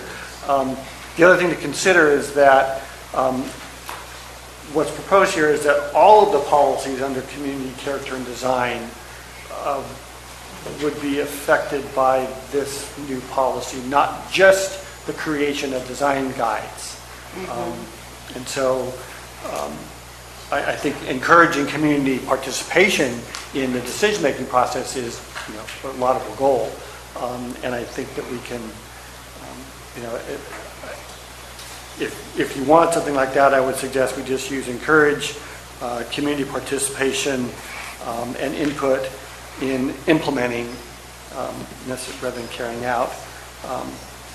And I don't know if you want to say these policies. Which policies are we referring to? Policies under goal number 4, or policy. The entire general plan? I was assuming it's the above policies under this LU4 goal. Yeah, it seems to apply to all LU4. Do you just have a 4.11 that says encourage community participation in developing guidelines and enforcing these policies, or whatever, because every single one of those is something about it fitting in. Well, and I think that right now we're doing that. We've got a variety of community planning exercises we're doing. That we've got a lot of community outreach. We'll be doing that as we continue to work on the community plans. And stating that we want to encourage participation, it's fine. I don't see a problem with adding it. I just want to make sure that we're clear in what it is that we're adding. I think that if we want to be more specific with 4A, how about just saying community participation and input in reaching goal LU4? Well, that gets all those policies. I think when you look at all of LU4's policies, the goal and the policies, let's say there is no design guideline in existence. What is the enforcement mechanism for this? So if it's discretionary, at least the public will have an opportunity to comment depending on the zoning and the project, not necessarily on the aesthetics under our current zoning code. Is that the intent, is to have aesthetics play a part on every project? And are we expecting that every community will develop design guidelines that are then enforceable by planning staff or the planning commission? it seems to me we're talking a lot about what, and I saw this in all the community plans, everybody says we want the development to be compatible with our historic character, rural character, whatever the specific thing is. But short, something to measure it against and some kind of enforcement, I don't know what we're doing. We're just... Well, I just want to make sure, and I think that's what you're getting at the same point, is that, for example, policy LU43 says, ensure new development designed in a manner that is compatible with surrounding land uses through design and buffering, et cetera. Well, if someone says, I don't like that, does that mean we're inconsistent with this policy? As long as it's just simply encouraging the participation where people can have input, but we're not saying, and we have to abide by what each individual says they like, because you could have conflicting desires. It says ensure. Well, new development is designed. That's my concern, is when we say ensure it will be whatever, but we have no guideline to measure that development against, then encourage might be the right word, but encourage is not a very useful. But then we use encourage in the next one down, encourage clustering. In some cases, clustering may not be appropriate. Right. But in many cases, it is. And so I think this is where we get back to sort of the original discussion about flexibility and adaptability, is that, some situations, some projects are suitable for certain types of design criteria, others are not. And who ultimately is the decision maker? It's going to be you or the board of supervisors, depending on the nature of the project. Not every project will come to the board of supervisors or the planning commission. That's my question. Right. Is who do we? And So when it's a ministerial project and then we want to have some type of criteria, that's when development of design guidelines would come in that would then apply to building permits, possibly. And again, it's going to depend on how those rules and regulations and guidelines or standards are developed.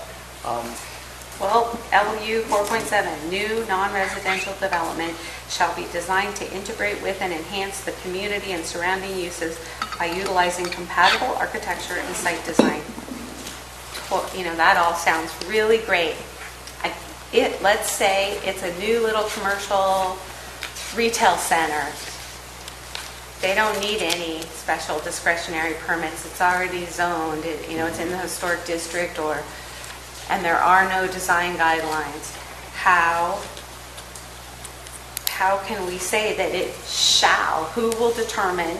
Nobody's even going to look at it. It's exactly the same issue that we currently have in a couple of the community plan areas where it talks about the rural character but has nothing. I mean, the planning won't even see. They'll look at the thing, check off that, oh yeah, they got the parking, they got the this, they got the that. They're good, go to building, and building department's certainly not going to look at it and go, gosh, do we think it fits in with the neighbors? Well, that gets to the implementation measures of developing standards and guidelines to say, if you're going to build here, these are the standards. This is what's acceptable. This is not. But this section applies to everything. It's not saying this only applies to places that have design guidelines. That's my whole point, is to focus these 4.1 measures either by saying that this applies in places that have design guidelines, or it has to all just be, this is what we'd like to see, and it's kind of a vision statement. And there are some communities that would like to preserve the rural character but don't want government restrictions on what you can do. Again, we will get to that comment. Somewhere here, we need to get an assurance that there's going to be community participation and input, and I don't understand why there's any problem here. There won't be community participation and input if they are allowed by right to build their project and there is no mechanism for that. That's all I'm trying to say. No mechanism whatsoever exists currently through most of the county, Mokel being the big exception. Yeah, and I think there are other communities that would like to have some design guidelines, and that's the point of land use measure LU4A, was it for those communities that desire to have it. And I think it's appropriate that some type of community participation be included in that. Otherwise, how do we know what it is that the community wants? So I just think the goal maybe needs to be modified to talk about the in communities that have design guidelines. You're talking blah, now. blah, blah, or the policy. Something has to happen. We can't have a policy saying we're going to do all these things and have no way to do it. No way to ensure that it actually happens, and be saying shall and we will ensure, and that's it. This is just sort of my issue, and you know why, because I'm in the middle of it. But I just want to give the other commissioners a little background here. The reason there's so much talk about design guidelines and the reason there's so much desire to sort of nail them down is that there's a movement, especially in Commissioner Plotnick's district, to exchange design guidelines for the planned development designation. There are a lot of people who are under, especially commercial areas that are under planned development designation that would like to get out from under that. And the idea is, well, if the only reason we're really doing planned development is because we have design concerns in the community, why don't we just do design guidelines and then they can be applied in those communities and we don't have to worry about the, going through the whole PD process. So, and she's aware of that. I want to make sure you're aware of that. So that's kind of why. but why don't we just have design guidelines? Well, I'm just. That just is a pretty big just. No, but there's a move to sort of make that exchange, and there's all other kinds of good reasons to have planned development, and we don't have to go into those now. But I think that's why there's this. Well, if we're going to only have design guidelines, you better have them sort of here and nailed down rather than sort of fuzzy. Okay, thank you. So I am completely on board. I think we're all on board that with community input to design guidelines, are we saying that? I think we need to limit all of these policy statements to some place that has guidelines for someone to follow. Well, are you saying that this whole, the goal LU4 and all the policies under that are meaningless without design guidelines, other than what's stated in these policies? I am. I'm saying it's meaningless. There's no way to. Would they go under the community plans? Is that what you're? I don't know what the solution is right now. I'm just saying that the goal itself sounds great, and you read all those policies and we're ensuring and shalling, but there's nothing. If I am a developer, I'm going to just come in, design whatever I want, and say, well, I think it fits. Well, only if it's wrong. not if he has to get a discretionary. But he doesn't always. Well, not always, but there's nothing we can do about that unless you do make a lot of changes that aren't on the radar here. Then all I'm asking is that we focus this in a way that makes it clear that this only applies to projects getting discretionary permits. But even with a discretionary permit, how are you going to do that without design guidelines? So again, you're back to this only applies in places with design guidelines for which we can evaluate the project. I don't necessarily agree with that. I think that, particularly where we've got a planned development or there's some larger commercial project that requires, some type of discretionary permit, we can tell whether something fits or not. Yeah. It's better if there are good design guidelines and standards. That way you can tell someone up front, if you want this approved, this is what you need to meet. But where we don't have it and there is some discretion, we still have the ability to say, this doesn't fit here. We're not approving it. Go back and revise it. As long as we follow through with getting our zoning ordinance to be consistent with that. So when you come in for your CUP and it says what documents you need to provide, and for instance, lodging doesn't have to provide exterior elevations, it has to provide a site plan. So how do you determine whether or not that is compatible with what's going on? I mean, you could have an opinion on it and you would probably see all the drawings at some point, but I'm just concerned about creating something that feels good to us but doesn't really have any real effect in the real world. Well, we went through the dollar store situation up in West Point, and I don't recall there were any design guidelines there, but there were a lot of changes that were made to their plans, many of which were proposed by Commissioner Laddish, and it took a lot of time, and there were a lot of changes made. So things can be done. With a cooperative developer, or with... Well, you had to get a permit. If the use allows you to ask to see the rest of those things and have input on them. Not having that up front would stifle economic growth, right? Developers don't want to put money into somewhere where they don't know what they're designing until they get halfway through a permit process, and they get to it, and then you say, oh, you got to redesign, it doesn't fit the character of the community. They're out whatever money it costs to design in the first place, now they got to redesign. Why would somebody want to take the time and energy and money to invest into this community when they don't know what they're going to encounter up front? I think that's the main issue that we're seeing here. I mean, it's subjective. What I think fits in downtown Valley Springs may not be what somebody else that lives two doors down from me may not think that fits.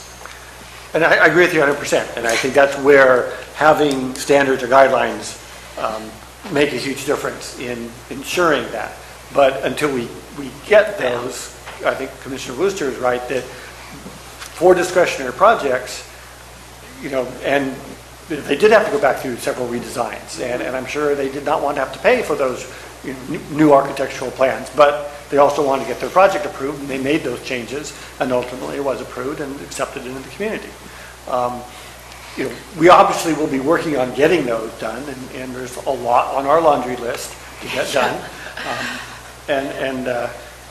But the ultimate goal is that, yes, we want to have this new development compatible with the community. And compatibility is quite different from Murphy's to McCallum Hill to Valley Springs. And it depends on the community members what they And want. having community input is critical in making sure that those standards that do get developed. So I guess getting back to the original proposal to include new policy, I don't see a problem with the new policy. I think it needs to be clarified so we know exactly what we're talking about. And then we obviously will need to revise the implementation measure that goes along with it to So this ensure would how... be 4.11, encourage community participation in that application for all of these previous policies. Input in carrying out goals. Encourage community participation and input in implementing policies under goal LU-4. Yeah. That work? Right. Perfect.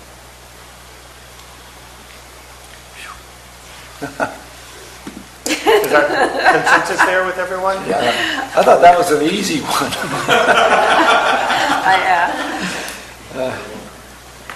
Okay. Then the next thing I have speaks to the implementation of the master plan as a whole. I mean, interesting how the implementation program, this annual work plan is only under land use, but I am suggesting, number one, that we change the word will to shall. Let's see if you can get this up on the screen, Peter, then people will know what I'm talking about.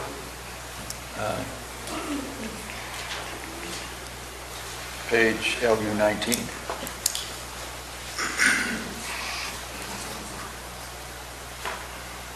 Okay. So I just changed will to shall, so the planning director shall provide. And then adding a second sentence and open for discussion as to exactly what would be in here, but we need to describe the work plan, it seems to me, and I have the work plan shall provide target dates for completion of remaining programs and identify staffing and funding needs for such completion. And then, of course, that target date can change. I mean, we all know that it can, the next year, maybe something that you expected to get done by that year, but this would require a look at each of these programs and give an update as to when they're expected to be done and what staffing and funding would be needed for such completion. The idea is to give a little more structure to the annual work plan.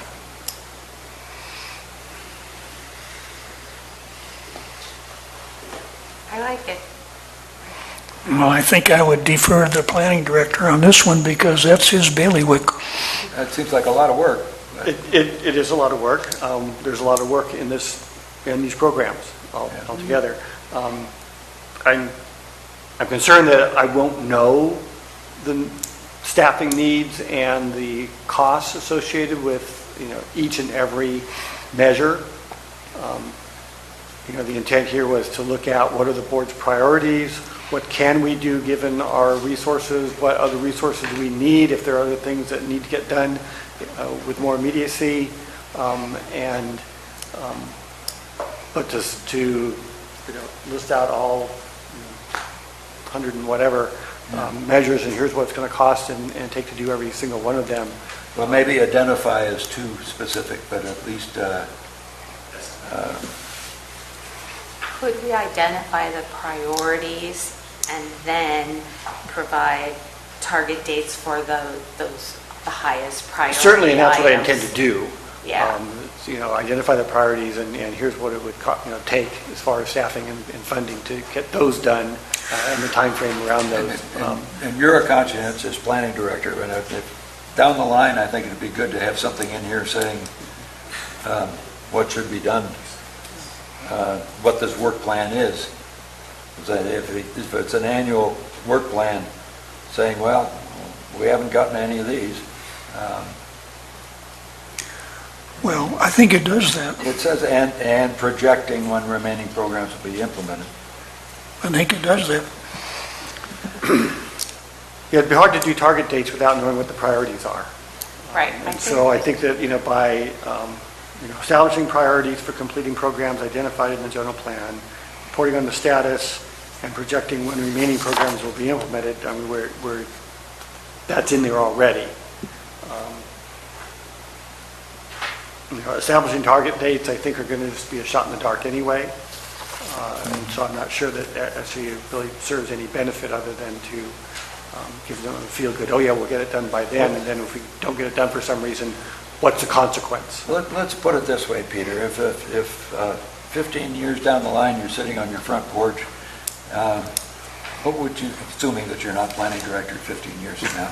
In the rocking chair then. What? And the planning director comes forth with the annual work plan. What's a reasonable thing? What should be in there to keep some sort of ball rolling?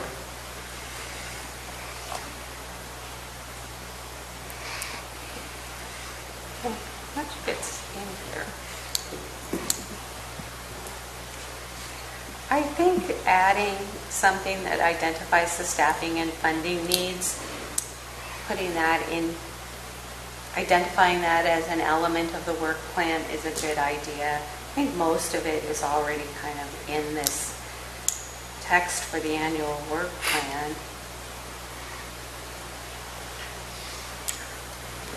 I think Peter's already said he may not be able to do that.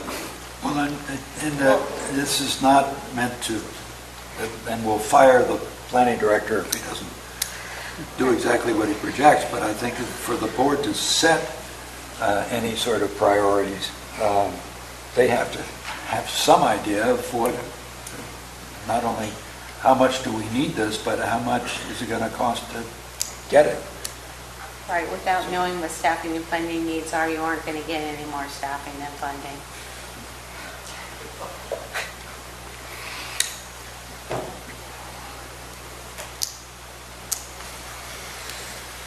So I think Peter, are you working on- Peter's pen is moving. Yeah. I'm going to give respectful silence.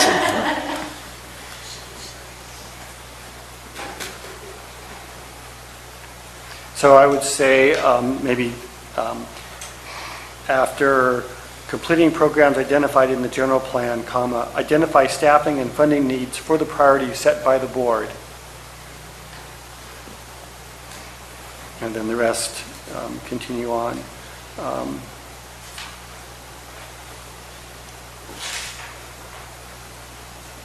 I'm sorry, so Yeah. that would be added to the end of the sentence that ends and projecting when we're... Be sort of in the middle of the sentence.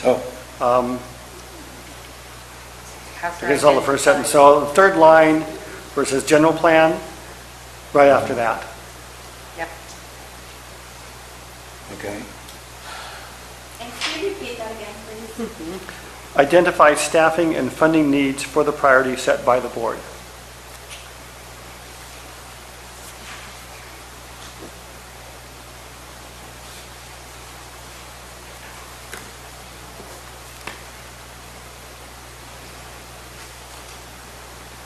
Is that putting the horse before the cart?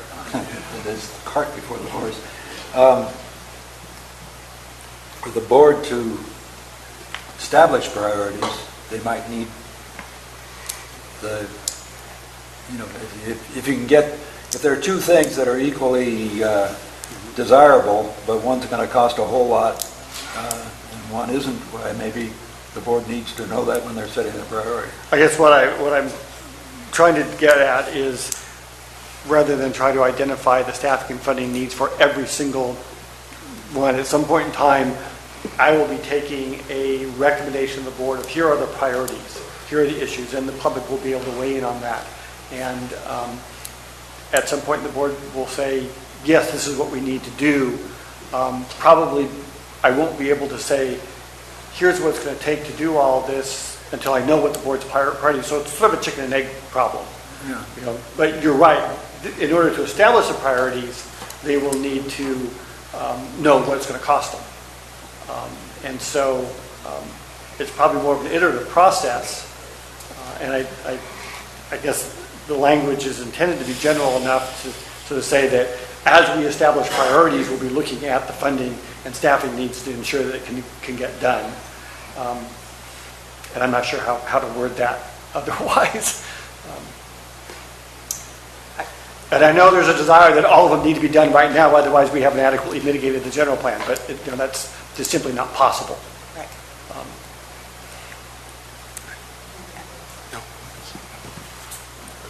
Down, sit down.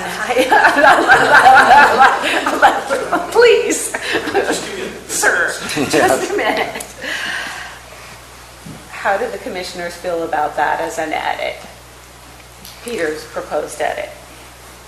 If it's all right with Peter, I'm okay with it. Because that's his bailiwick, his job. I agree with Kelly.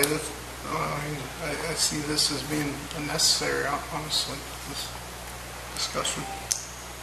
I think it might be unnecessary for Peter, but I don't think it's a bad thing to be a little bit more clear on the expectation. Okay, well, I'll go with Peter. Shouldn't it be identifying instead of identified, just to be grammatically correct? Shall provide, review. The rest of them are aims. Establishing, reporting, sure. No, it's completing programs identified. And No, it but should- the very first. Julie's absolutely right. It should be the ing ending because that list of terms are all using establishing, reporting, and projecting. Yes. So, yes. Yes. Thank you, Julie. Right. Different identified. Yes. Okay. Okay. Let's look at the next item. Yeah. Okay. The LU-2C, if I'm, well, the last sentence is identify development standards as feasible that would allow a CEQA infill exemption, or that allow a CEQA infill exemption. And we're talking about identifying and incorporating incentives and standards to encourage infill development, redevelopment, or revitalization of underused or deteriorating properties. Maybe I'm not clear on what infill exemption is, but it seems to me we certainly want to encourage infilling in appropriate properties, but there might be a reason why a certain property is still vacant in the middle of similarly zoned properties that deserves looking at the environmental. So under CEQA, there are specific exemptions for different kinds of projects. And one of those exemptions is referred to as the infill exemption. So a project that meets certain criteria that's considered infill is exempt from CEQA. It's pretty narrow. It probably doesn't apply. The likelihood that something would apply here in Calaveras County is limited, but it's possible that an infill project could fit here in the county. And rather than sort of trying to predetermine what the type of environmental document it would be, what we're trying to do is like, okay, let's figure out a way to exempt it from CEQA altogether, as opposed to saying we're only going to do a negative declaration. I don't think we can predetermine what the environmental document is of a project if it otherwise doesn't meet an exemption. So I think the original language is probably more appropriate and more accurate. And well, but if I'm hearing you correctly, you're saying we never get to an infill exemption unless it already is meeting certain criteria. Only certain projects are going to be eligible to be even considered for an infill exemption. And where are those standards? What Tiffany just pointed out is those infill exemptions really only apply in incorporated cities. Well, one of them. The categorical exemption applies within city limits. Right. It's going to be an issue for us. Well, so is this, are we going to be encountering any infill exemptions or not? And then if so, I think what I'm hearing you say is that there are, by our just saying infill exemption now, it still means that there are certain hoops that the property has, or not the hoops, but the qualities that the property has to satisfy in order to qualify for an infill exemption. Right. And the legislation is changing. I mean, right now there's quite a push from the governor and certain legislatures to encourage more infill. There was a bill that just died in the legislature a few days ago that was expanding sort of some by right type of development provisions statewide, so it didn't just apply. So I think leaving the language as it is probably makes the most sense, that should there be legislation in the future that creates certain exemptions and we can create standards that would assist a developer in meeting those so that they can, the point here is to try to get through the process more expeditiously. And if we have standards that say you do this and you meet our requirements, you can build your project without having to add the additional lengthy CEQA review process, and it meets the state standards for that, then why not? We may not be able to do it, and I think that's where the as feasible language comes in there, because it may not be feasible because the legislation doesn't allow it. But if it does, and we can come up with standards that would assist in pushing infill development, this is what the policy the measure is trying to do. And we aren't by this just authorizing infill exemptions. We're saying that we need to identify development standards as feasible that would allow. Right. So with all that explanation, I'm fine with the way it is.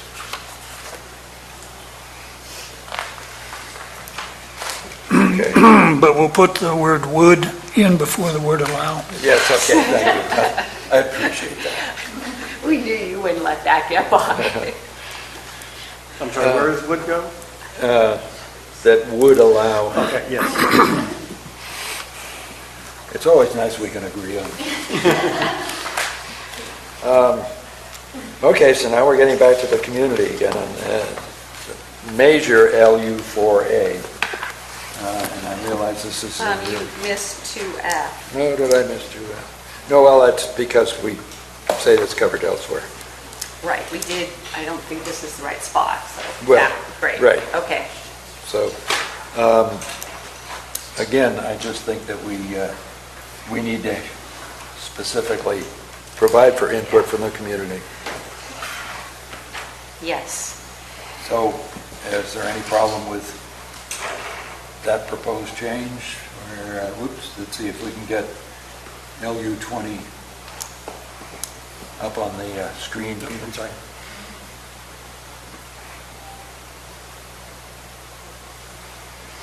Forget about the giving weight. And just so that the LU4A would start with the phrase, after soliciting input from the community, adopt community design guidelines. And then I would like to get rid of and without establishing a design review committee, because I don't think we should prejudge whether or not a community needs a committee, even if they're simply an advisory committee. I think that should be part of what's determined when they set that design standards. And I know where this one came from. I think that makes a lot of sense. Kelly, Okay. are you okay with that?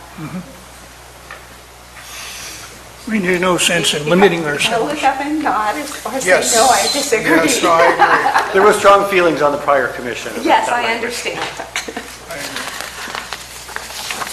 There's strong feelings here.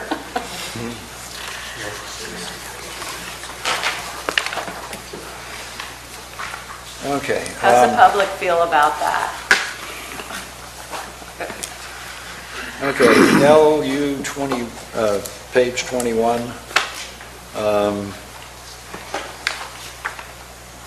Measure LU4G. On parking,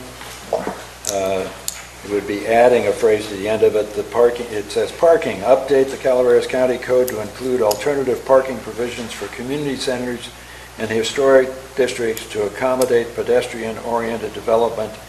And I would add, and to include standards for screening new parking areas from public roads and surrounding view sheds. I don't think you can always do that. You don't think of what? I don't think that's feasible every place. Yeah, well, then I would add where feasible. And where feasible. I think that it depends on the community if that's even desirable, because in a tourist community, you sometimes don't want to hide the parking. You might want to beautify it or break it up or do something else that would be in keeping with the design standards of fitting into the community. But I'm not sure that screening is always going to be the right answer. Well, it might be sometimes. I think it's going to depend on where you're at. And so I would not have this in here. I mean, we could certainly say and include landscaping standards for parking areas or something like that, if that's a concern. I agree that screening, the interpretation of screening means you can't see it, or is it just sort of, right, hidden a little bit. And I think that, the design standards that come out of LU4H are going to have parking lot landscaping screening standards. Yep. Or whatever you want to call it. Yeah, So we just, and to include landscaping standards for Well, parking? it says include alternative parking provisions. Part of those alternative parking provisions could actually be so if you're going to do this alternative thing, you are going to be required to landscape, you are going to be required to screen or be careful that your headlights aren't in somebody's window, that kind of thing. So, And from public roads, I mean, you don't have to use the public road to get into the parking lot, so, I mean, it's kind of counter, How do you find it? Yeah, how do you find your parking? I just wouldn't include this. I'm okay with it just how it is, not how. Just the way it is. Okay. Just raising things. It's a good thing to raise. Okay. LU 22.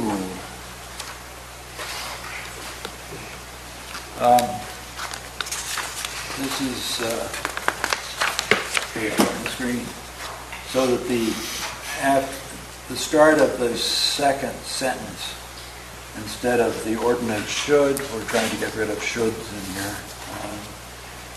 Say one purpose of the ordinance shall be to facilitate the expansion.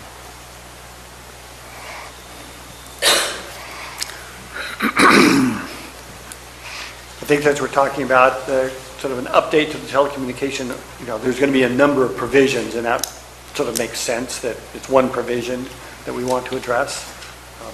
I don't have a problem with that edit. I just don't, do we need to say one purpose of, or? Well, I was just trying to get the word, so nitpickers wouldn't say, oh, you're not supposed to say should in a general plan. Well, I'm talking about the shall. I'm saying the adding of one purpose of the ordinance seems like just extra words. Okay. Just the ordinance shall. Okay, fine.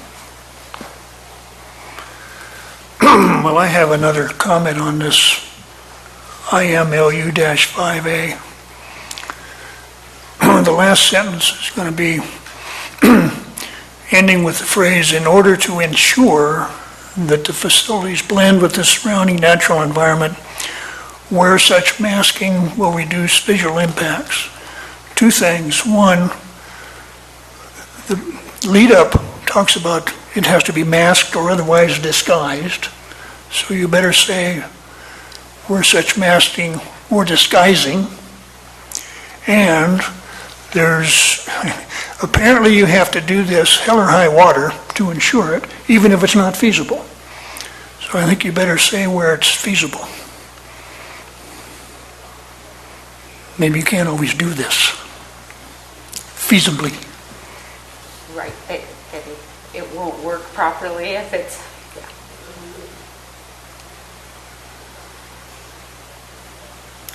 I think where it will reduce visual impacts and not inhibit the operation of the. Or just say where such masking or disguising is feasible and will reduce. Right, yeah.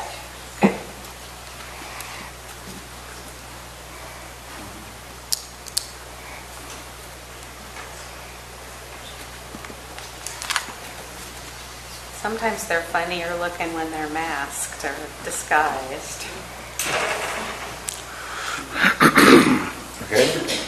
So the next thing I have is back to getting the public involved.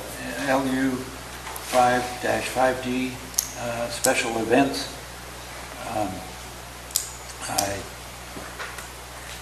Currently it says review the zoning ordinance to evaluate the feasibility of streamlining permitting for special events. Well, I know a lot of people who have problems with special events, and I think we need to have review the zoning ordinance, including a public workshop with input from the public and permitting staff to evaluate streamlining of permitting for special events. I think it's something that the public should have a say on before you just get to the board hearing. Well, I think the Board of Supervisors ought to be making that decision themselves when it comes about, without having to do a general plan amendment if they decide they don't really want a public workshop. So I would not do that. There's going to be a public hearing if you're modifying the zoning ordinance anyway, right? Yep. Yes. So I'm just looking back at the reference of this measure to the policies, and one talks about conserving the county's unique recreational, scenic, and agricultural resources, as strong economic generators. 5.5, revitalize existing community centers by encouraging a mixed-use concentration of retail, entertainment, arts, and housing. And then 5.7 is probably more directly associated with this policy, encourage the attraction of new destination venues that appeal to locals and visitors and contribute to the county's economic growth. Maybe this policy needs to be a little bit more, or this measure needs to be a little broader, and to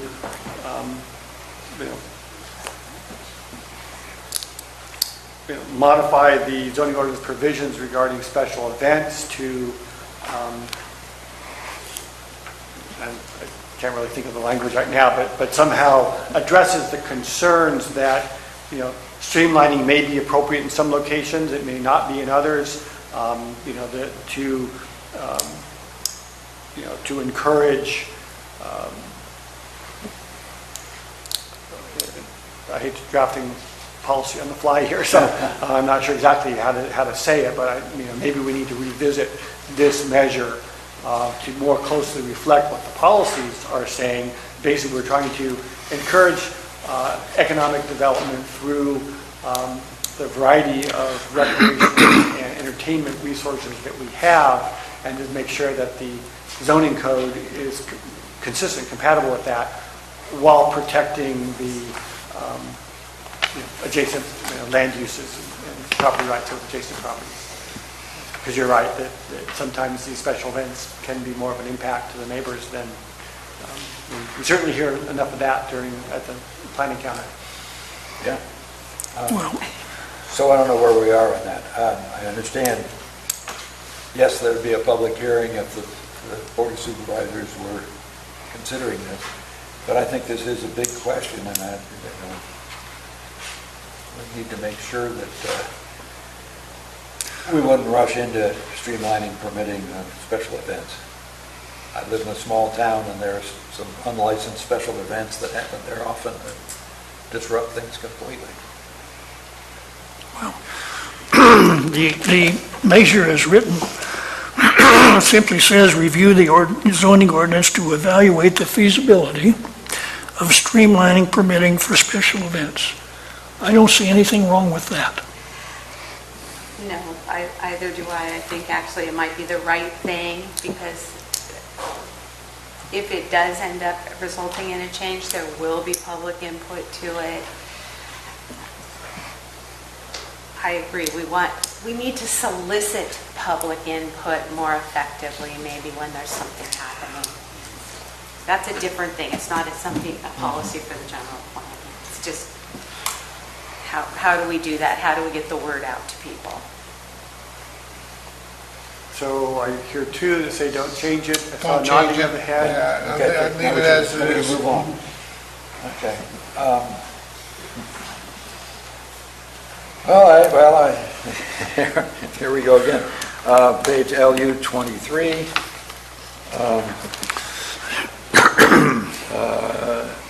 Policy LU-5F, professional relationships. This was mentioned during the public hearing. I'm suggesting that